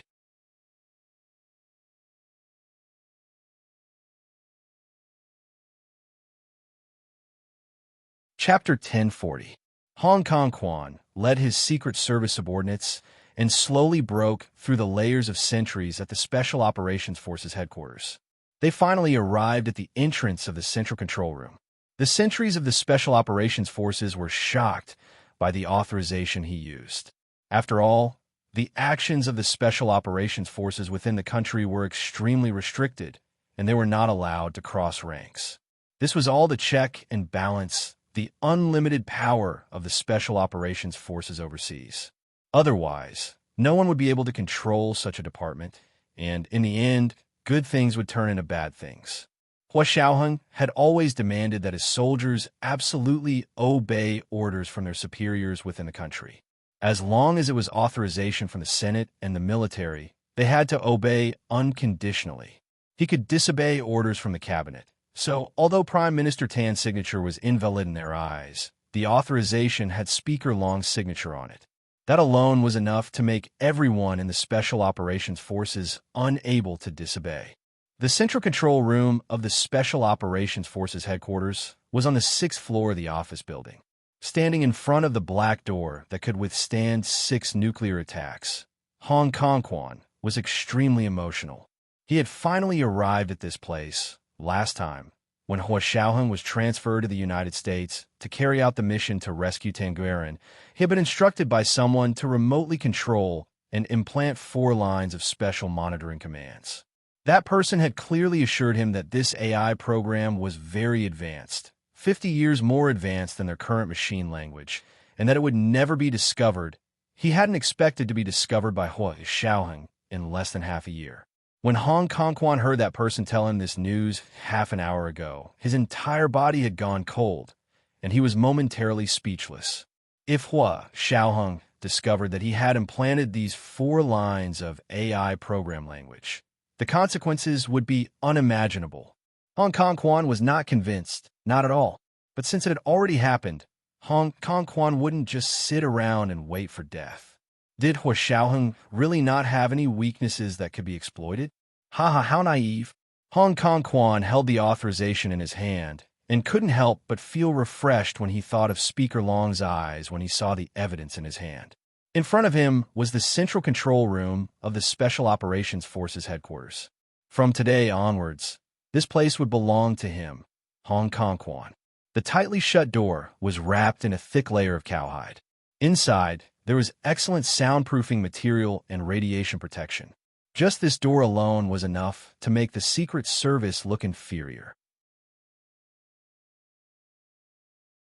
Hong Kongquan's eyes flashed as he spoke into the intercom at the door. Major General Hua Xiaoheng, I have been ordered to conduct a random inspection of your department. Please come out for inspection. Hua Xiaoheng was very cautious. Although he didn't know why Hong Kong Quan had come so aggressively, he knew very well that Hong Kong Quan was a man who wouldn't give up until he saw his prey. He wouldn't do anything unless he saw his own coffin. He would never do anything that he wasn't confident in. Since he dared to use such a large force, he naturally came prepared. Hua Xiaoheng wasn't worried at all, but when he heard from the guards that Hong Kong Quan had Speaker Long's signature as authorization, his heart sank. He felt that something was wrong. Speaker Long clearly knew that Hua Xiaoheng suspected Hong Kong Quan, so he specifically signed Hua Xiaoheng's request for Hong Kongquan's full surveillance.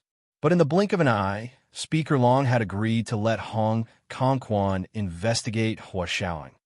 If there wasn't a problem with Speaker Long, then Hong Kong Quan had evidence against Hua Xiaoheng. This was because Hua Xiaoheng had only just found some evidence to support his suspicions against Hong Kong Quan. In terms of time, he was indeed one step behind. So Speaker Long was starting to suspect him again? To be on the safe side, Hua Xiaoheng made a prompt decision to re-encrypt the entire building system. All the main control systems in the Central Control Room also activated a special encryption program, and all the backup data was locked. It was better to be safe than sorry. Hua Xiaoheng looked at the 27 staff members in the room and nodded to them. He then got up and walked to the door, placing his palm on the sensor on the wall. The door scanned his palm and after confirming that there were no mistakes, it activated the automatic opening program. The heavy door slowly opened to both sides, but didn't fully open. It only revealed a passageway that was just wide enough for one person to pass through. Hua Xiaoheng folded his hands behind his back and stood at the entrance of the passageway, blocking the door completely. Director Hong, what brings you to the Special Operations Forces so early in the morning? Hong Kong was a head shorter than Hua Xiaoheng, but his aura didn't lose out to him at all. He raised his head to look at Hua Xiaoheng and took out the authorization document signed by both Speaker Long and Prime Minister Tan. He waved it in front of Hua Xiaoheng. Major General Hua Xiaoheng, tonight? Oh no, I should say early this morning, the Secret Service would like to invite you and your team to talk about what happened on our nation's network. By the way, which one of you is the pink piggy? Step forward and let me see. Hong Kong didn't know who the pink piggy was either. He was only saying this to trick Hua Xiaoheng. If he let his guard down a little, he would be able to trick him. However, he was facing the experienced Major General Hua Xiaoheng, the commander of the Special Operations Forces, so this method was completely ineffective. Hua Xiaoheng pretended to be confused. Talk. What do you want to talk about? There are laws in the country, and the Special Operations Forces is only responsible to the Senate and the military. The Secret Service is under the Senate, so we have no obligation to report to you. What pink piggy? Director Hong, are you talking about that very powerful hacker? I also want to know her. If Director Hong knows who she is, can you introduce her to us? I want to recruit her very much. You don't know who the pink piggy is?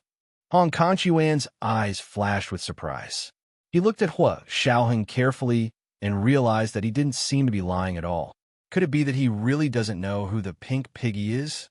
Hong Kong muttered to himself. We would really like to know who the pink piggy is. If Director Hong knows, please let us know. Hua Xiaoheng acted as if he was thirsty for talent. Our country needs talented computer people like that. Hong Kong was speechless. You really don't know who the pink piggy is? Forget it, we'll talk about this later. However, you don't have the obligation to report to me. Hong Kong changed the topic and said calmly, but don't forget, the Secret Service has the responsibility to supervise the Special Operations Forces. You can supervise. Didn't you watch everything that happened on the internet in the wee hours of the morning? If you didn't watch, then you failed in your duties. Hua Xiaoheng didn't back down at all. Just like Gun Yinji, he didn't even want to be at a disadvantage verbally in front of Hong Kong. He didn't need to. Hong Kong chuckled. Why would we watch? We all personally went into action and racked our brains for the country's cybersecurity. We did our best to turn the tide. But you... Hong Kong's voice suddenly became stern. He pointed at Hua Xiaoheng's chest and shouted angrily, Major General Hua, do you know why such a large-scale invasion occurred on the internet in the wee hours of the morning? It's because the Special Operations Forces didn't care about the consequences. Greedy and reckless, initiating provocation, even inviting the wolf into the house.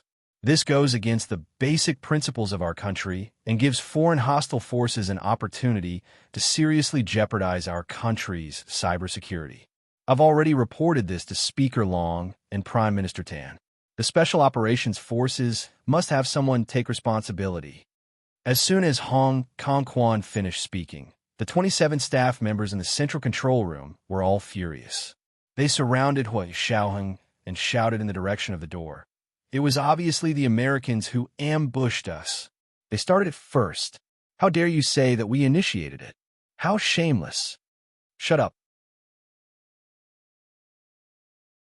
You have to be polite to Director Hong. Hua Xiaoheng turned around and shushed them. You can't blindly accuse Director Hong of something he doesn't have. Wasn't he saying that Hong Kong was shameless? When the 27 staff members heard this, they couldn't help but laugh. Fine, their boss was even more ruthless and merciless than they were. They had to give it to him. Hong Kong didn't care about these verbal arguments. You say that the Americans ambushed us first and provoked us? But I have an internal document from the United States here that says that this cyber war was initiated by our side. The Americans passively fought back and suffered heavy losses. They're going to put this on your heads. Hong Kong Quan looked at Hua Xiaoheng with a dark expression and asked sternly, "How do you explain this, Major General Hua?" Hua Xiaoheng's heart skipped a beat. He fell silent for a moment. The staff members inside did not have as much self-restraint as he did. When they heard the Americans accuse them of wrongdoing, they were furious. It was obviously the Americans who started it first. "Director Hong, are you the minister of our country or the American minister? Why don't I understand what you mean?" One of the staff members of the Special Operations Forces was very dissatisfied with Hong Kong-Chuan's attitude. According to the Americans, the American news was their guide. This was the director of our own country's Secret Service. Hong Kong Quan watched with satisfaction as the staff of the Special Operations Forces flew into a rage. Only then did he say, "Was it really the Americans who started it? I don't believe it. I want to see the evidence." The corner of Hua Xiaoheng's eye twitched slightly. Hong Kong Quan said directly, "According to the orders of the Senate and the Cabinet, the Secret Service is taking over the central control room and the server. As for who started it, we will naturally give you justice after we have fully evaluated the data in the server." Hua Xiaoheng finally understood everything. Hong Kong Quan already knew that they had found the problem with the surveillance software. Therefore, he acted first. The purpose of today's show was to get the surveillance software on the server. Hand the server over to Hong Kong Quan? Wouldn't that be handing him the evidence of his falsification? Believe it or not, once Hong Kong Quan took over the central control room, all the evidence against him would disappear into thin air in minutes. "I'm sorry, Director Hong. I am sorry that I cannot comply with this request." Hua Xiaoheng crossed his arms and looked at Hong Kong Quan calmly. "This is one of the most important places in our country. Director Hong, your security level is not high enough. You can't even take one step through this door." This was the second update. A reminder for our monthly votes and recommendation votes.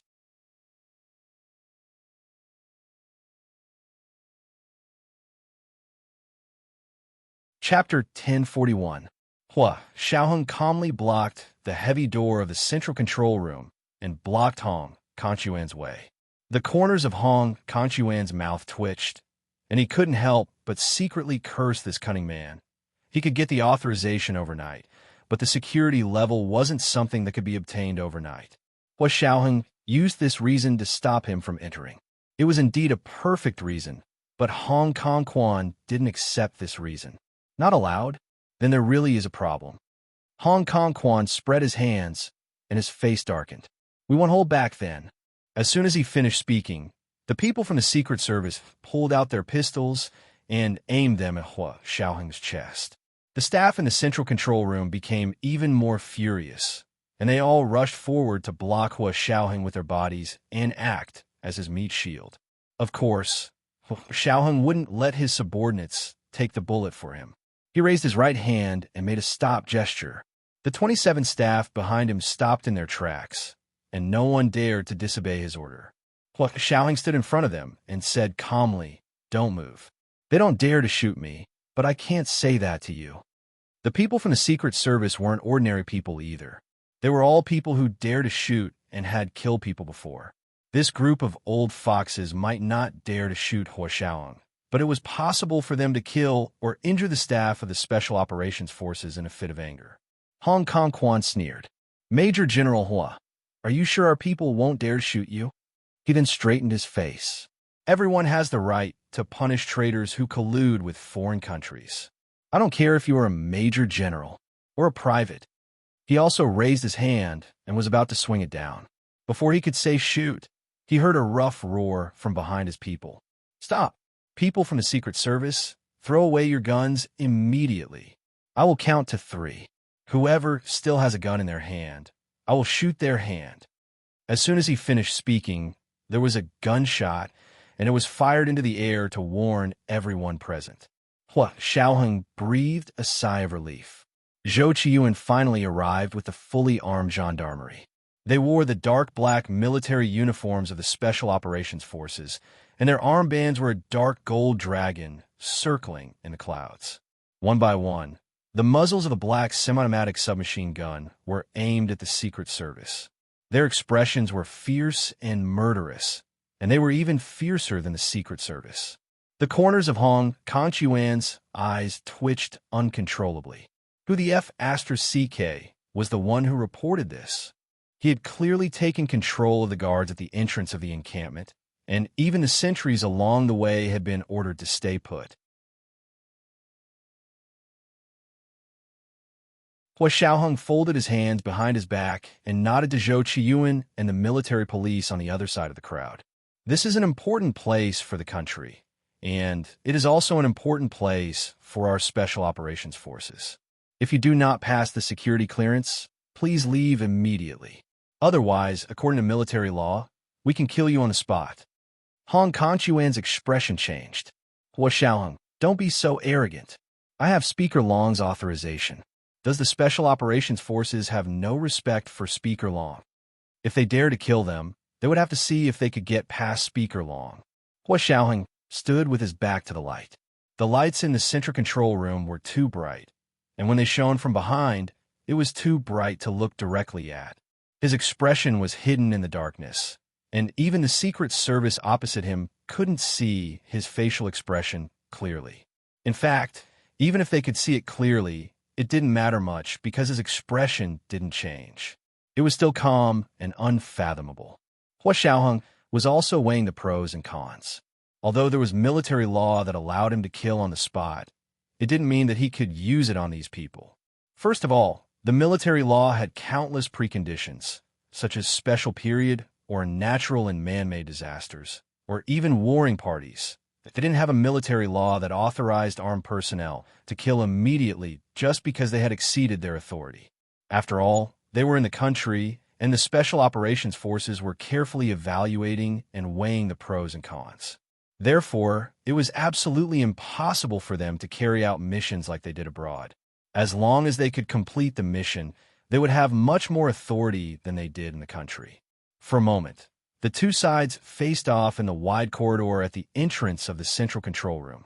Hua Xiaoheng refused a hand over the central control room, and Hong Kong Quan refused to leave empty-handed.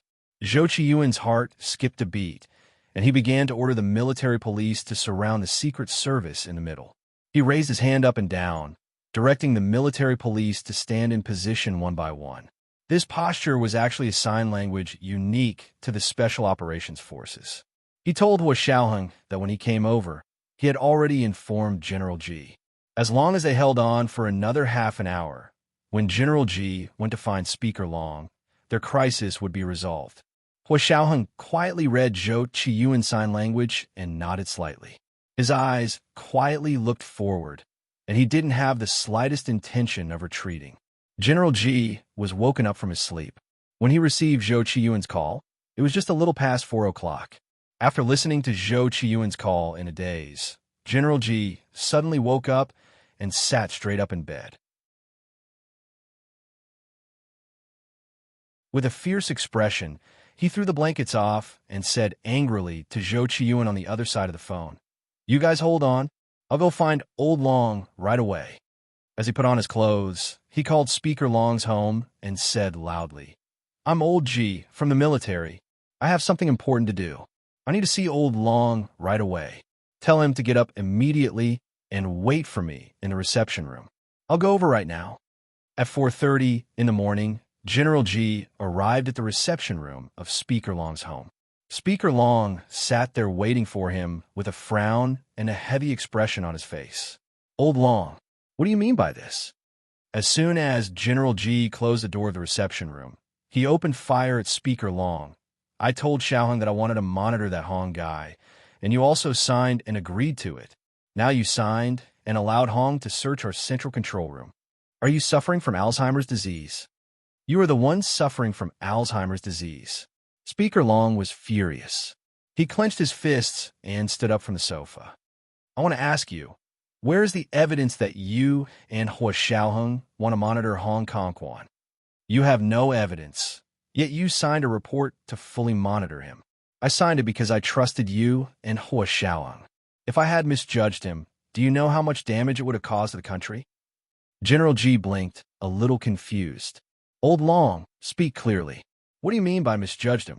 There was a hidden meaning in his words. Speaker Long suppressed his anger and pointed at the sofa across from him. Sit down and talk. Seeing that Speaker Long's face was purple with anger, General G had no choice but to sit down. He also suppressed his anger and said, "Can you speak now?" Speaker Long made a copy of the evidence that Hong Kong Quan had shown him and threw it to General G. "See for yourself. This is the evidence that Hong Kong Quan gave me." He accused Hua Xiaoheng of being captured in the United States and rebelling. "There is evidence and evidence. How could I not sign it?" "Old G, tell me honestly. When Hua Xiaoheng went to the United States to rescue Tan Guirin, what happened? Had she lost contact with him before? After losing contact, was he captured by the CIA?" General G originally wanted to look at the document carefully, but when he heard Speaker Long say that it was about Hua Xiaoheng being in danger in the United States, he suddenly didn't want to look at it anymore. He shook the document with a cold smile and said mockingly, "Old Long, you are on the Senate side. You have to be impartial, and I respect your professional attitude. But how can you accuse me of being captured in the United States and rebelling just based on this? I like to see if those be asterisk cheese have the brains to talk nonsense in front of me. You are threatening me." Speaker Long was even more displeased.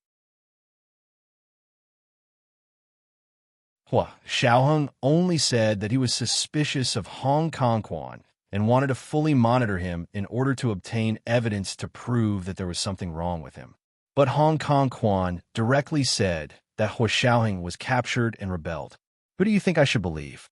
Of course I should believe the side with the evidence. Yes, old G. Hua Xiaoheng was a beloved general that you groomed, but Hong Kong Quan was also your direct subordinate back then. It seems that you were really angry because you refused to take over the creation of the Special Operations Forces because of Hong Kong-Chuan's retirement. He was right. You were biased against him, and you have indeed made things difficult for him. Speaker Long shook his head. General G clenched his fists and gritted his teeth. I made things difficult for Hong Kong Quan. He only knows how to flatter himself. Speaker Long was so angry that he laughed. All right, old G. Making things difficult for him is flattering him? You have such a sharp tongue. You can't do this. General G stood up from the sofa and paced around Speaker Long's reception room. You can't do this. Even if Hua Xiaoheng is also a problem, Hong Kong Quan is not innocent. Aren't you afraid of putting him in charge of the Central Control Room? General G didn't need to explain how important the Central Control Room was to Speaker Long, did he? Speaker Long sighed. I'm also in a difficult position, old G. The current situation is that both sides are accusing the other of being a traitor and betraying national interests, but neither side has produced any concrete evidence to prove it. Hua Xiaoheng said that he found out from the Tan family that it was Hong Kong Quan who set him up to go to the United States to rescue people. And Hong Kong Quan said that the cyber war this morning was not a coincidence, but an agreement between Hua Xiaoheng and the United States. It was Hua Xiaoheng who used this opportunity to muddy the waters and leak who knows how many of our nation's secrets out of the country. Our nation absolutely cannot allow someone who was once in the enemy's camp to continue sitting in such an important position. Old G, Hong Kong Quan produced the information from the United States and claimed that as long as we get the monitoring software of the Central Control Room, we can prove what Hua Xiaoheng did. Speaker Long tried to reason with General G. Do you know how difficult it is for me and how painful it is for me?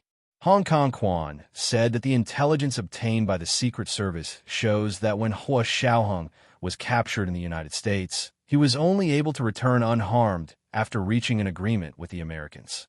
Otherwise, with the capabilities of the Americans, how could Hua Xiaoheng fight alone on the home ground of the United States? Do you think this is a movie? This was the first watch. Today was the third watch. A reminder for your monthly votes and recommendation votes. At 1 o'clock in the afternoon, your monthly votes were 2,700 plus the next watch. At 7 o'clock in the evening, the third watch. P.S. Thank you to Beth1211 for your 10,000 Chidian coins yesterday.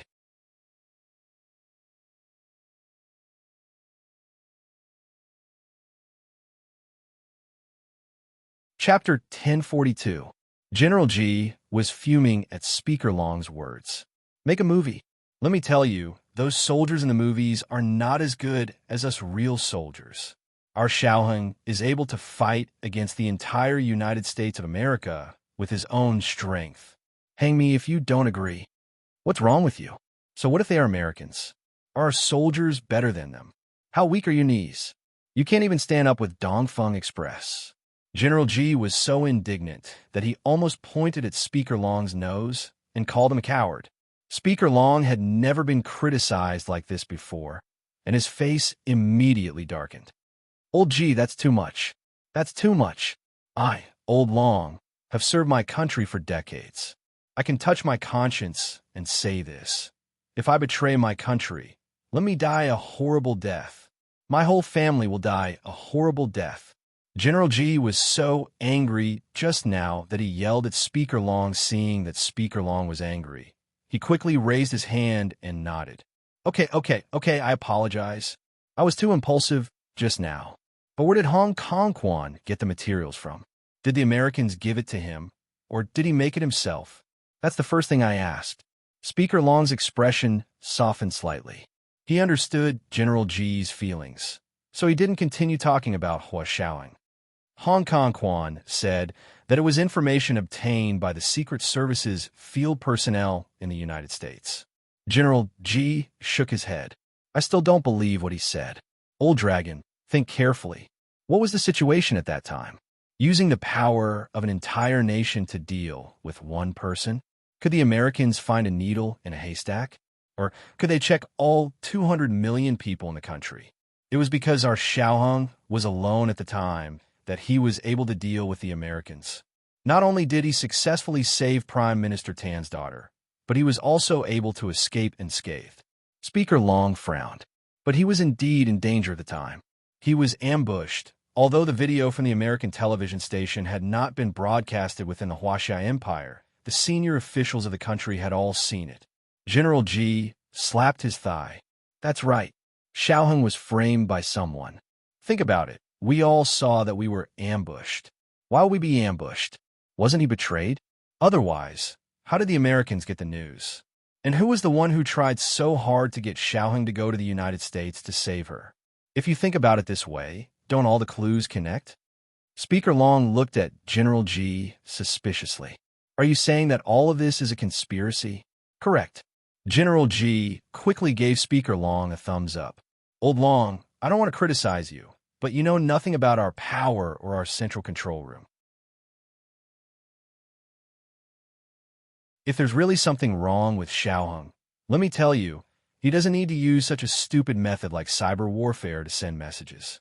If he really has a problem, do you believe that we would still be counting the money for him, even if he sold the country? How could it be Hong Kong-Chuan's turn to criticize him? How would it be Hong Kong-Chuan's turn to take over the central control room? Speaker Long pondered for a while, then asked in confusion. Then Xiaoheng, was he captured? Tell me the truth. I also promise that even if he is captured, I won't tell anyone about it. I'll find a decent way to get him out of the army. No, General G said firmly. I'll be honest with you. At that time, Xiaoheng suspected that someone in the country wanted to harm him, so after he escaped the ambush, he only contacted me. Other than me, no one else knew where he was. He definitely wasn't captured. I swear on my honor and my military rank. After a pause, seeing that Speaker Long still didn't say anything, he gritted his teeth and threw out another witness. Actually, if you don't believe me, you can ask Prime Minister Tan's daughter, Tan Guiran. As far as I know, Xiaoheng was always in contact with Tan Guiran when he was in the United States. She can prove that Xiaoheng was never captured. General G was originally the most powerful witness, but because of his extreme bias towards Xiaoheng, Speaker Long had no choice but to be cautious.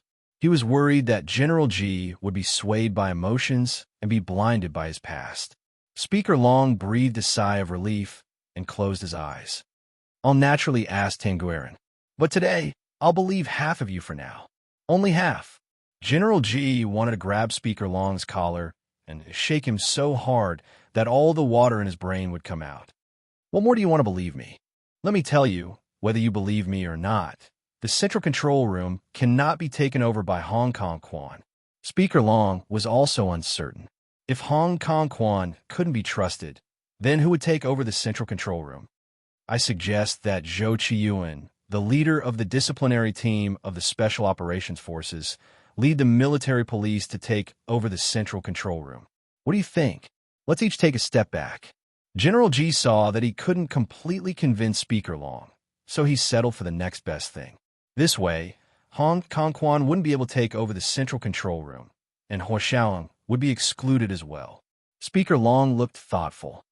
That's fine, but Hua Xiaoheng must be investigated by the Secret Service. You know that the Secret Service and the Special Operations Forces keep each other in check. This is a rule that was set when we established the Special Operations Forces.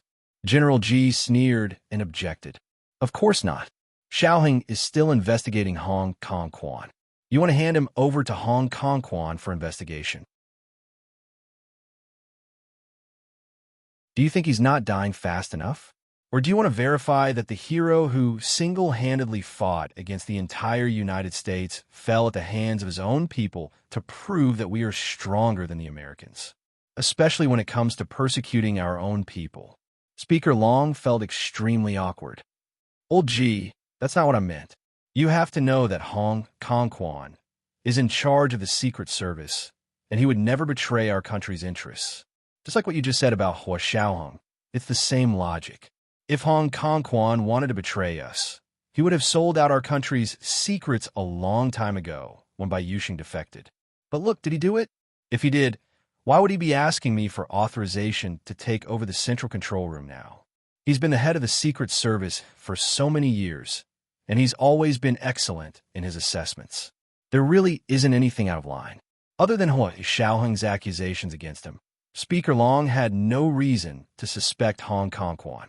Again, what he wanted to see was evidence, solid evidence. It wasn't a case of the two of them arguing with each other. You say there's a problem now, and I say there's a problem a long time ago. General G nodded.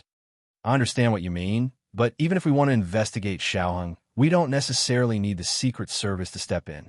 Yes, I know that the Secret Service and the Special Operations Forces have a relationship that keeps each other in check, but this is a special situation. Because the head of the Secret Service is also on our list of suspects, I have a legitimate reason to refuse to hand Xiaoheng over to the Secret Service. Speaker Long's face darkened, and he didn't say anything. General G asked again, Old Long, since you're so impartial, let me also ask you something. If you hand Xiaoheng over to Hong Kong Quan, can you guarantee that Xiaoheng will walk out of the Secret Service unscathed? Think about it again. If you really hand Xiaoheng over to the Secret Service, regardless of whether he's innocent or not, this action is enough to cut off his future in the military. I'm afraid he'll have no choice but to retire. Speaker Long froze for a moment. If he's innocent, I'll speak up for him. Old Long, you've been in the Senate your entire life, facing the vast majority of the people, unlike us, who face the military and our own troops. But in the military, the most important thing is that subordinates trust and obey their superiors from the bottom of their hearts. And for someone who's been suspected of treason, even if it's not the truth, it'll still be difficult for him to stay in the military, because everyone won't know if they should trust him or not. And the biggest taboo for military strategists is to be overly suspicious. General G tried his best to persuade Speaker Long, hoping that he'd trust Hua Xiaoheng more than Hong Kong Quan. Speaker Long didn't speak for a full 5 minutes, then finally nodded with difficulty. How about this? Zhou Qiyuan will lead the military police to take over the central control room, but Hua Xiaoheng will also be isolated and investigated. I trust you, Old G, so I'll hand Xiaoheng over to you and isolate him for investigation. What do you think? This was already the biggest concession Speaker Long could make. General G's anger finally dissipated slightly, and he patted Speaker Long's shoulder hard. That's more like it. Okay, don't worry. I'll interrogate Xiaoheng properly and make him explain everything that happened in the United States in full detail, leaving absolutely no doubt. That's good. That's good. Speaker Long murmured as he wiped the sweat from his forehead with a tissue.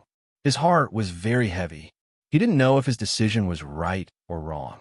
At this time, Hua Xiaoheng accused Hong Kong Quan of being a traitor, and Hong Kong Quan accused Hua Xiaoheng of being a traitor.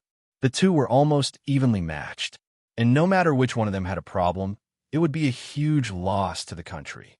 Of course, if Hua Xiaoheng had a problem, the loss would be incomparable to the loss caused by Hong Kong Quan. So from this perspective, Speaker Long's heart was still biased towards Hua Xiaoheng, and he hoped that he wasn't the one who had a problem.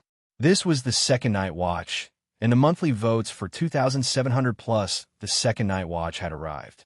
It was the third night watch today, a reminder for the monthly votes and recommendation votes. It was the third night watch at 7 p.m.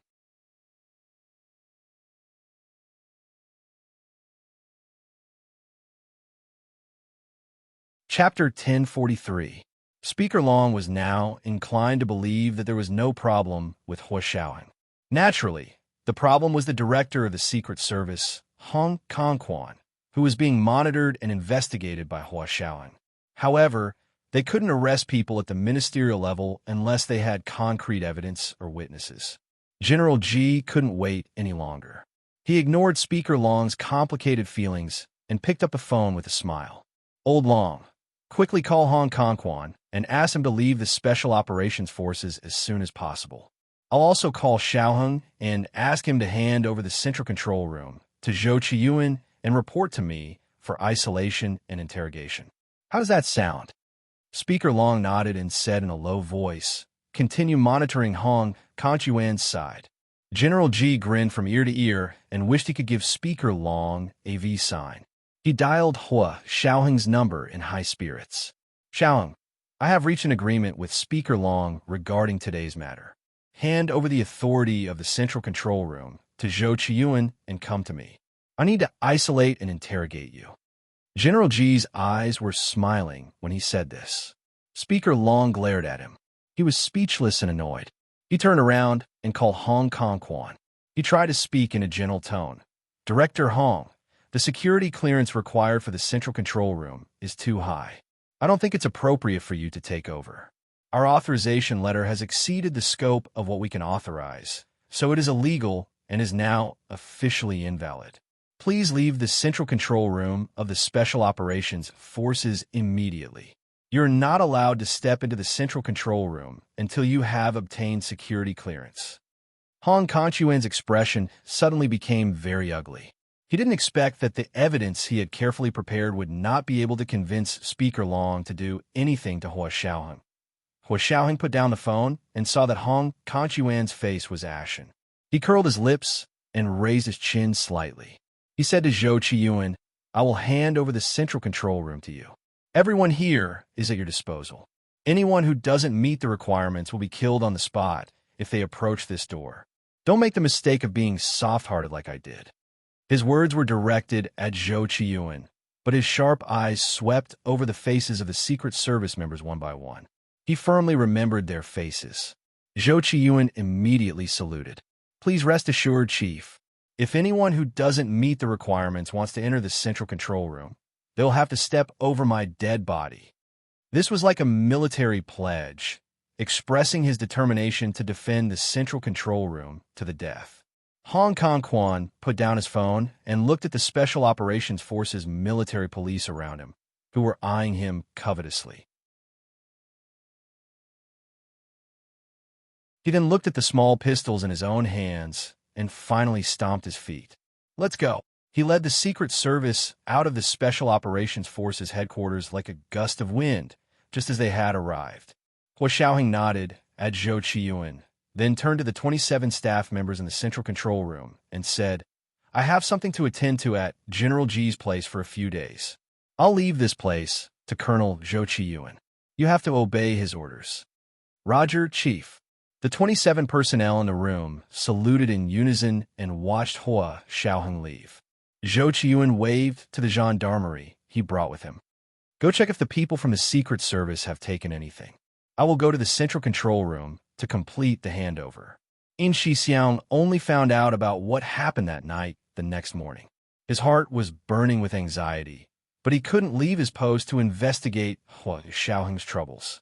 Zhao Yangzi had been exiled by Hua Xiaoheng to a small island in the Cape of Good Hope in Africa. Even if he wanted to return, he couldn't without orders. After thinking about it, In Shixiang could only think of Gun Yinji, so he called her. "Yinji, where are you?" In Shixiang's first sentence was to ask. Gun Yinji was brought back to her suite in Hepingli by He Jichu. He Jichu knew that the Special Operations Forces had strict security measures there. Living there was even safer than living with him in school. Gun Yinji had just woken up and was still a bit groggy. She looked at In Shixiang sleepily and said, "I'm at home. What's wrong?" In Shixiang snorted and put on his Bluetooth headset to talk to Gun Yinji. He asked, "What did you do yesterday?" Gun Yinji was speechless. She thought about it and decided not to cause trouble for Hua Xiaoheng. She only said, "I was sleeping at home." "What's wrong?" In Shixiang replied, "Oh." He wondered if he could tell Gun Yinji about Hua Xiaoheng's news. After all, Hua Xiaoheng's matters couldn't be told to outsiders. In Shixiang hesitated for a while, but still swallowed his words. After chatting with Gun Yinji for a while, In Shixiang said he had work to do and hung up. Gun Yinji wasn't surprised. This kind of thing happened often. She immediately nodded. "Okay, Brother Xiong, remember to rest well and eat. Don't let Chi-Chi worry."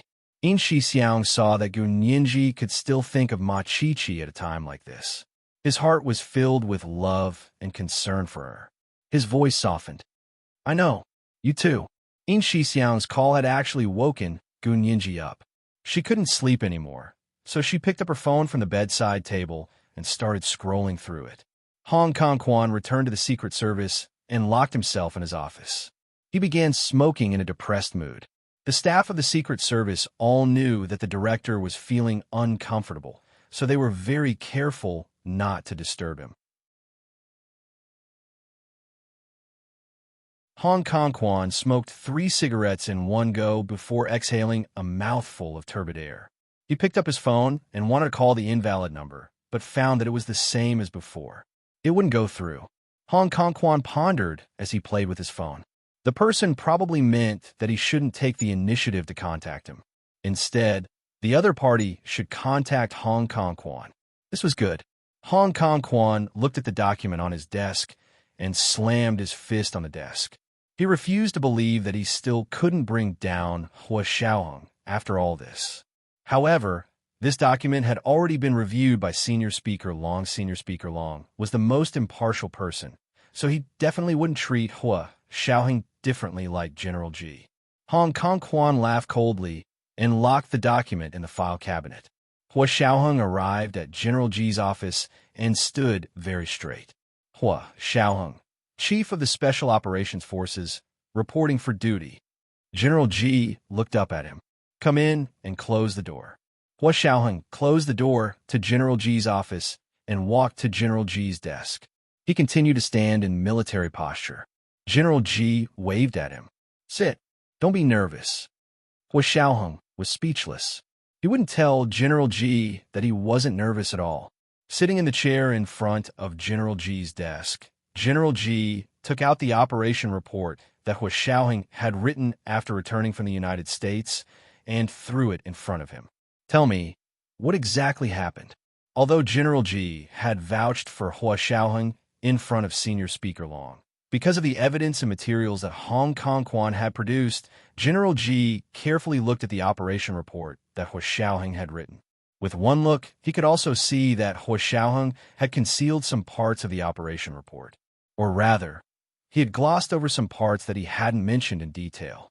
It was somewhat suspicious. It wasn't that he had done anything wrong to the country or the military, but rather that General Ji didn't want his subordinates to hide anything from him. Hua Xiaoheng's experience in the United States was indeed difficult to explain in a few words. Moreover, he had indeed concealed some of his encounters.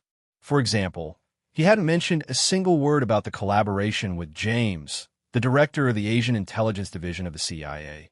James was the highest-ranking informant in the CIA, even higher than the informant that Bai Yuxing had betrayed. Hua Xiaoheng had promised James that the deal between the two of them would only be known by the two of them, and that he wouldn't betray the other. In their line of work, not everything could be announced. There were many secrets that could be taken to the grave. For example, the founder of their line of work refused to write his memoirs in his later years and didn't leave any political will after his death. There were also some contacts that he had developed, but with his death, they also lost contact with the Huaxiao Empire. Because these people weren't Huaxiao people, they only recognized this founder and only had one-way contact with him. They didn't have any intention of doing anything for the Huaxiao Empire. The relationship between Hua, Xiaoheng, and James was already somewhat similar to that of a founder. He sat upright in front of General Ji and calmly maintained his silence. It was the third watch. It was the third watch today. A reminder for your monthly votes and recommendation votes. You're tuning in to the Romance Rendezvous YouTube channel. We're so grateful for your support, and don't forget to subscribe to join us on this incredible journey through captivating stories. Your generosity through donations truly makes a world of difference, as it's the primary source of revenue that allows me to expand and enhance this channel for you. Thank you from the bottom of my heart for being a part of this adventure.